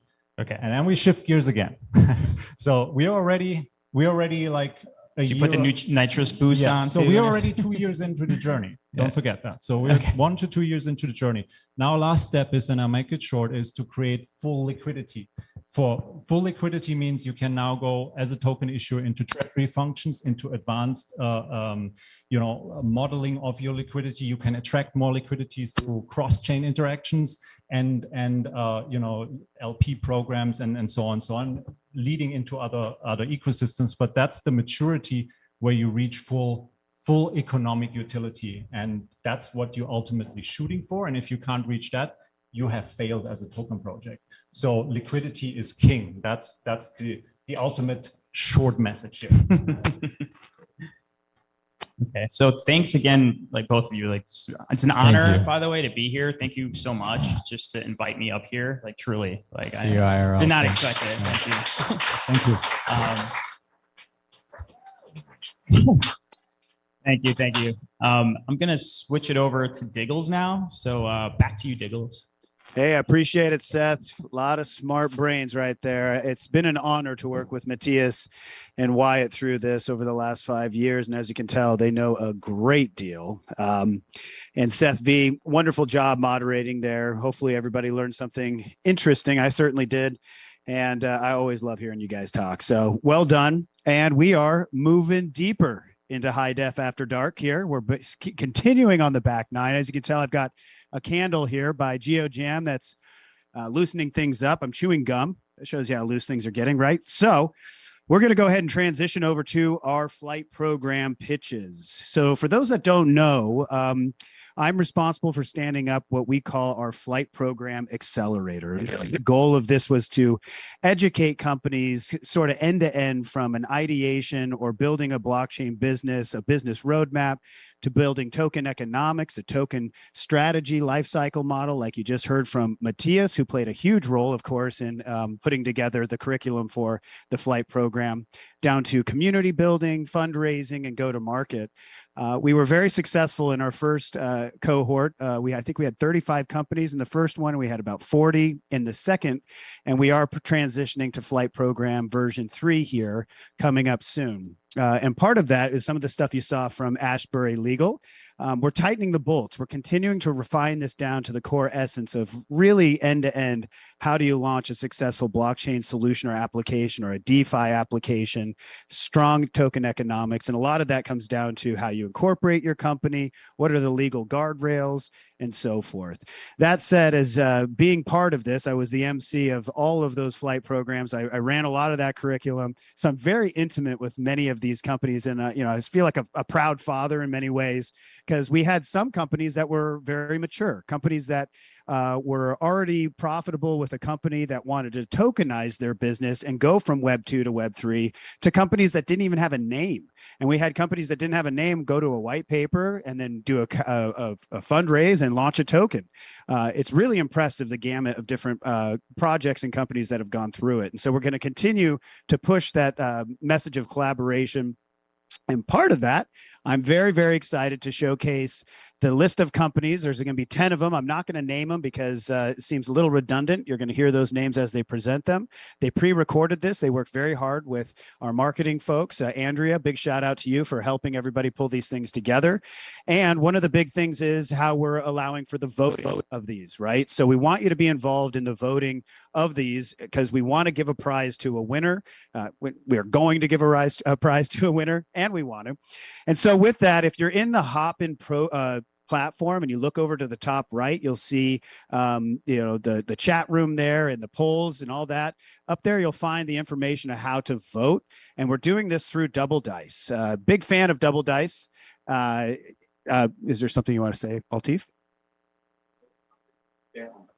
Vote on Hopin, bet on Double Dice. Apologies there. I just wanted to clarify that so I don't give you bad instructions. So yes, vote on Hopin. And if you want to bet on Double Dice, there is a room. I'm a huge fan of Double Dice. I don't talk about it very much or enough.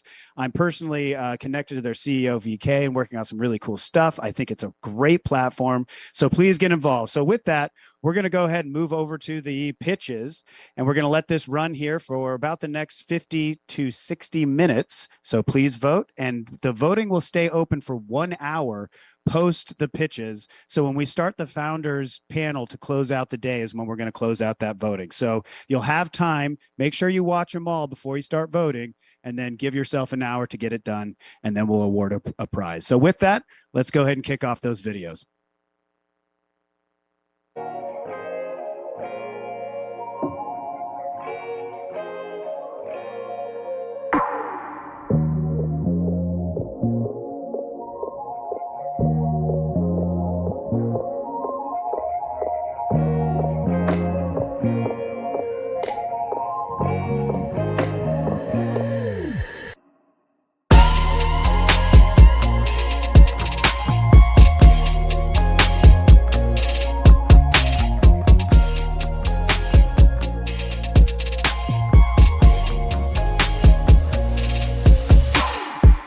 Hello, Constellation family. I'm Corey, the CEO of Chainraise, and I'm excited to introduce to you our end-to-end ecosystem for private assets. Chainraise was created because capital markets are inefficient. Entrepreneurs have limited pathways to capital, and investors want more opportunities. Additionally, traditional cap table management systems are outdated and inefficient. Lastly, there's a lack of liquidity for privately held assets. Our solution? An end-to-end ecosystem allowing companies to raise capital, manage the cap table, and have access to liquidity for investors. Phase 1. hosting crowdfunding raises on a compliant platform available for all investors, both accredited and non-accredited, both foreign investors and domestic investors. Phase 2, utilizing the blockchain to automate a high percentage of investor management related tasks. Phase 3, an ATS, also known as an alternative trading system, to allow private assets to trade. And then phase 4, integration of DeFi applications to boost liquidity availability. So what does our business look like? It allows you, the investor, to invest in a variety of offerings, blockchain companies, tech startups, real estate, and more, which then may be tokenized onto the blockchain and then will ultimately be traded in our secondary market. Our phase 1 is our Chainraise funding portal. It is a FINRA regulated platform that facilitates crowdfunding for a capital raise. Global crowdfunding exploded from just over $8 billion in 2020 to over $113 billion just last year. That's over a 1,000% growth, according to PitchBook data. Our goal is to move the capital raising process online with automation, saving entrepreneurs time and focus, and gaining access to the retail investor. Phase 2. Tokenization. This is the process by which an issuer creates digital tokens on the blockchain, which represent equity stakes in either digital or physical assets. The tokens then store the data of the asset, such as the who, what, and how much. Phase 3, the ATS. This is our secondary market to list privately held assets, providing an exchange for buyers and sellers for their shares. Issuers and investors will have the ability to easily sell through our portal, where cap tables will be automatically updated for the issuer. Phase 4, the big vision. This is what I'm most excited about, guys, because this is where we combine the innovations of DeFi with private assets. Number 1, a borrowing and lending protocol against security tokens. This will add another pathway to liquidity. It will also create the ability to arbitrage borrowing against real estate. We're talking about being able to borrow against tokenized real estate. Number 2, an automated market maker for security tokens. We believe bringing this innovation to the security token space will revolutionize private capital markets forever. Now, if you're tired of big money having an unfair advantage, then join us in the Chainraise community. Follow us on Twitter, come join our Discord, or come to our website, chainraise.io. Hi everyone, my name is Dash Levine, the founder and CEO of Concord. We provide data privacy solutions, and today I'm going to walk you through the problem at hand and our solution to that problem. Founded by a team of analytics experts who have been working with data for decades, the Concord team brings deep industry expertise from top companies like Oracle, Amazon, Intel, and Nike. We specialize in data and how it's used and protected. The value of data has been exponentially increasing due to its increased usage in areas like acquiring new customers or better serving existing customers.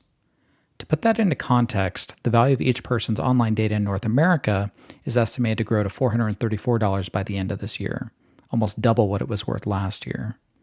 On the company side, that data is even more valuable due to its direct tie to results.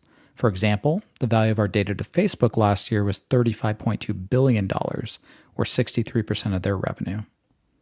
Unfortunately, that increase in value has also resulted in a dramatic uptick in data breaches and cyber attacks. That has resulted in further decrease in user confidence, which has led to numerous issues with data accuracy, with roughly 50% of stored data being bad. Companies also need to adhere to current and future privacy regulations, like GDPR and CPRA, which allow people to get a copy of their data or change specific pieces of data. So what is the solution to balancing all of these different pieces? We believe it comes down to 4 key tenets: secure data owned by us as individuals, easy to understand consent for data use, user controls for privacy protected data sharing, and incentives for sharing data that benefits both parties. Our platform provides solutions for all 4 of those key areas. When it comes to the platform itself, that breaks into multiple features: regulation-ready consent management, user preferences and privacy controls, including privacy-first data sharing with trusted companies, and cashable rewards, collectibles, and offers. Together, those features drive protection and results, including increased brand loyalty, reduced drop-offs and opt-outs, and better user experiences. So let's take a quick look at how this works in practice. On the user side, our free web app enables people to create an encrypted data vault that they always have full control over. They can also easily exchange, spend, or stake their rewards in the app, and this includes some unique options like our partner marketplace and additional benefits for stakers, including free access to services and exclusive airdrops. Within the vault itself, users can store data, including personal and household information, preferred email addresses and phone numbers, and verified social accounts.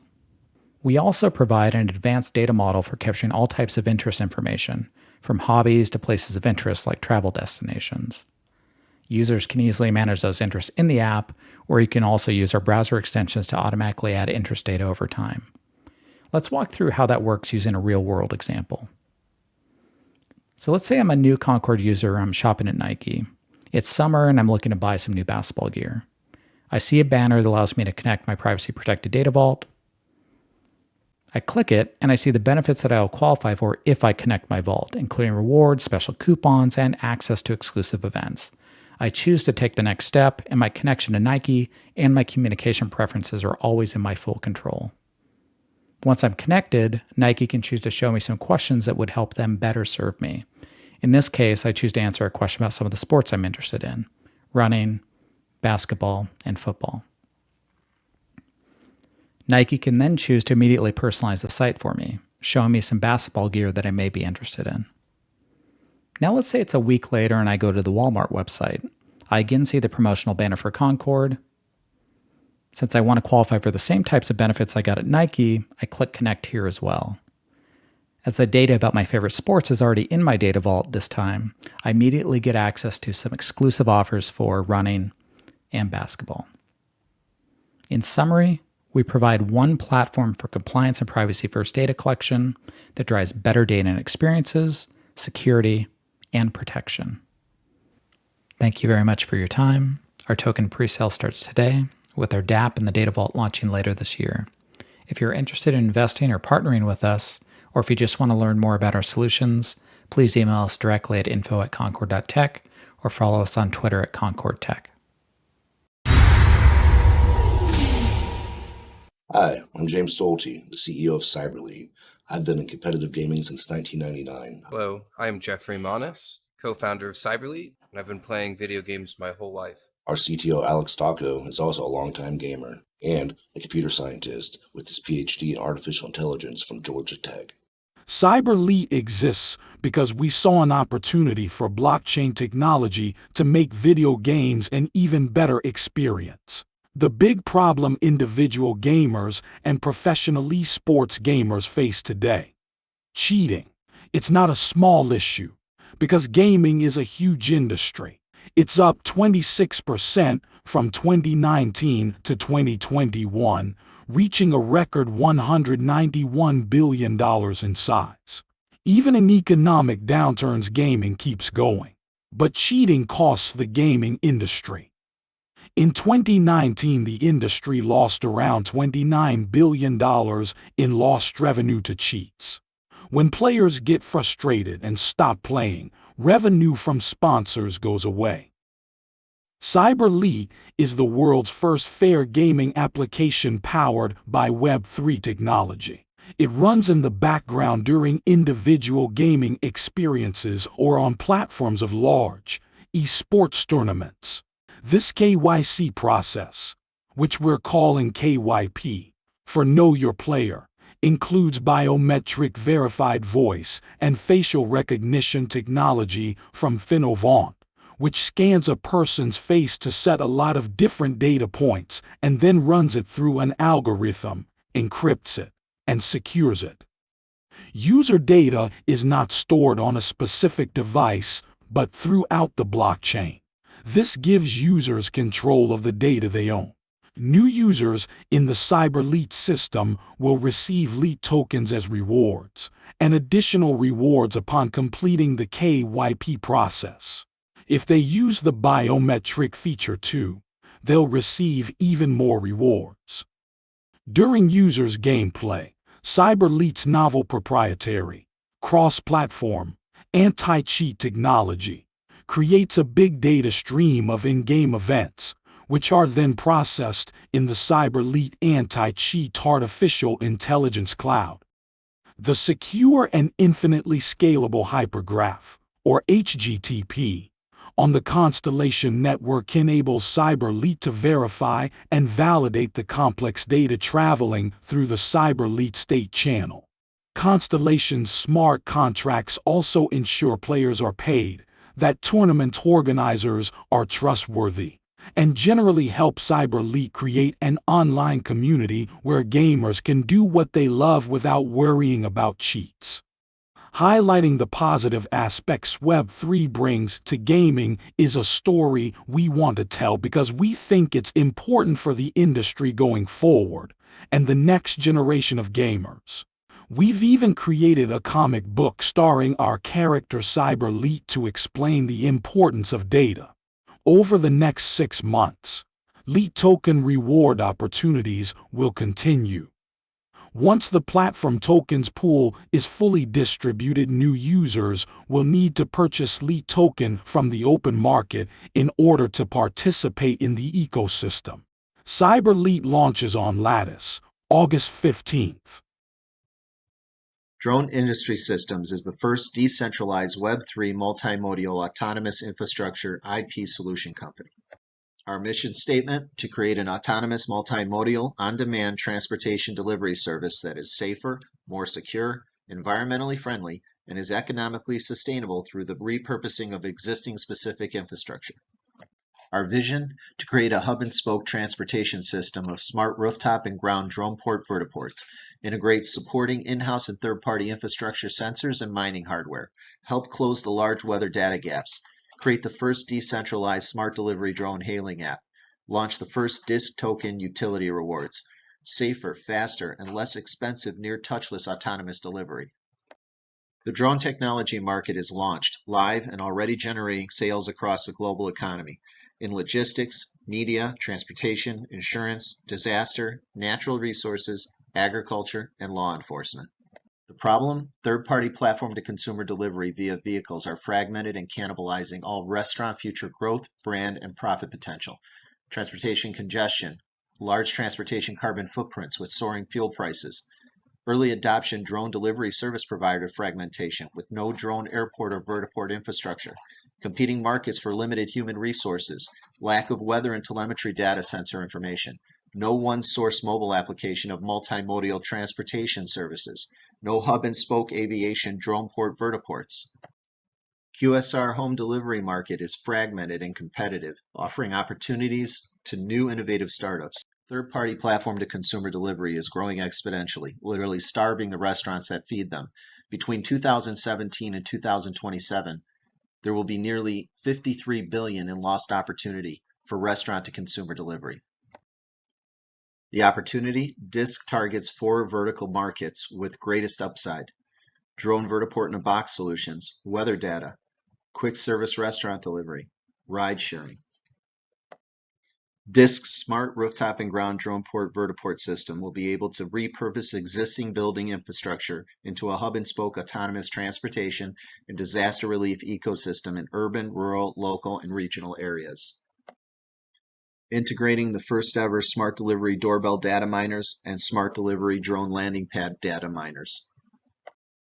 Creating a vertiport-in-a-box solution, all integrated into our smart drone delivery app. U.S. food delivery markets hit $18.5 billion in 2020 and is expected to reach $33.7 billion by 2026. No players currently offer or have confirmed plans for autonomous multimodal drone and vehicle delivery options, which can immediately and economically expand the service footprint. DISC Autonomous Mobility Data Exchange is the first in the market, creating a smart autonomous infrastructure IP portfolio. Estimated data market growth between 2011 and 2027 is over $100 billion. Estimated pro forma financials for 2027 Q4 is just under $2 million, with EBITDA just under $1 million. DISC's mid-range price sales ratio at 15 brings DISC to an estimated valuation of just over $29 million. To learn more about our team, advisors, and provider partners, please visit us on the web.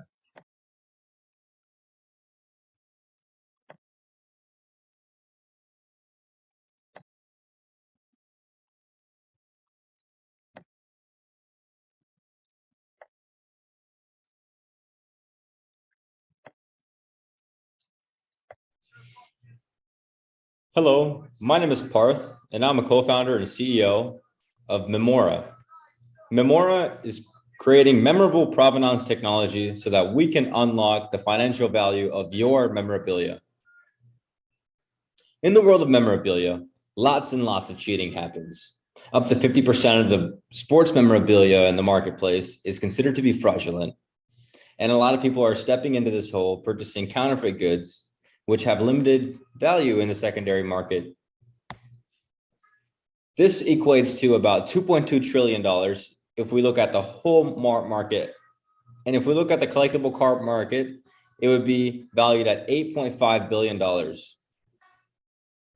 Collectible cards are stable, whether it's the 2008 recession or the crash that we experienced in 2020, collectible cards hold their value. Now, to unlock the value in your collectible cards, if they're just sitting in your collection, as mine is, as you can see, this LeBron James card is just the card itself. In order for me to access the secondary markets and unlock the value of this card itself, I have to establish memorability, which means to establish the quality or state of being easy to remember or worthy of remembering, so that one other person or groups of other people or entities can see and recognize this card's value. Now, currently, this process is very expensive, it's time consuming, and it's a centralized process. And I don't want my card to go through all of that just so it can be put in a plastic case. So what do? We create the process and minimize it into two. Digitize your asset and authenticate your asset using Memora protocol to secure your value. Secure your identity. And securing your identity means that you get to secure the rights to your assets. Authentication works with our partner Netkey, and you get to see the card facts that exist within your card and to walk with the proofs of authenticity without suffocating your card. Unlocking the financial value and doing more with your card, doing more with your collectible assets on Memora. We are like electrons. We charge up your value into a Memora NFT, and we allow this NFT to exist within the Constellation Network to attract liquidity and offer financial services for your memorabilia. We have an amazing team, well equipped to take on this challenge, and are happy to have completed the Constellation Flight Program and are currently working with the DMZ, one of the leading university incubators that exists, and are very happy and honored to have an amazing advisory board, including the CEO of Netkey, Mr. Newton, and the CEO of Ensure Nimble, Mr. Hoffman, both of which have exceptional experience in their industries, and we are excited to take upon this journey with them.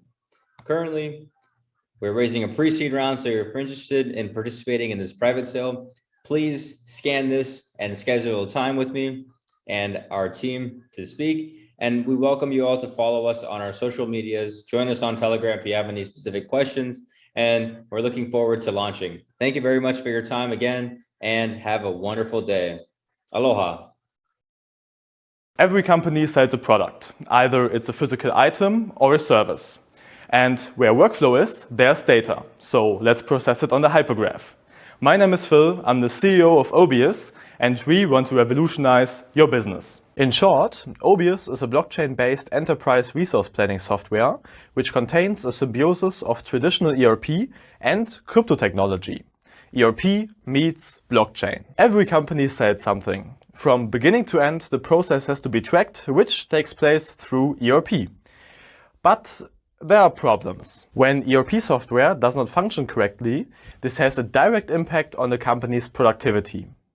One sector that the ERP market is currently not paying attention to at all is the crypto industry. At this HyDef event, we are surrounded by Web3 companies, but they currently have no real access to ERP. One reason for employee inefficiency is that they need expensive training on several platforms, and even after this, the staff may only partially understand the working processes. It costs a significant amount of money, time, and effort to correct errors and wrong data. Current ERP programs are a patchwork of individual modules and functionalities that are not all coordinated well with each other. Data is endangered because the stuff is the biggest security breach. Web3 companies are completely overlooked. The traditional ERP market is slow, expensive, and outdated. Much of the technology was developed decades ago and has remained at that level ever since. Users do not understand the confusing software and produce far-reaching errors. Features that are mandatory must be purchased from external providers. Companies become heavily dependent on third-party vendors, and they take advantage of it. This leads to the ERP trilemma that you cannot combine user-friendliness, complexity, and costs. The current problems leave an enormous gap in the markets, ERP, startups, and the Constellation ecosystem. Currently, over 70 companies are building on the hypergraph who all need an ERP software to reach their full potential. As a solution, we built an all-in-one blockchain-based ERP software, which keeps track of every transaction in the company. To give the Web3 industry the necessary features, we built an additional module for crypto management, the so-called crypto warehouse, which keeps track of all wallets of a company, lets them manage transactions, and enables execution of smart contracts for processes like payrolls. Through the company warehouse, companies get access to the benefits of the commodity management industry. Everything in our software can be done without a server, and with the help of Constellation, it's 100% accessible and with zero fees. We built everything with Web3 in mind to guarantee a symbiosis of features without patchwork. The extended assistance mode is an AI that keeps track of every error that has been produced by users and suggests correct input and next possible steps. This solves the problems in the current market and gives our customers a great advantage of the competition. Now our website and white paper are online, and you can also find us on social media.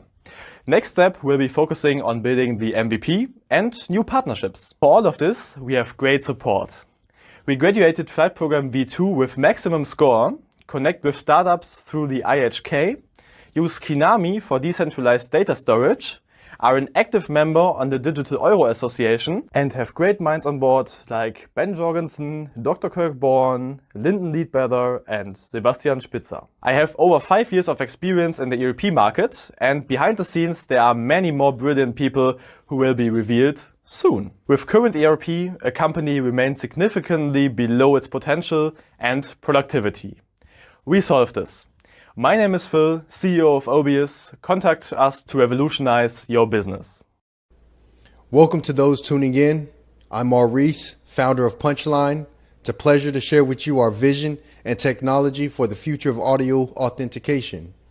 Our goal is to automate the $205 billion audio creation and distribution process, improving the integrity and transparency for audio works while creating endless real-time business opportunities. So let's talk about why. Audio creators from around the world have openly expressed their frustrations with industry standards. Even with the criticism, a passionate 25 million creators still upload around 60,000 songs daily to Spotify alone.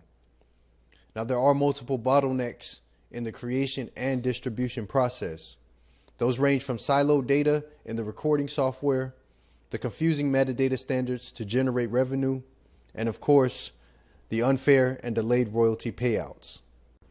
There is no trustless system that can accurately record the products, contributors, and distribution metrics in real time. An audio infrastructure that achieves this can resolve most of the industry's problems. As the world evolves into the interconnected Web 3.0, our vision is verified audio owners will no longer have to manually enter metadata after each session or wait months to get paid. We believe autonomous services will authenticate and collect for you. Our solutions integrate with existing recording software and streaming services and are designed to complement workflows to minimize interruptions within the creative or listening experience. Our SDKs and APIs work collectively with our native subscription-based app to provide full end-to-end authentication and audio management. Here is how we plan to deliver end-to-end audio authentication. In phase 1, we'll introduce Punch ID. This is our single sign-on solution for all your audio profiles, such as product registrations or collection and distribution services. This is also used to authenticate your audio directly from the recording software. We'll then roll out Play Money, which is our native token used to export audio and metadata to our network with the ticker PLAAY. In phase 2, we'll introduce Playground and Punchline. Playground is our hands-free metadata collection solution used to communicate between the recording software and our native app. Punchline, not to confuse it with the name of the company, is the actual audio NFT standard exported directly from the recording software to the blockchain and contains on-chain data about products, contributors, and performance metrics. And then in phase 3, we'll roll out Playbox. This is our audio and data marketplace for fans, businesses, and creators to access additional audio and metadata about the audio. So for example, stems, products, metrics. This also integrates with existing audio streaming and download services. Our team currently consists of operations, development, and marketing. We are looking to expand, so if you want to learn how to get involved, please email us at punchline.aa@gmail.com. We're also growing our online community and fundraising so that we can turn this vision into a reality. If you want to learn how to get involved, please visit punchlineaudio.com. Thank you for your time.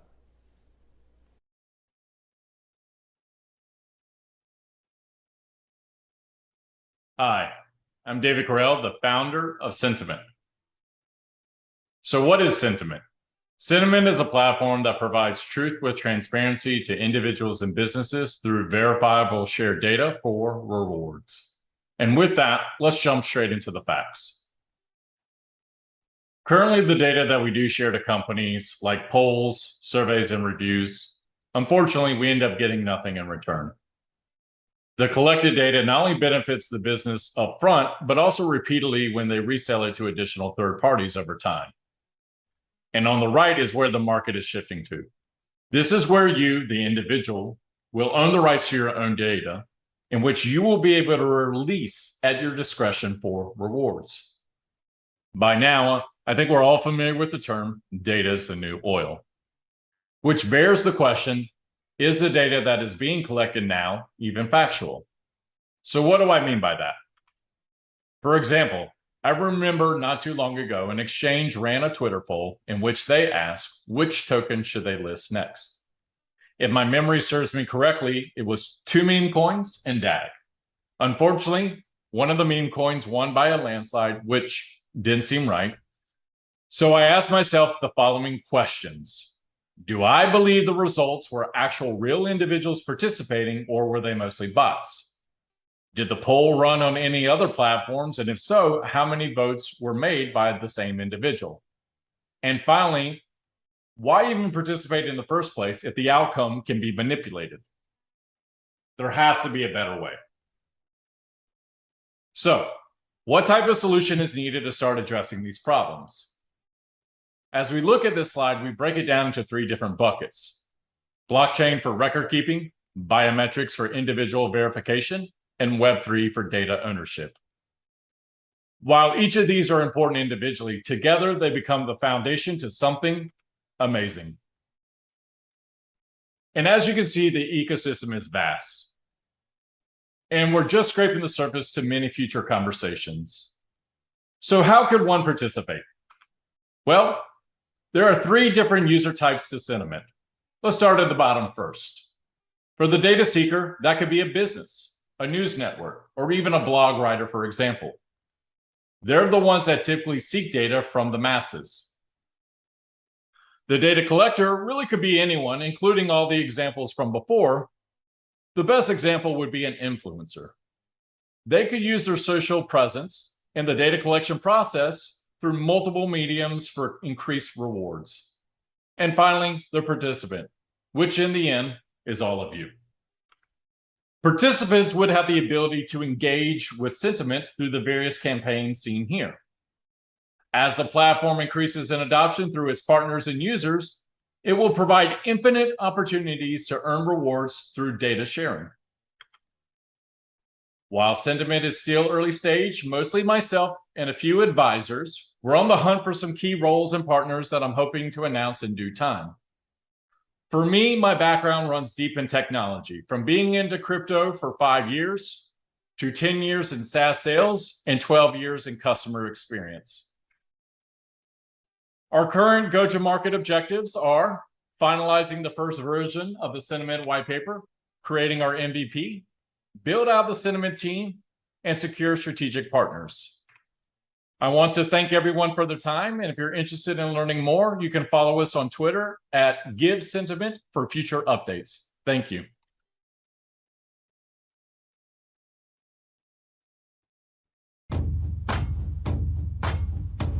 So what are the problems we are facing today?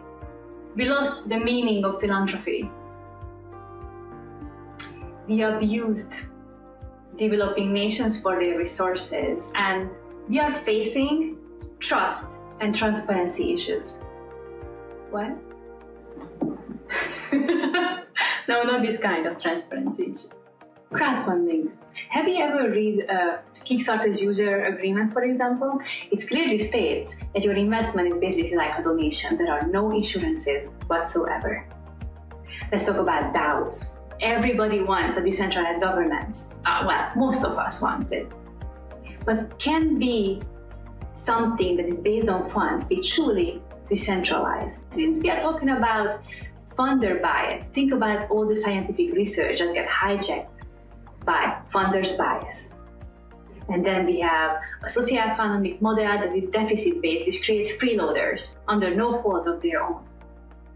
It creates so many social and health issues. Think about the health and mental health crisis we are facing today.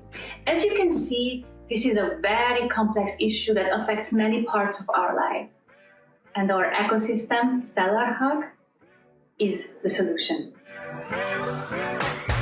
Cause love is like a rocket, watch it blast off. Goes further than we could ever even think of. And even if we don't want it, it won't stop. Yeah, yeah, yeah, yeah, yeah. Cause love is like a rocket, watch it blast off. Goes further than we could ever even think of. And even if we don't want it, it won't stop.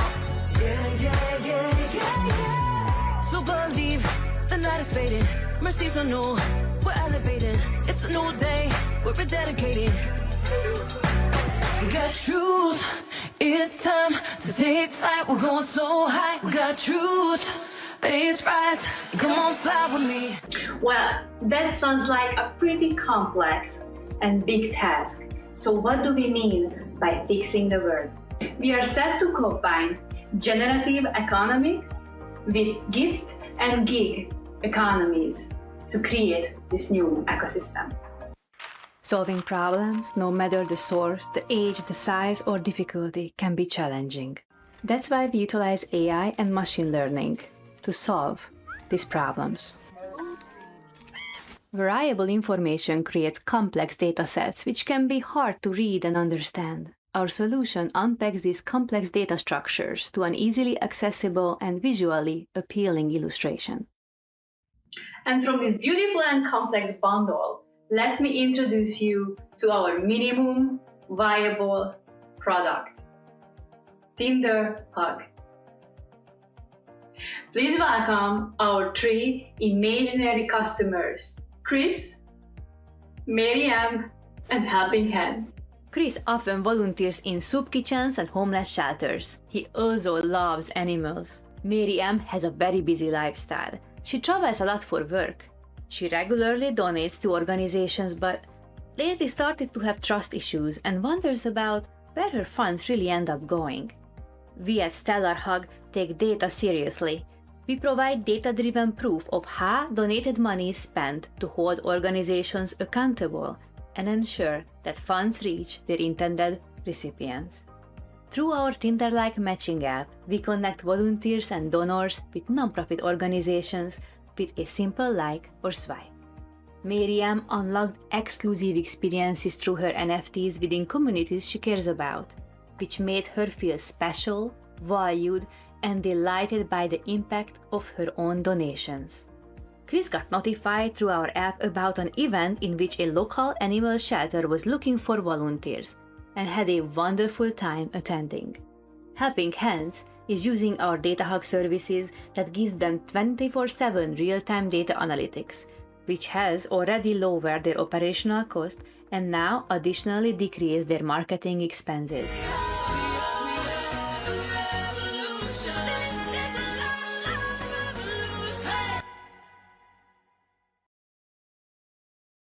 Hey everybody, my name is Christopher Greer and I'm the CEO of Techware Labs Incorporated.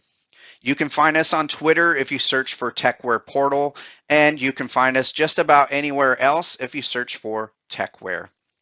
We'd love to see you in our chat room, Telegram, where we discuss everything that's going on in our community and what the future holds for Techware itself. Hope to see you there. Techware will revolutionize the computer services industry by creating technician tools that are efficient and interactive with clients. What this means is we're not just creating a computer maintenance tool. What we're creating is something that clients can use as well as technicians. They can collaborate together and build that professional relationship while maintaining computers and making sure that they run efficiently. What we'll be doing is rebuilding cybersecurity for a Web3 world. Decentralized users from around the world can be rewarded with tech tokens or NFTs for helping us build our anti-threat databases. New threats are released constantly every single day, but with your help from everyone around the world, we can build these databases to protect everyone from around the world, and you can be rewarded for it. So what type of anti-threat databases are we going to be building? Some of the core threats that we aim to protect people against is viruses, malware, keyloggers, ransomware, adware, potentially unwanted applications, phishing, scamming, crypto wallet protection, and more. Much, much more. And this is only the beginning.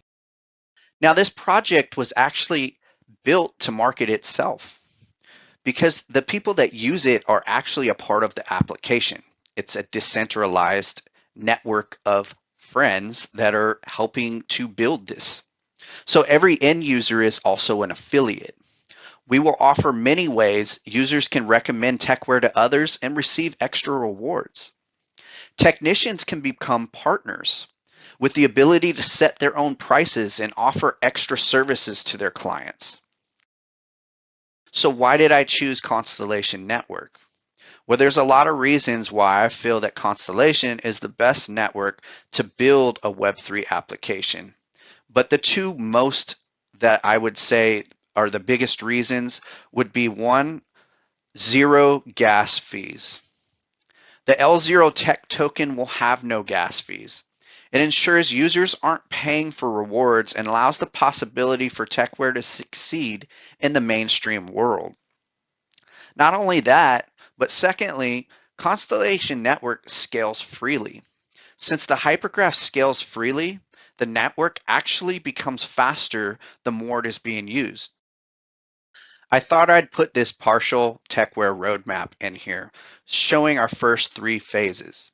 Our white paper is going to map out much more phases, but as you can see, our roadmap is pretty intense and we have a lot of little details in there.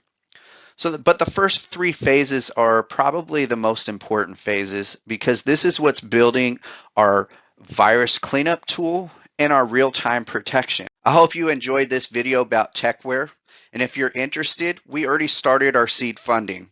For more details, search for us on chainraise.io.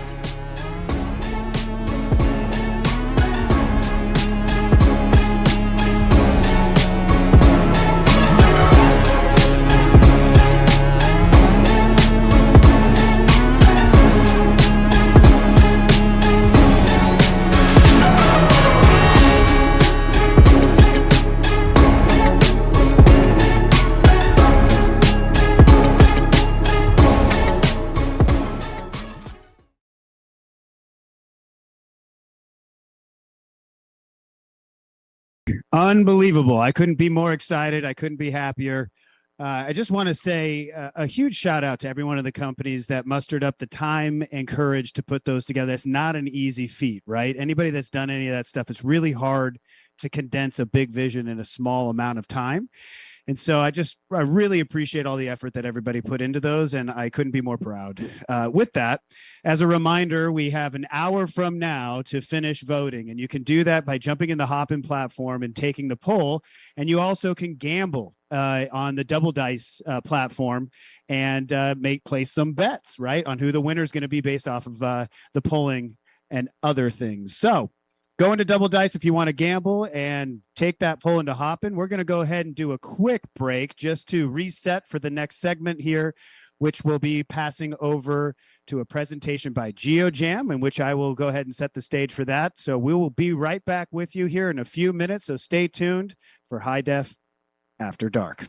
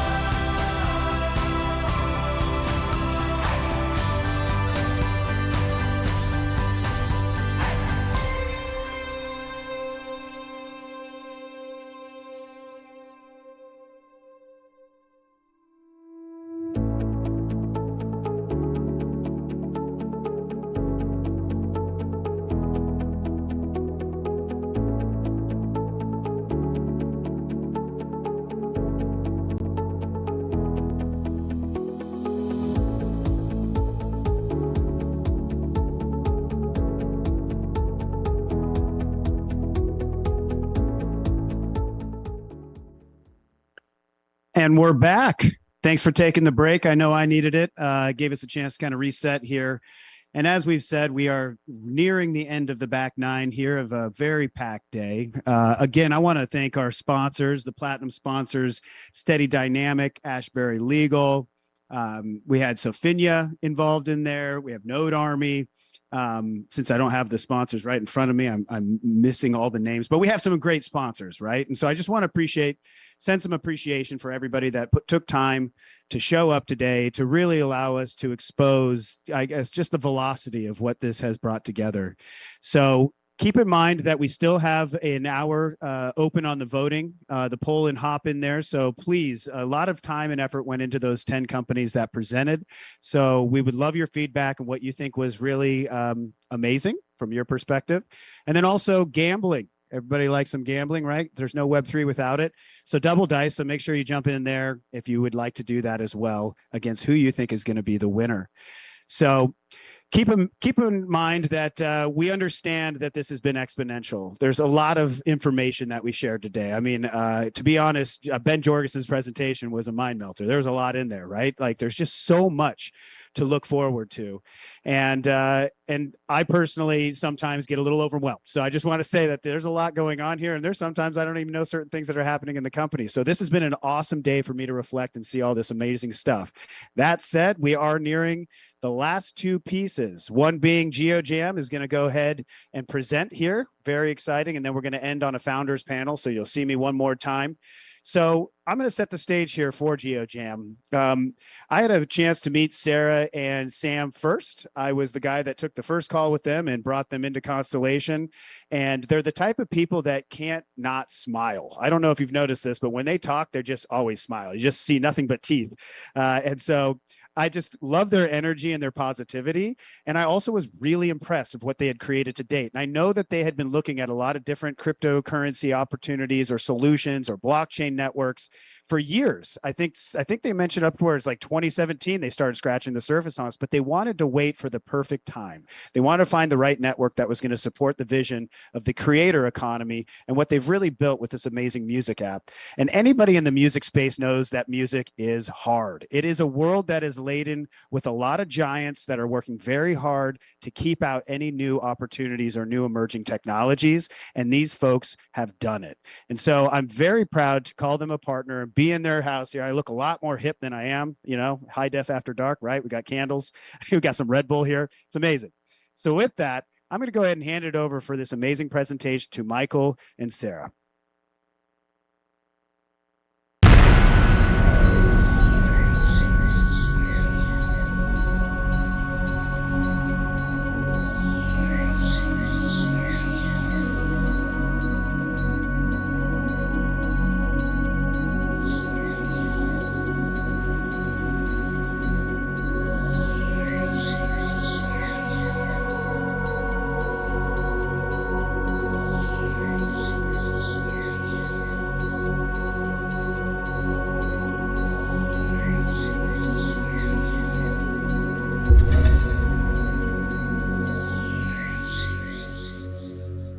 Geojam makes it easy to start, grow, fund, and discover the best communities in the world. Geojam is where we work and build our passion, but it's also our community. Here at Geojam, the power of community inspires us, and we want to inspire communities. At Geojam, we're passionate about rewarding dedicated individuals and communities with once-in-a-lifetime experiences. More than once in a lifetime. What I love most about working at Geojam is having the ability to do what I love every single day and working with incredible people. We are building a product that's going to change the world, and we can't wait to share it with all of you. A one-stop shop for fans to create a community around their favorite artists, movies, TV shows, just things that they're passionate about, people they're passionate about. We're going to have moments, darling, moments only.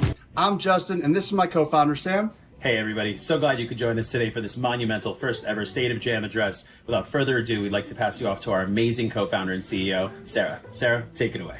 Hello, good morning or good evening, no matter where in this world you are watching from. It is my pleasure to welcome you to Geojam's first annual State of Jam. And like Mariah said, we are going to have moments. I have to say, this feels quite monumental.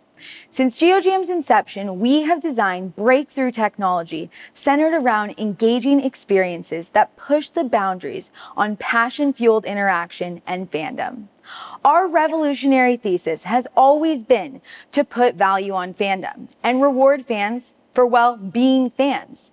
Their loyalty, dedication, word of mouth, and impactful promotional efforts are of utmost value not only to the artist and influencer, but to the community that supports them.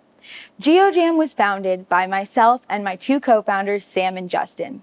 As serendipitous as it sounds, we all met at music festivals, brought together by our love for music and our shared interest in innovation in the entertainment industry.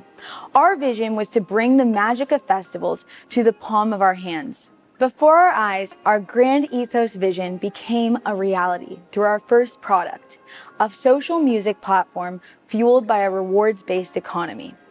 Rewards were powered by Jam Points. Our incredibly innovative platform quickly became trusted by world-class celebrities, artists, and thousands of their fans. People love Geojam, and we keep making it more powerful. To create an experience like no other with valuable utility, we decided to jump towards the blockchain, a natural and, must I say, planned move that we intended to make since our inception. So we went on a journey to bring together our users and collaborate on the future of Geojam. Here we were thinking through the mechanics of Geojam's vast ecosystem and how we would merge our two worlds, Web3 and the mainstream. And it hit us. What sets us apart is that our users are the engine creating Geojam, and the fuel is the utility stored in the Jam token. We've designed and built a one-of-a-kind product with the community in mind. You are Geojam. Community is number one, and if you are watching today, we want to thank you for your continued support. And if you are new here, welcome home. At Geojam, we are here to empower the world to experience moments together. We cannot wait to introduce you to a new product that will redefine what social media can do for you. I have to admit, it's pretty cool. Check out a sneak peek of Geojam 2.0. We are all creators, but what about creating together? Introducing Geojam, the community-first social media platform that makes it fun to create and experience moments together with the world. Geojam gives you and your tribe the tools to band together and unleash your creativity through fun polls, proposals, and competitions. Awesome, right? When communities make decisions, check out what happens. What are the skateboarders doing? Are they one-upping each other to meet Nyjah? Sick. That bachelorette party is getting wild. Wait, was that a fan flying on a private jet with Mariah Carey?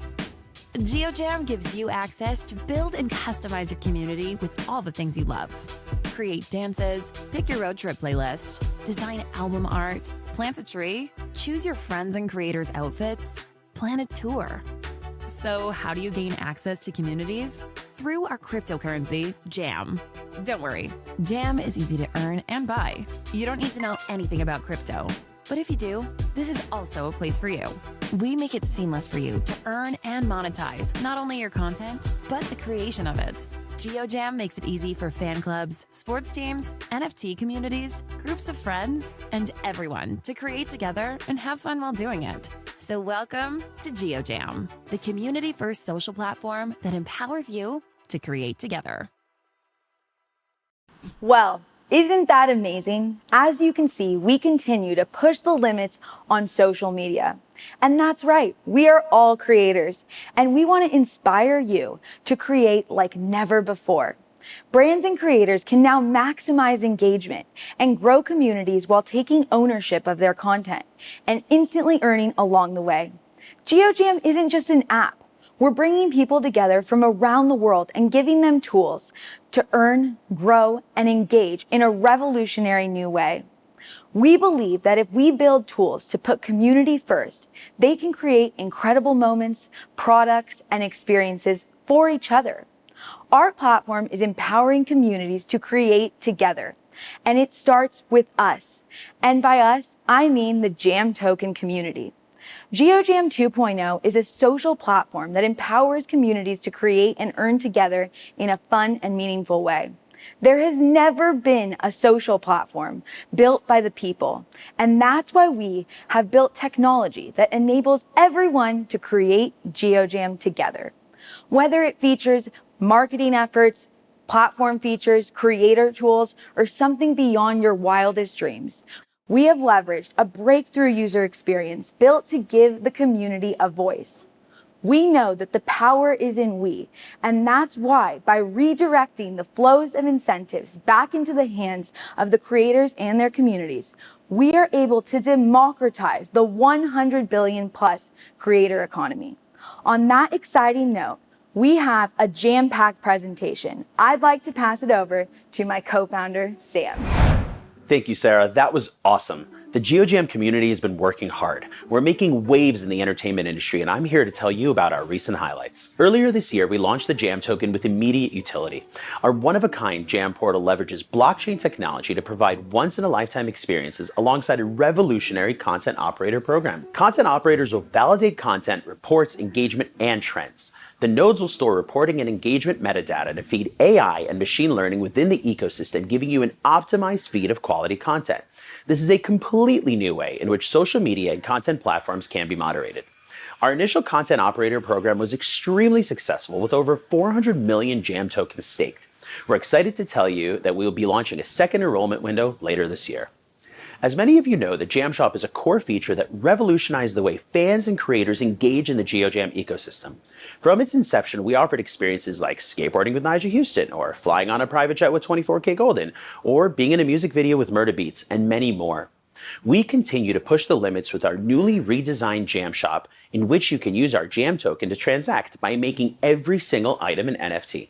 Geojam has been leading the effort to create these once-in-a-lifetime experiences, and we're excited to give our community ownership.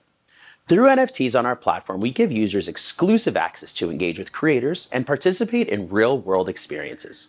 NFTs allow us to be able to bring ownership back into the hands of our users and creators. Most recently, Mariah Carey minted and sold her first ever NFT for over 7 million Jam. The holders of the one-of-one NFT got to fly on a private jet with Mariah and attend her Songwriters Hall of Fame induction ceremony. How cool is that? But wait, there's more. The Jam Shop has an incredibly impactful mission to bring charitable actions to life. The Mariah NFT donated tens of thousands of dollars to amazing charities. Creators not only can use the Jam Shop for monetization, but also for charitable efforts. Now, we're not only offering NFTs for our creators, but also to brands that are looking to grow and expand their communities. Geojam is a one-stop shop where all brands and creators can build partnerships and activations that directly impact their community. Now, I would like to introduce you to Eli, our head of business development, to talk about one of our biggest activations of the year.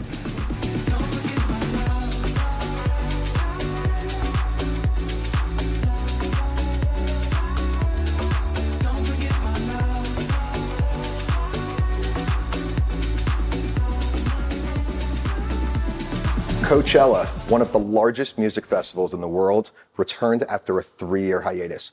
Geojam took over the desert for one of the biggest activations of the year, Jamchella. Some of our partners like Nigel Houston, Lauren Gray, among others, came out to celebrate and brought their A-game. This is just the beginning of a tradition that will last for years to come.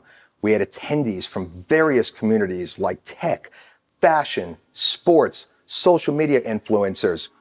Join us as we strengthened our brand and showcased what's to come. This allowed us to onboard more than 2,000 creators to our platform as launch partners who will be engaging with our users on a daily basis. Our community was even able to gain access to the event and Coachella through our exclusive Jamchella NFT collection.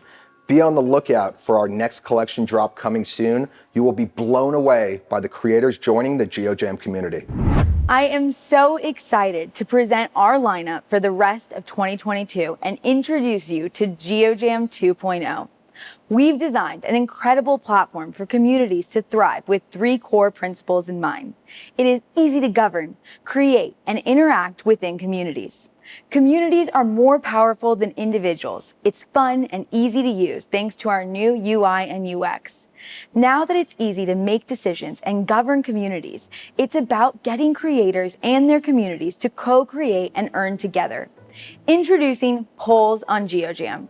Geojam polls are a fun, transparent way to awaken creativity and inspire decision making.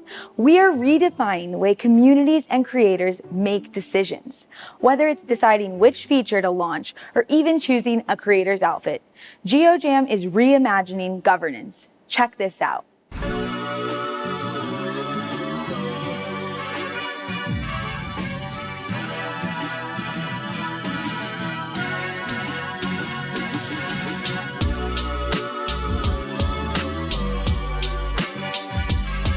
Dance off alert. We want you guys to decide who the best dancer in our family is. Definitely not me.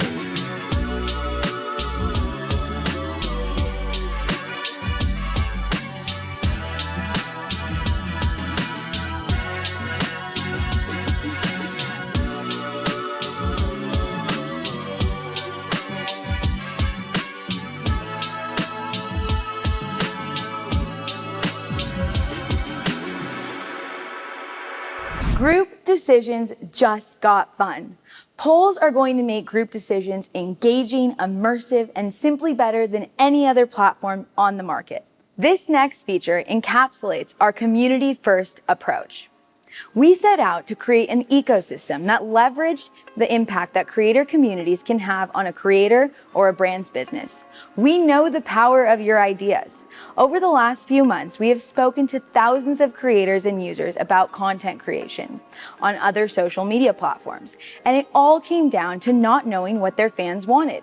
Geojam proposals are a new phenomenon in data collection that empower creators and their fans to create together and reach new audiences. What it all breaks down to is that Geojam is the only platform that is focused on monetizing and sharing not only content, but the creation of it. Here's a quick and silly introduction to proposals.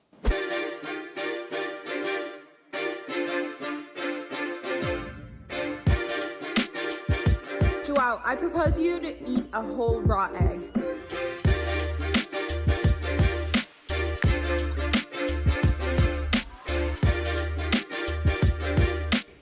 Let's do it.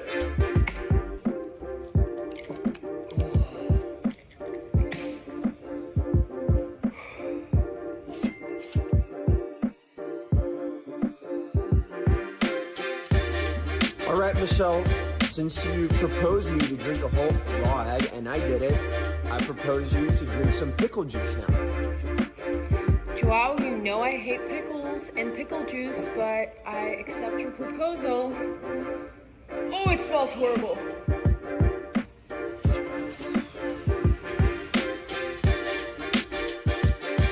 Hey, Murda Beats, I think you should make a collab with Anita.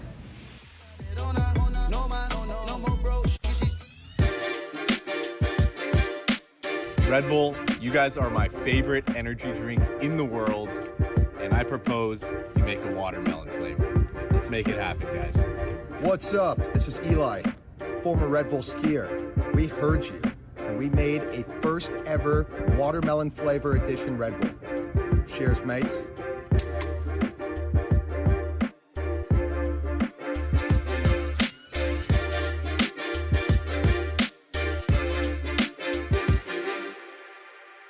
No more guessing. Geojam is a place where your ideas can come to life and be heard and rallied around through pooling together Jam tokens. When fans pool Jam tokens together, creators can accept and upload proof.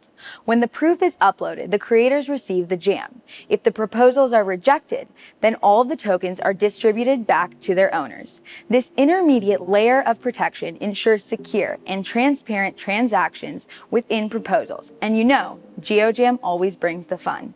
Gamification and competitions have always been a key feature on the Geojam platform. We've used competitions since the very beginning to create mutually beneficial relationships and exchanges between creators and their communities.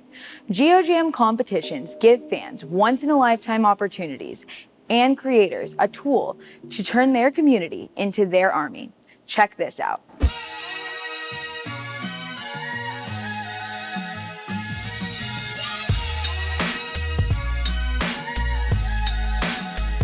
All right, guys, What song should I sing tonight at karaoke? Drop your suggestions so I can embarrass myself.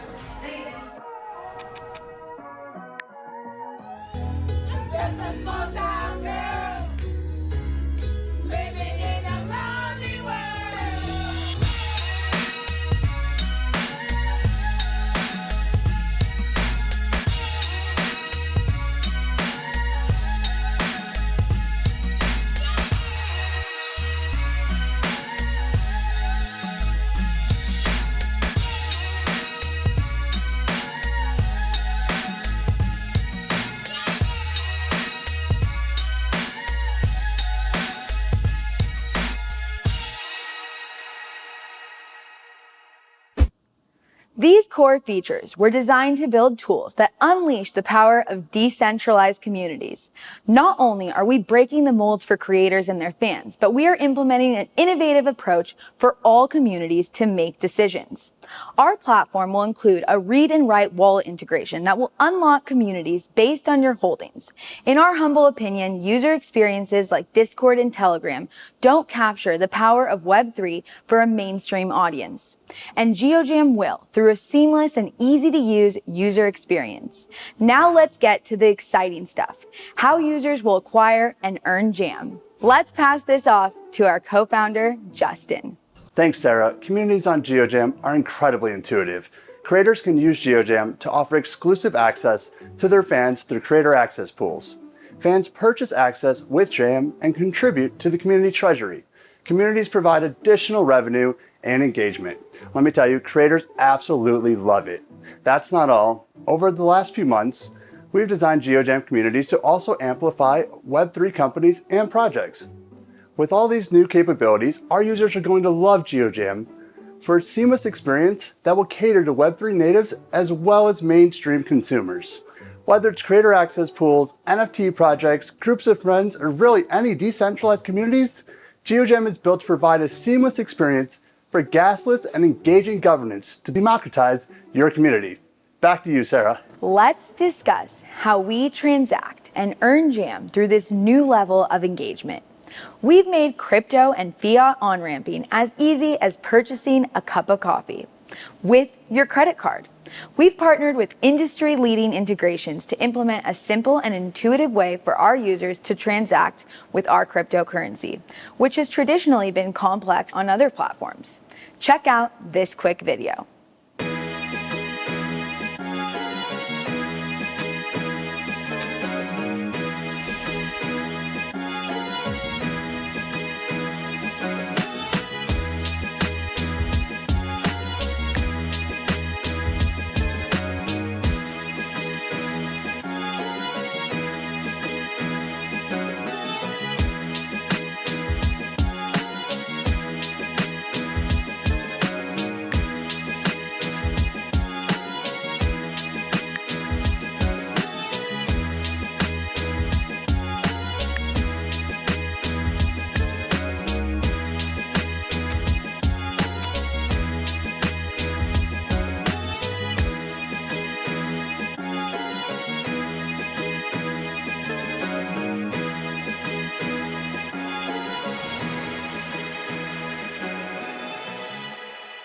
Creators and users also earn Jam by participating with their favorite communities, with their favorite creators and brands.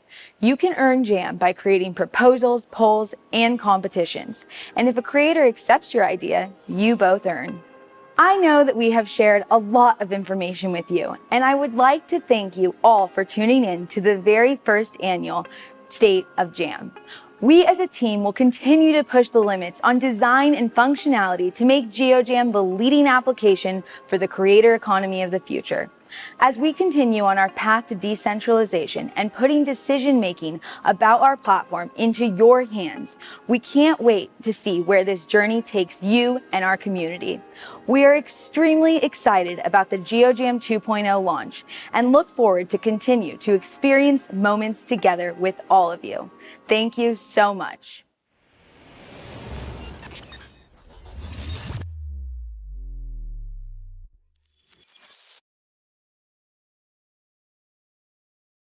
Extremely excited about the Geojam 2.0 launch and look forward to continue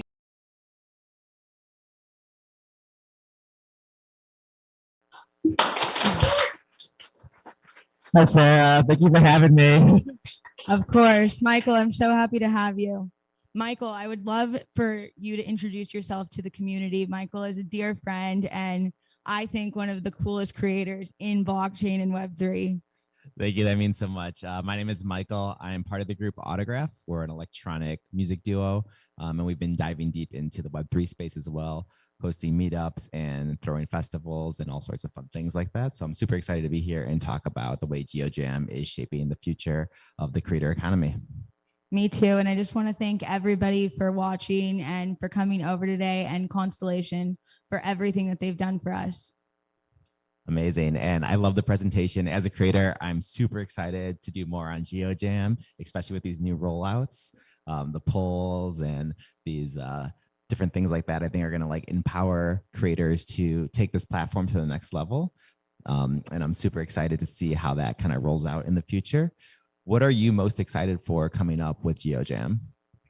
I'm so excited for our community to actually be able to use it and transact with Jam, and for everybody to just be able to test it and give all their feedback, as well as just propose new ideas and features that we should start implementing. And from the time that we launch this new platform to the future, it's going to be all built by the people. And that's really what's unique about it, is that proposals allow everyone to start building on top of Geojam, and we're just giving them the foundation to build the ultimate social platform.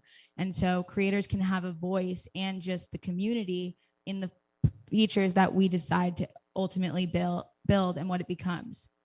And we're so excited for this next rollout. As a musician or creator right now, what can we do to start getting involved or getting prepared for this rollout? Yeah, of course. So our Geojam Backstage pass holders are going to be the first people that are welcome to the Geojam platform into our beta. And that will be very, very soon. And then from there, we'll start to open it up more and more to our community members. And then we'll have a public launch. But right now you can sign up for early access on our website, and you can join our Telegram for more information and to keep up to date with the community. I can't wait. I cannot wait for this.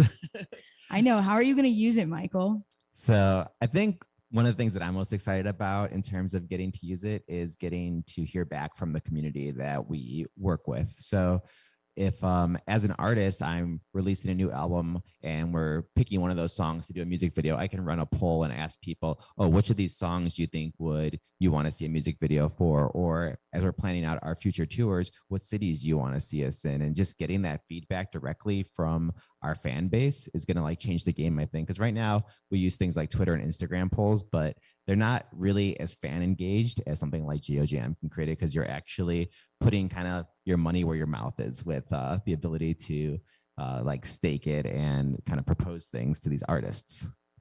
Yeah, I couldn't agree with you more. I think the difference between us is that we have a partner like Constellation that allows us to make these polls and proposals actually on chain. And that's incredibly unique. And that's really what sets us apart compared to other social platforms, is our partnership with Constellation.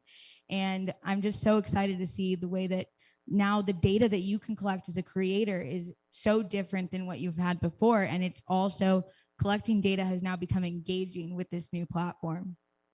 Yeah, and one of the things I thought that was really interesting in the presentation was kind of this talk about using AI to curate a feed. How is that going to be working for the user experience? Of course. So our content operators they stake Jam to become a content operator, and the content operator nodes, at first they're simply validating content on the platform. So that if there's any reports or anything like that, we wanted to make sure that that was actually decentralized in itself. We don't want to be the ones saying, let's remove this from the feed, it's inappropriate. We wanted to decentralize content moderation. But as these nodes become smarter, they're collecting more data, and then that's going to be able to curate your feed as well. Because as we all know, your feed on Instagram, it gets totally bugged up with all these things that you don't even want to see. And so we want to decentralize the actual discovery of the content on your feed as well. And how can someone get involved to be like a node operator if they wanted to do that? Of course. So we're going to have a second enrollment period probably next month. And we're really excited about that to continue to get more content operators. And there's going to obviously be a lot of content to moderate as we grow. So we'll have more and more enrollment periods. And can you share with us any of the exciting artists that are going to be on board coming forward, or any experiences that we should look out for in the coming months? I know Jamcella happened. I kind of saw that that's maybe planned next year. Is that going to be something that's going to happen every year? Of course, Jamcella will be something that we will always do. So we have a lot of creators that have already signed up as launch partners, and that's the first people when the Geojam Backstage pass holders get in. The creators that will also be testing, and they're going to help everyone in the community along with the creators. Will all start building together, testing, making sure that everything's secure and bugs and everything like that. And any improvements that we should make, everyone will get to be a part of it. And we really want the creators to be a part of that process so that when we officially launch, it's a big, big splash and we've done all the testing necessary. But the creators that are joining the platform, you guys will all see very soon. But we also have been doing creator events here. That's a part of the reason that we have the Jam House. This week, we had people with 10 million plus on TikTok. And so we have a really big emphasis on TikTok because we're really trying to make Geojam mainstream. And that really comes down to the users on TikTok and Gen Z and millennials. And so the creators are very focused on that demographic. Yeah. So with Web3 being such kind of like this word that's being thrown around a lot, I think Geojam is gonna be able to bridge that between like kind of like your normal users and this like very like crypto Web3 native user. I saw with like the on-ramping of being able to use your credit card to buy Jam tokens and having to be all in app and things like that. What other ways are you looking to kind of like bridge that gap? Of course. I think the number one thing for us was to make sure that people could buy Jam in app with their credit card. That was incredibly, my team would say that's the most important thing. I said, we are not launching until that's done. So that was a big one. But then also just being able to transact in every shape or way through proposals, through voting, and start to educate people as they join different communities. Like if you're in maybe the Web3 NFT community, you're obviously going to learn more about Web3. And so that optimized feed of learning about Web3 will be really fun and engaging because we want to educate people through really fun, clean user experience. And we think we'll be able to do that. And our partners like Constellation and you guys will be able to be a huge part of that in the content that you create on Geojam. And as we all know, community is key with anything. And one of the things you brought up is how this is going to differ and build community stronger than Discord or Telegram. What things are going to be a little bit different that are going to allow that to happen? Yeah, so number one, as we started to build Geojam, we realized that if it works for Geojam for governance, and it could work for any Web3 community. And so when you use the platform, you'll be able to connect your wallet. And let's say that you have like a Bored Ape there. It'll take you directly to the Bored Ape community. It will unlock, very similar to something like Discord, but the user experience is clean and not clunky. And we're really trying to just make it super optimized because if you go to any of these big conferences, that's been one of the biggest concerns is just how clunky it really is. And we think that what we're building is way cleaner and people will be able to engage more with Web3. So no matter what type of decentralized community you are, you can come and use Geojam and start engaging and governing straight on the platform. And eventually, will anyone be allowed to like create community groups on the platform? Starting day one, you'll be able to create your own community. Super excited for that. Yes. Well, thank you so much, Michael, for coming. And I'm so excited that we had a creator here to join the event. Definitely check Michael out. Where should the people get in touch with you? Yeah, you can check me out. It's at Autograph Music, autograph spelled with an F at the end. So yeah, I was so excited to be here. And maybe I'll be DJing a little bit later. So stick around. Yes. All right. I'd like to pass it back to Andrea. Thank you, everyone.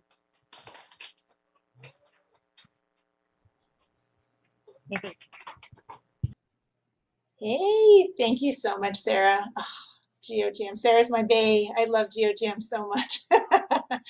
Really, they're a fantastic project with an excellent team. And I know they're going to continue doing great things. So keep an eye on Geojam. Okay, so thanks for sticking with us so far, you guys. We've had a lot of great discussions today. And I am also so happy. I mean, we've really had great discussions, great chats, lots of social media response, and we have over 1,600 people have registered for this event, and 1,200 have actually shown up. You guys have, come here and joined us on a Saturday in August, which is excellent. So thank you so much. Now, I want to let you know that the polling for the best pitch will continue for about another hour-ish. Oh, no. Pretty soon it's going to close. I'm sorry. So get your vote in. is it's going to close before the founders panel, because during the founders panel, we will announce the winner of the pitch contest. Okay. And guess what time it is? It's time for the second round of prizes. So anyone who's logged in today qualifies to receive one of these prizes, as long as you're not a Constellation employee. Sorry, guys. Okay. We once again have the 3 prizes that we're going to give away. We've got 1500 LTX, which is fantastic, 25,000 DAG, which is even fantasticer, and the 1 DTM. And once again, the DTM is our door traffic miner. It's the hardware data miner and validation node on our network, valued at $5,500, and you earn daily DAG rewards and qualify and can participate in data bounties.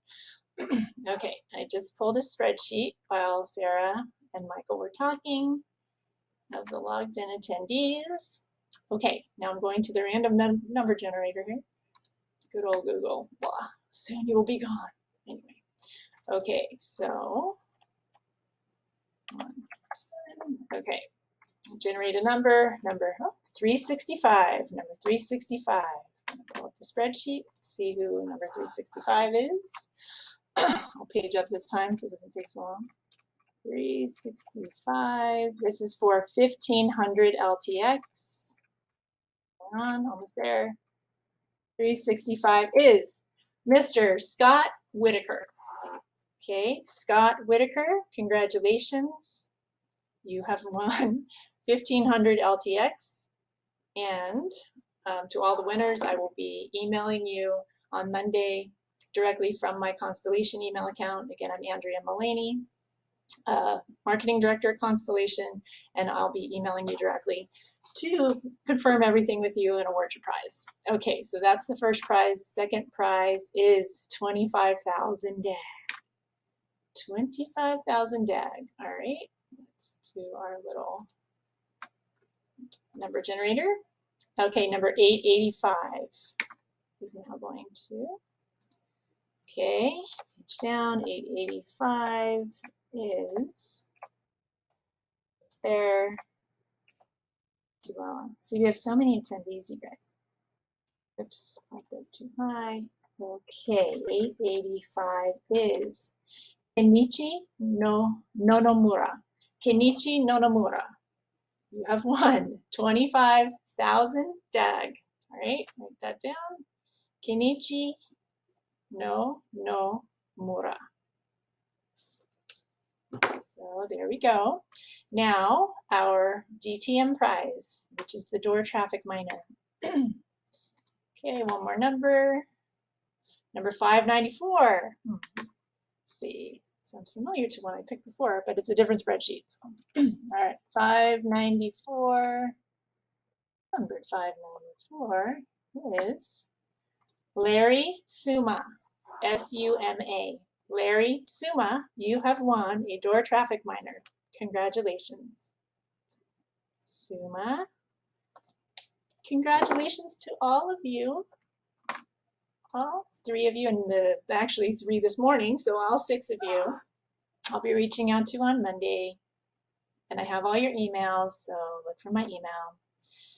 Okay, now up next, we have our 5 co-founders are all getting together and presenting a panel. It'll be our closing panel discussion for the day. And after this, we're having, there'll be a mixer at Geojam at their house in LA. It's okay, I'm in Texas, super exciting, my house. Anyway, so we're getting prepared for the panel with our Fab 5 founders. We've got Ben Jorgensen, Benjamin Diggles, Matthias Goldman, Altif Brown, who's our head of community. Haven't seen him yet today, but he helped me to, well, he actually is the main organizer of this event, and I helped. So it was a lot of work, but it was worth it. I think it's been a great day. And last but not least, we also have Wyatt Meldman Flock. All right, so take it away, guys. Hope everybody's ready.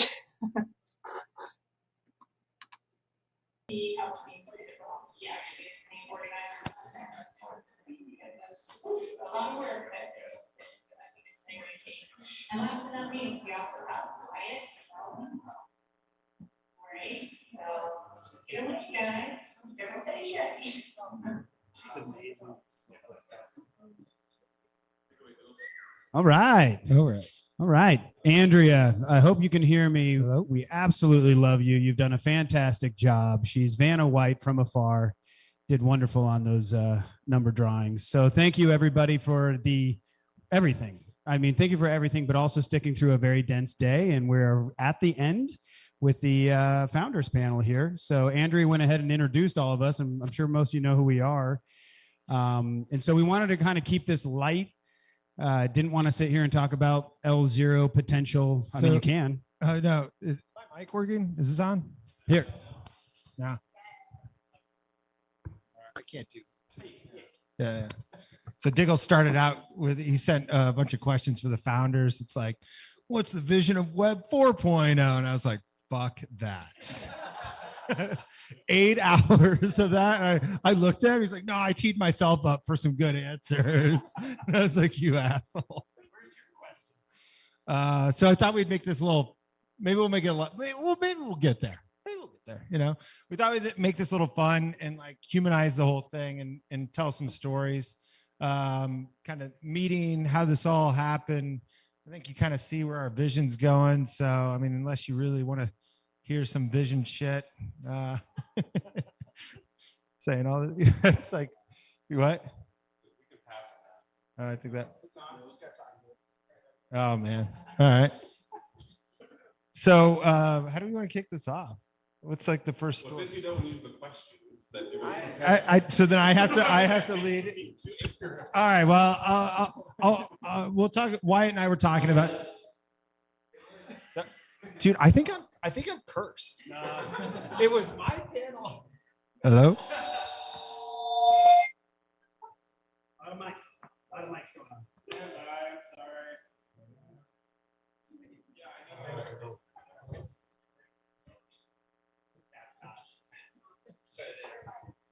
Hello. Hello. Why don't we just do one mic?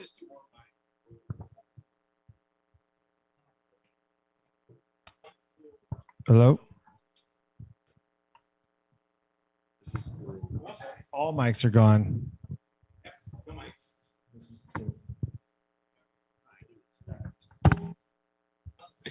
All right, let's see.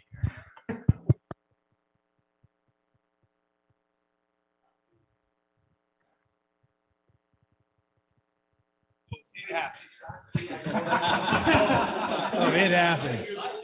Yeah. Okay. Test 1, 2. We are back.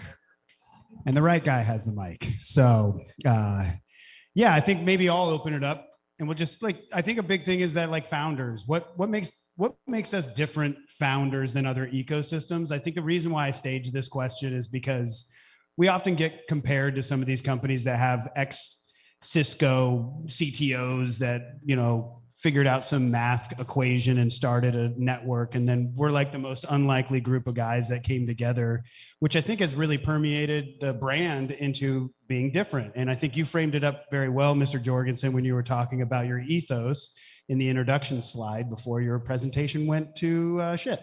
So maybe we can start there about how we're different. I mean, because it hasn't always been peachy. And that was one of the things that we said, let's not talk about how we've had founder disputes in the past, which is a very healthy, normal thing. But I think the wonderful thing is that we also have had many founder resolutions to figure out problems and bind together in a unified vision. So maybe we just go down and talk a little bit about that, about why you feel that we, as kind of a band of brothers, represent a little bit of a different energy in this industry. Do you want to start, Matthias? Oh, yeah.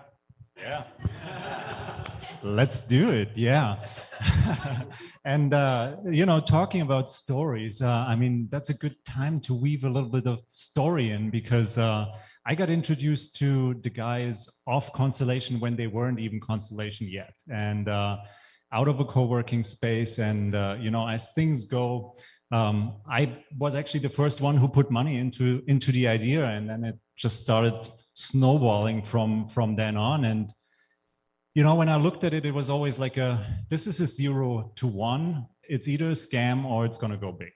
so that was kind of like, you know, the bet if you look at it and evaluate it. And I'm sure there's a lot of people, you know, that didn't understand what we were doing. And they was like, is this a scam? Hey, well, what's going on here? What's going on here? You know, this is what we got a lot in the early years. And then so coming back to your question is, so what does that make special, and what did it make special and still does is the team. And you're right, we're not the ex-Cisco team. We even though we do have labels, Oracle, European Central Bank, you know, there's NASA, you know, we can front those labels if we want to, but as characters, as people, we're different, and we all have a very specific strong suit. And the combination of those strong suits is what I find makes us unique. And that kind of like is created a balance that I believe creates a team. I always say it's like a SWAT team. You know, everybody has their role, everybody has a functionality in their strong suit, and the combination of the pieces, the team is what makes it. And I don't say that as a Silicon Valley, blah, blah, blah, you know, what they say, the team. No, I actually mean that. And I've experienced it, and I lived through it, and it's fun. And so, yeah, other than that, I'd love to hear what everybody else thinks, but yeah.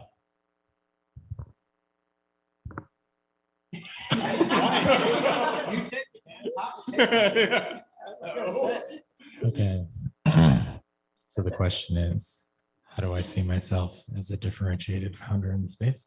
How this founding team is different. Or the founders found. Well, founding team is different. There we go.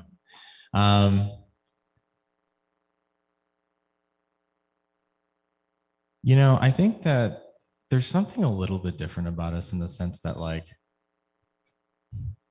I feel like throughout it all, I just feel like there's some at least genuine sense of authenticity to us and our real beings. I think at some point things go a certain route where you kind of go like the flow of your space, or, you know, the companies you're partnered with, investors, et cetera. And I just really think that, like, it's kind of been our own dance. Yeah, so also what I think what differentiates us, we know a bunch of founders in the space, and so it's not to say anything, you know, negative about them, is I think we are completely 100% okay with changing direction if we feel like it misaligns with who we are. We're like, you know what, there's money over there, but that's not the money we want. You know, and so some people will just try to chase dollar signs, and we're just like, yeah, gotta speak louder than that, because dollar signs are not gonna cut it with these boys. So I think that is a strong differentiator. Yeah, I'll jump in there. It's been wild working with you guys, man. You guys are a trip. And I'm no easy person. Like, you know, I think maybe you've all seen today is like how banded we are on our vision. We haven't seen each other in months. We don't always talk all the time. And it's amazing how we can all come together and share like a common vision, because we know we have true integrity on where we're going. Behind the scenes, I'm not going to lie to you, like we fight like brothers, and we do it all the time, and we come together and we're all in alignment, and we've been doing that for 4 years. So like things aren't changing. And I think that's the authenticity that Wyatt's talking about, and holding each other accountable has been our big thing. Like we hold each other accountable. It's not fun. If you heard some of our phone call, man, it takes some super self-actualization to go through what we've gone through. And there's a lot behind the scenes you don't all see, and building a protocol when people see so much value that's coming out of that every day. Yeah, I just like, you know, one of the things that I'm so proud of is that we haven't had to compromise who we are.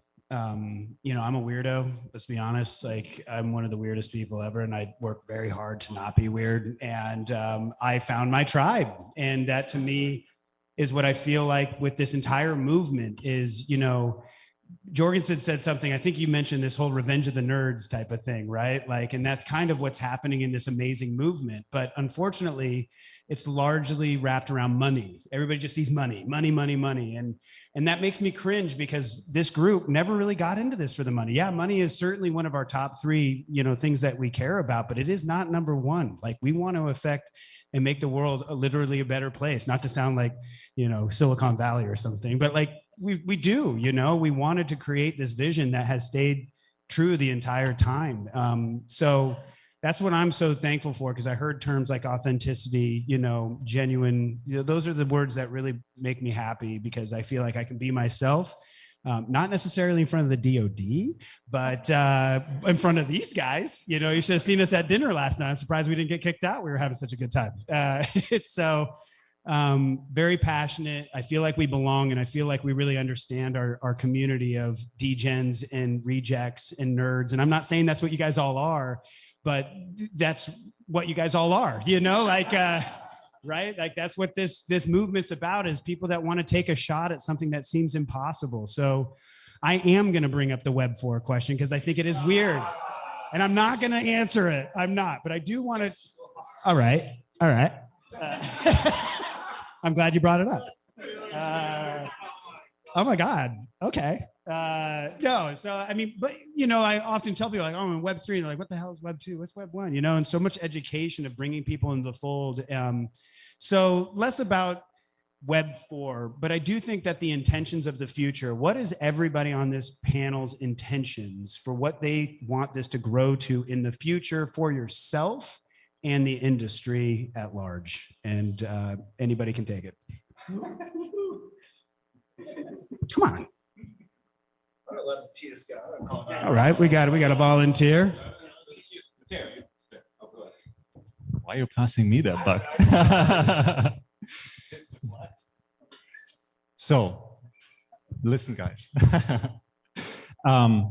Web4 is yesteryear, Diggles. Jack Dorsey's already at Web5. Okay, so let's start there. Anyway, I mean, where do I see this going? I mean, like I said in one of my earlier remarks, I mean, this is the DEFCON 0 moment of DAG, and so there's a big future ahead, and I wouldn't even coin it around the term WebX, I don't care. These are just terms, marketing terms, to pretend that somebody understands something and people can pour money into it. But in terms talking to effects, what do we want to affect? And we came to do something better, to do something different. And I do believe we can do that. We are about to do that. We have shown you today how many people are building with us, and that is the building of that wave. And that's exciting. So being at that entry level, I think we can do things different, and that's just purely exciting. Whatever you want all this to go to, right? All right, so we did talk about this a little bit, and so part of building a infinitely scalable and feeless protocol is that people can build whatever they want, whenever they want, however they want on it, right? And it allows, in the broader cryptocurrency space, then allows people from all over the globe to invest in what they want, how they want, however much they want, right? And so I think that Constellation, or HTTP more broadly, is poised to create a truly open network that is a full expression of democracy and fair trade and the free market. Now, beyond capitalist buzzwords, it also is the potential for marginalized communities to fold back into the global conversation and truly rebalance power with economics. And so that is what I'm the most hopeful for us to deliver to the world.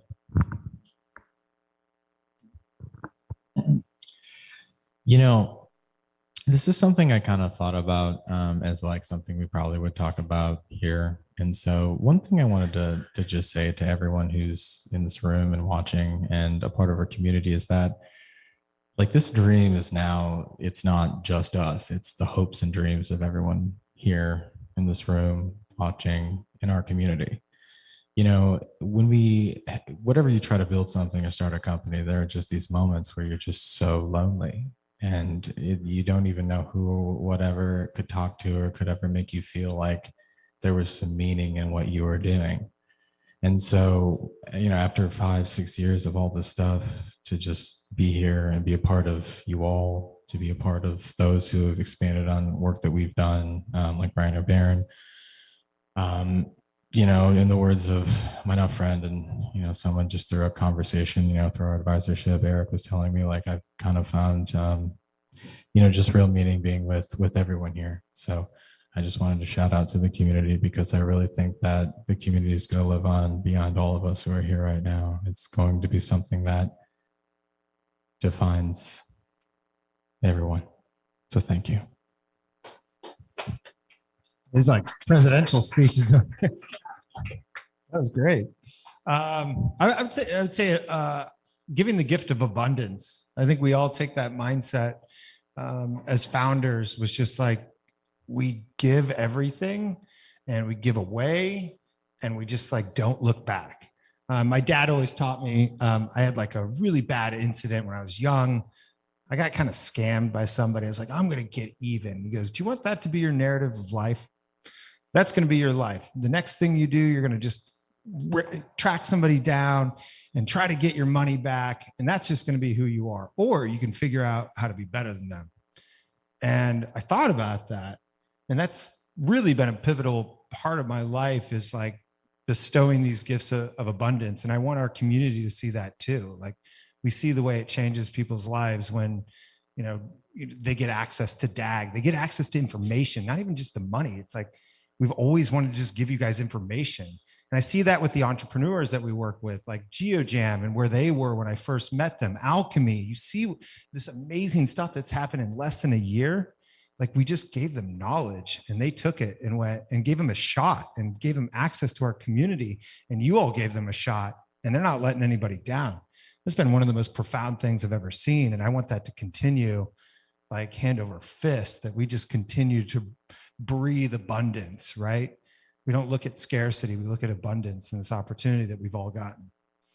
So on that note, wait, before you go into Web 4 shit, we already did that. Oh, that's not Web 4. I guess maybe that's like chaos magic right there, the abundance stuff.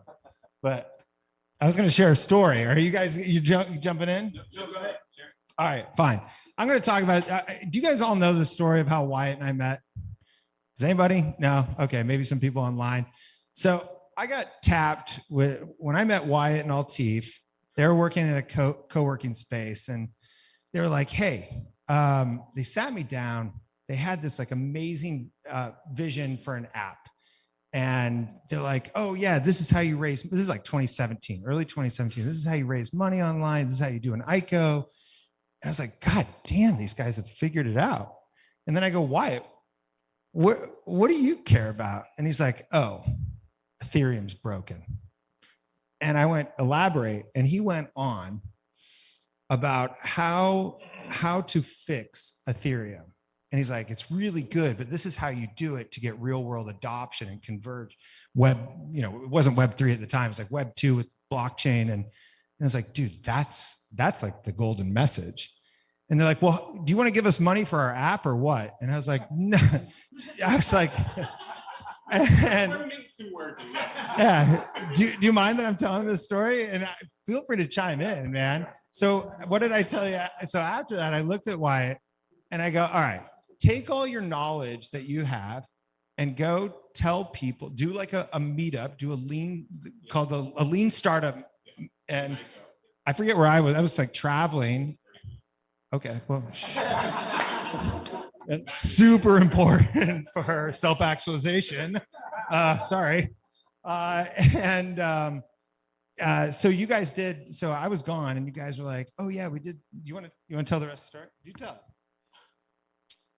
So that was great. And it was a very great job. A couple things. One, we were at the Battery. I met you there. We were working, Altif and I, and a few other folks. Can I do shout outs? Just names. I don't know. All right. Anyway, so we're there and I was talking about that. Yeah. anyway, Ben gave us this tagline, which was like, okay, so, you know, I've exited, I did a company, I sold it, blah, blah, blah. And, you know, we're talking to this to be like an advisor, right? So he gave us this line, which was, eat your own dog food.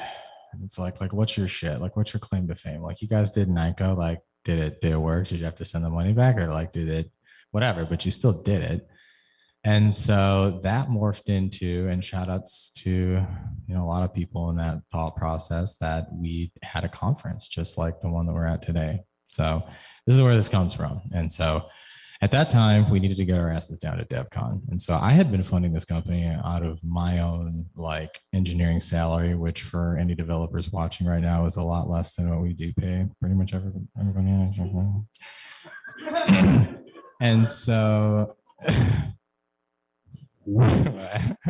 and so put some shit out there, and folks showed up, and it was so funny because it wasn't like we thought we were fakes. We were like, oh my god, like this is like a failure, but it wasn't. It was like people really needed this knowledge in order to get on with their life. They didn't need to hear it from fucking Filecoin. They needed to hear it from Joe Schmo, who's had those pro bono calls with Ashbury Legal, who is our guardian angel, just name drop. And so yeah, that was it. We got the money, we got to DevCon. Matthias, I think, dropped his first pennies in there, met some other German dudes, and it was a snowball. And then I remember Ben came in. It was like December, it was before Christmas. It was like this whole kind of Christmas vibe. He had boxing gloves because he was doing like it was like some kind of boxing class, but it was near that climbing gym. And then yeah, over by that brewery in the Mission. Anyway, you can find it. And yeah, and that's when the whole thing, Ben was there, Ben joined, and that was the story.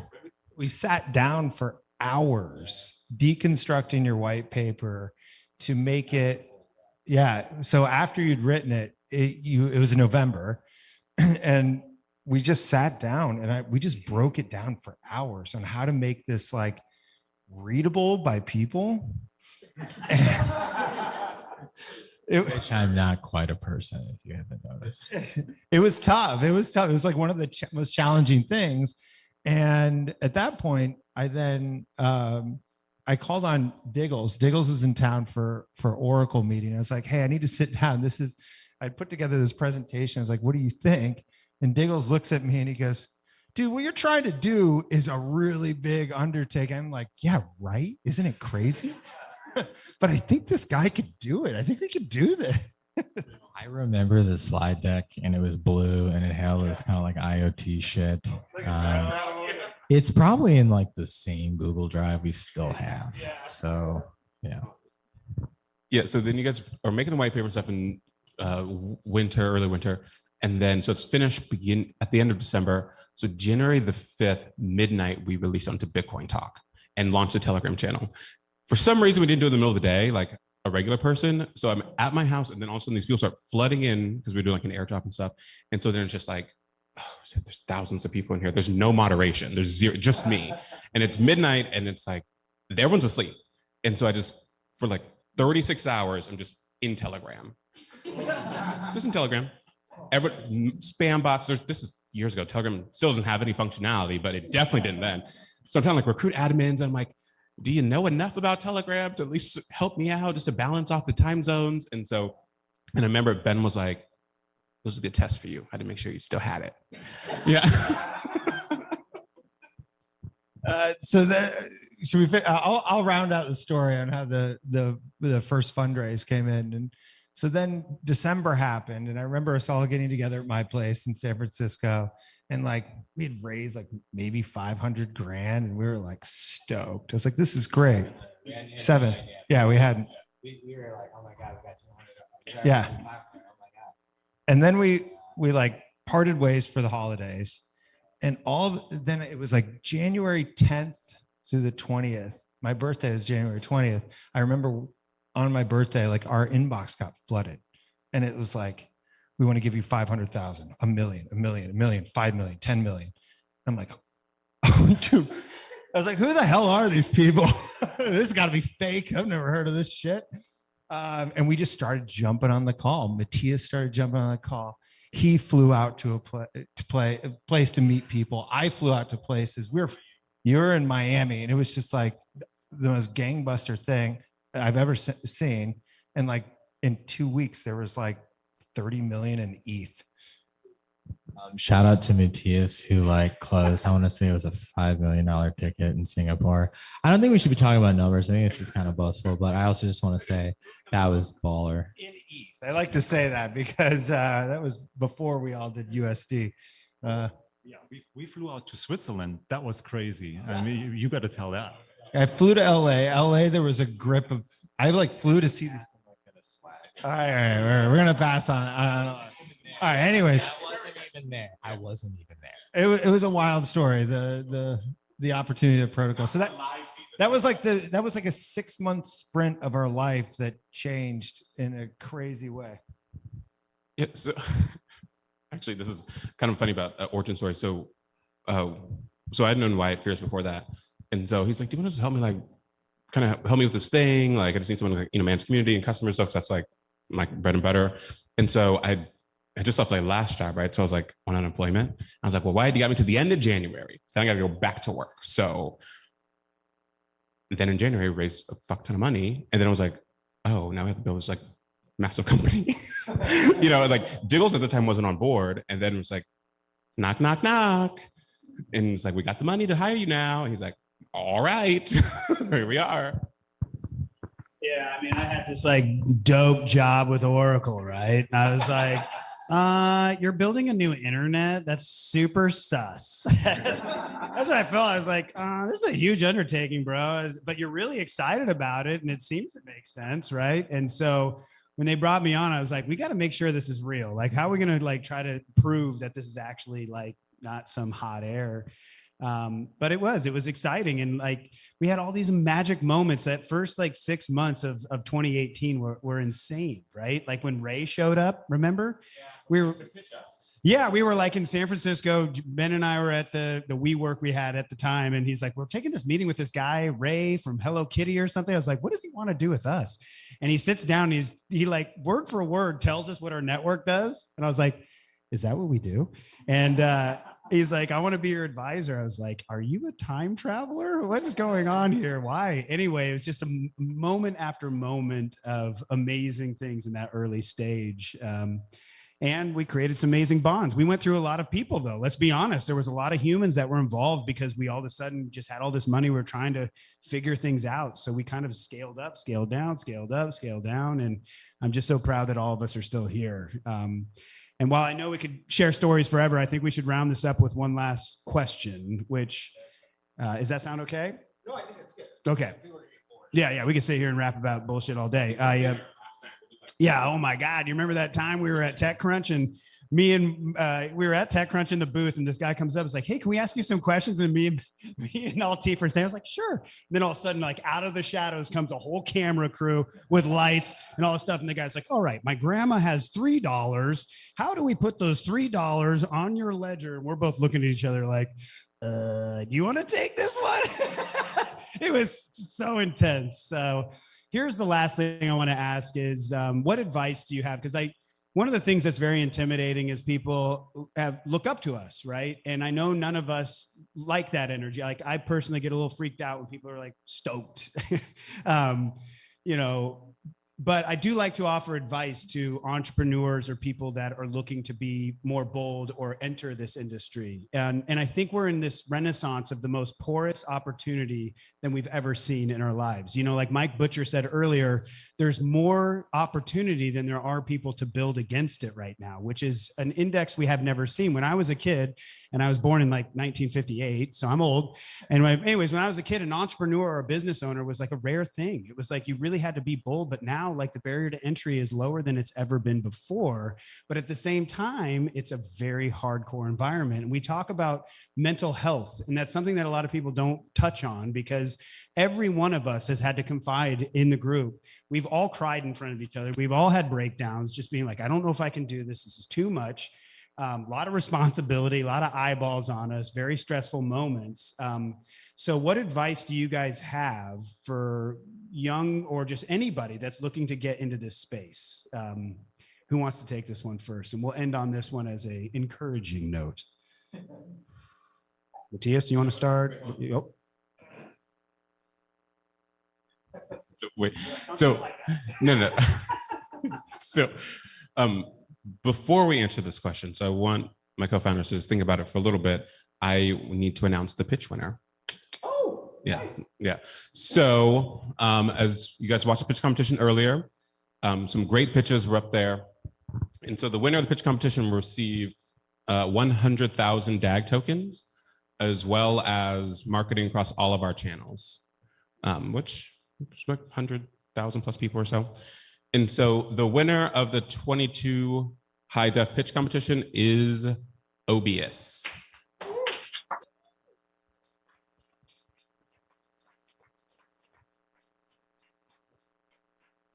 Good. And then so second was Concord and third was Cyberlead.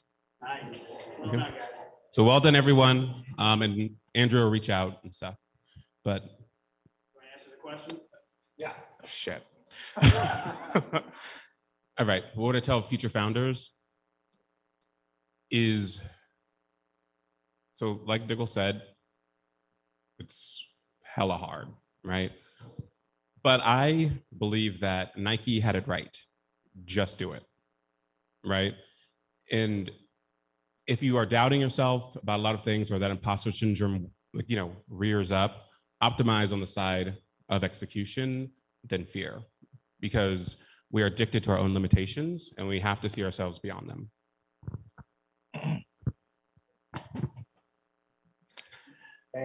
Yeah, really. You can take a round. I want to take a round. Okay.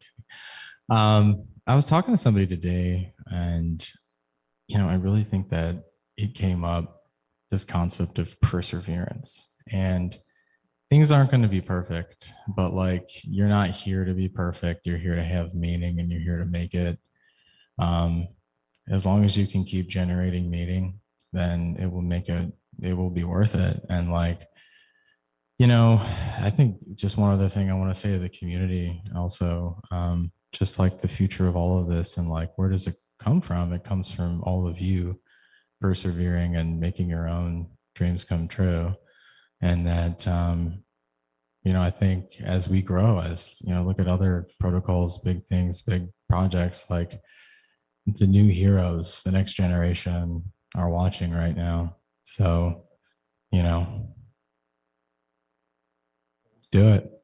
You guys are so aspirational. I was going to be like tactical. I'm like, step one, get a therapist. And I said this earlier, get 3 if you're me. I call them executive coaches in my calendar that this companies can see. Step number 2, if you want a tactical thing, read about DeFi. That panel that you heard today in DeFi, like, that's the future. If you start understanding that, that reminds me of 2017, like learning about all the different currencies, how it moves, how money moves. Like, that's going to put you on an edge. And then on the personal level, I don't know, believe in yourself, man. I've doubled down, tripled down on myself. And like that tends to be my game. And I'm like, I know what I know. And not everybody's going to believe in you, and they're going to try to make sure you don't believe in yourself. But I know that sounds so cliche, but it's like, seriously, just double down, right? Yeah. Very inspiring. I love all of it. I love all of it. No, I mean, I really like it. And to add to that is, and in a more generalized sense, less tactical, follow your interest. So interest leads energy and attention. So whatever you're interested in, it could be DeFi, could be finance, could be crypto, could be anything else. But my true core belief is interest leads attention and energy. And if you let that energy out enough, some opportunity will emerge, because you'll immerse yourself in that topic, in that whatever it is. And in that very malleable reality concept we're living in, once you place your energy, doors will open, and you just need to do that long enough to be successful. So follow your interest. All right, I'll wrap it up. I'll bring us home. I love all these answers. I think they're phenomenal, right? And it's, you know, people ask me like what my superpower is if I had one, and it's relationships. And not to get too, you know, into mysticism here, but I believe that God is decentralized and that all of us are nodes on a larger network, and that we are building reputation, and that comes through relationships, right? Like I could go off on this because I just have a lot of, it's a very strong thing, right? If you're running towards something, you're going to see more fruit than if you're running away from something. And I see right now that there's this huge opportunity where people are being opportunists, being like, oh, this is the new gold rush. I'm going to make some of that internet money. I'm going to get rich quick, which is really them running away from a lifestyle or something that they are unhappy with. So I really want to dovetail on what Matthias was saying here, which is how do you get your light to burn brighter and find that excitement? I say it on calls all the time. Excitement is the ticket to the dance. If you're not excited, this isn't going to work. You have to see beyond yourself and really believe in something. And we can sniff a million times in a room being somebody like just another opportunistic that's just trying to get in on this versus them really bleeding this and believing in it. And that's what I love about this team, is that we are all authentically into this, and we are relentlessly going to do whatever it takes to keep on pushing this forward, unless there's some weird meteor attack or something. But we're here for this, folks. And so I encourage all of you to take some time to talk to these folks later today, unless you guys don't want to talk about anything. And I really want to send it off by thanking everybody for making our first HyDef conference a smash success. AV team was amazing. You guys did great. This was a lot. We love you guys. We know it was a lot. You know, we were doing all sorts of stuff. To Geojam, to the community. Thank you, everybody. And that's the end of show.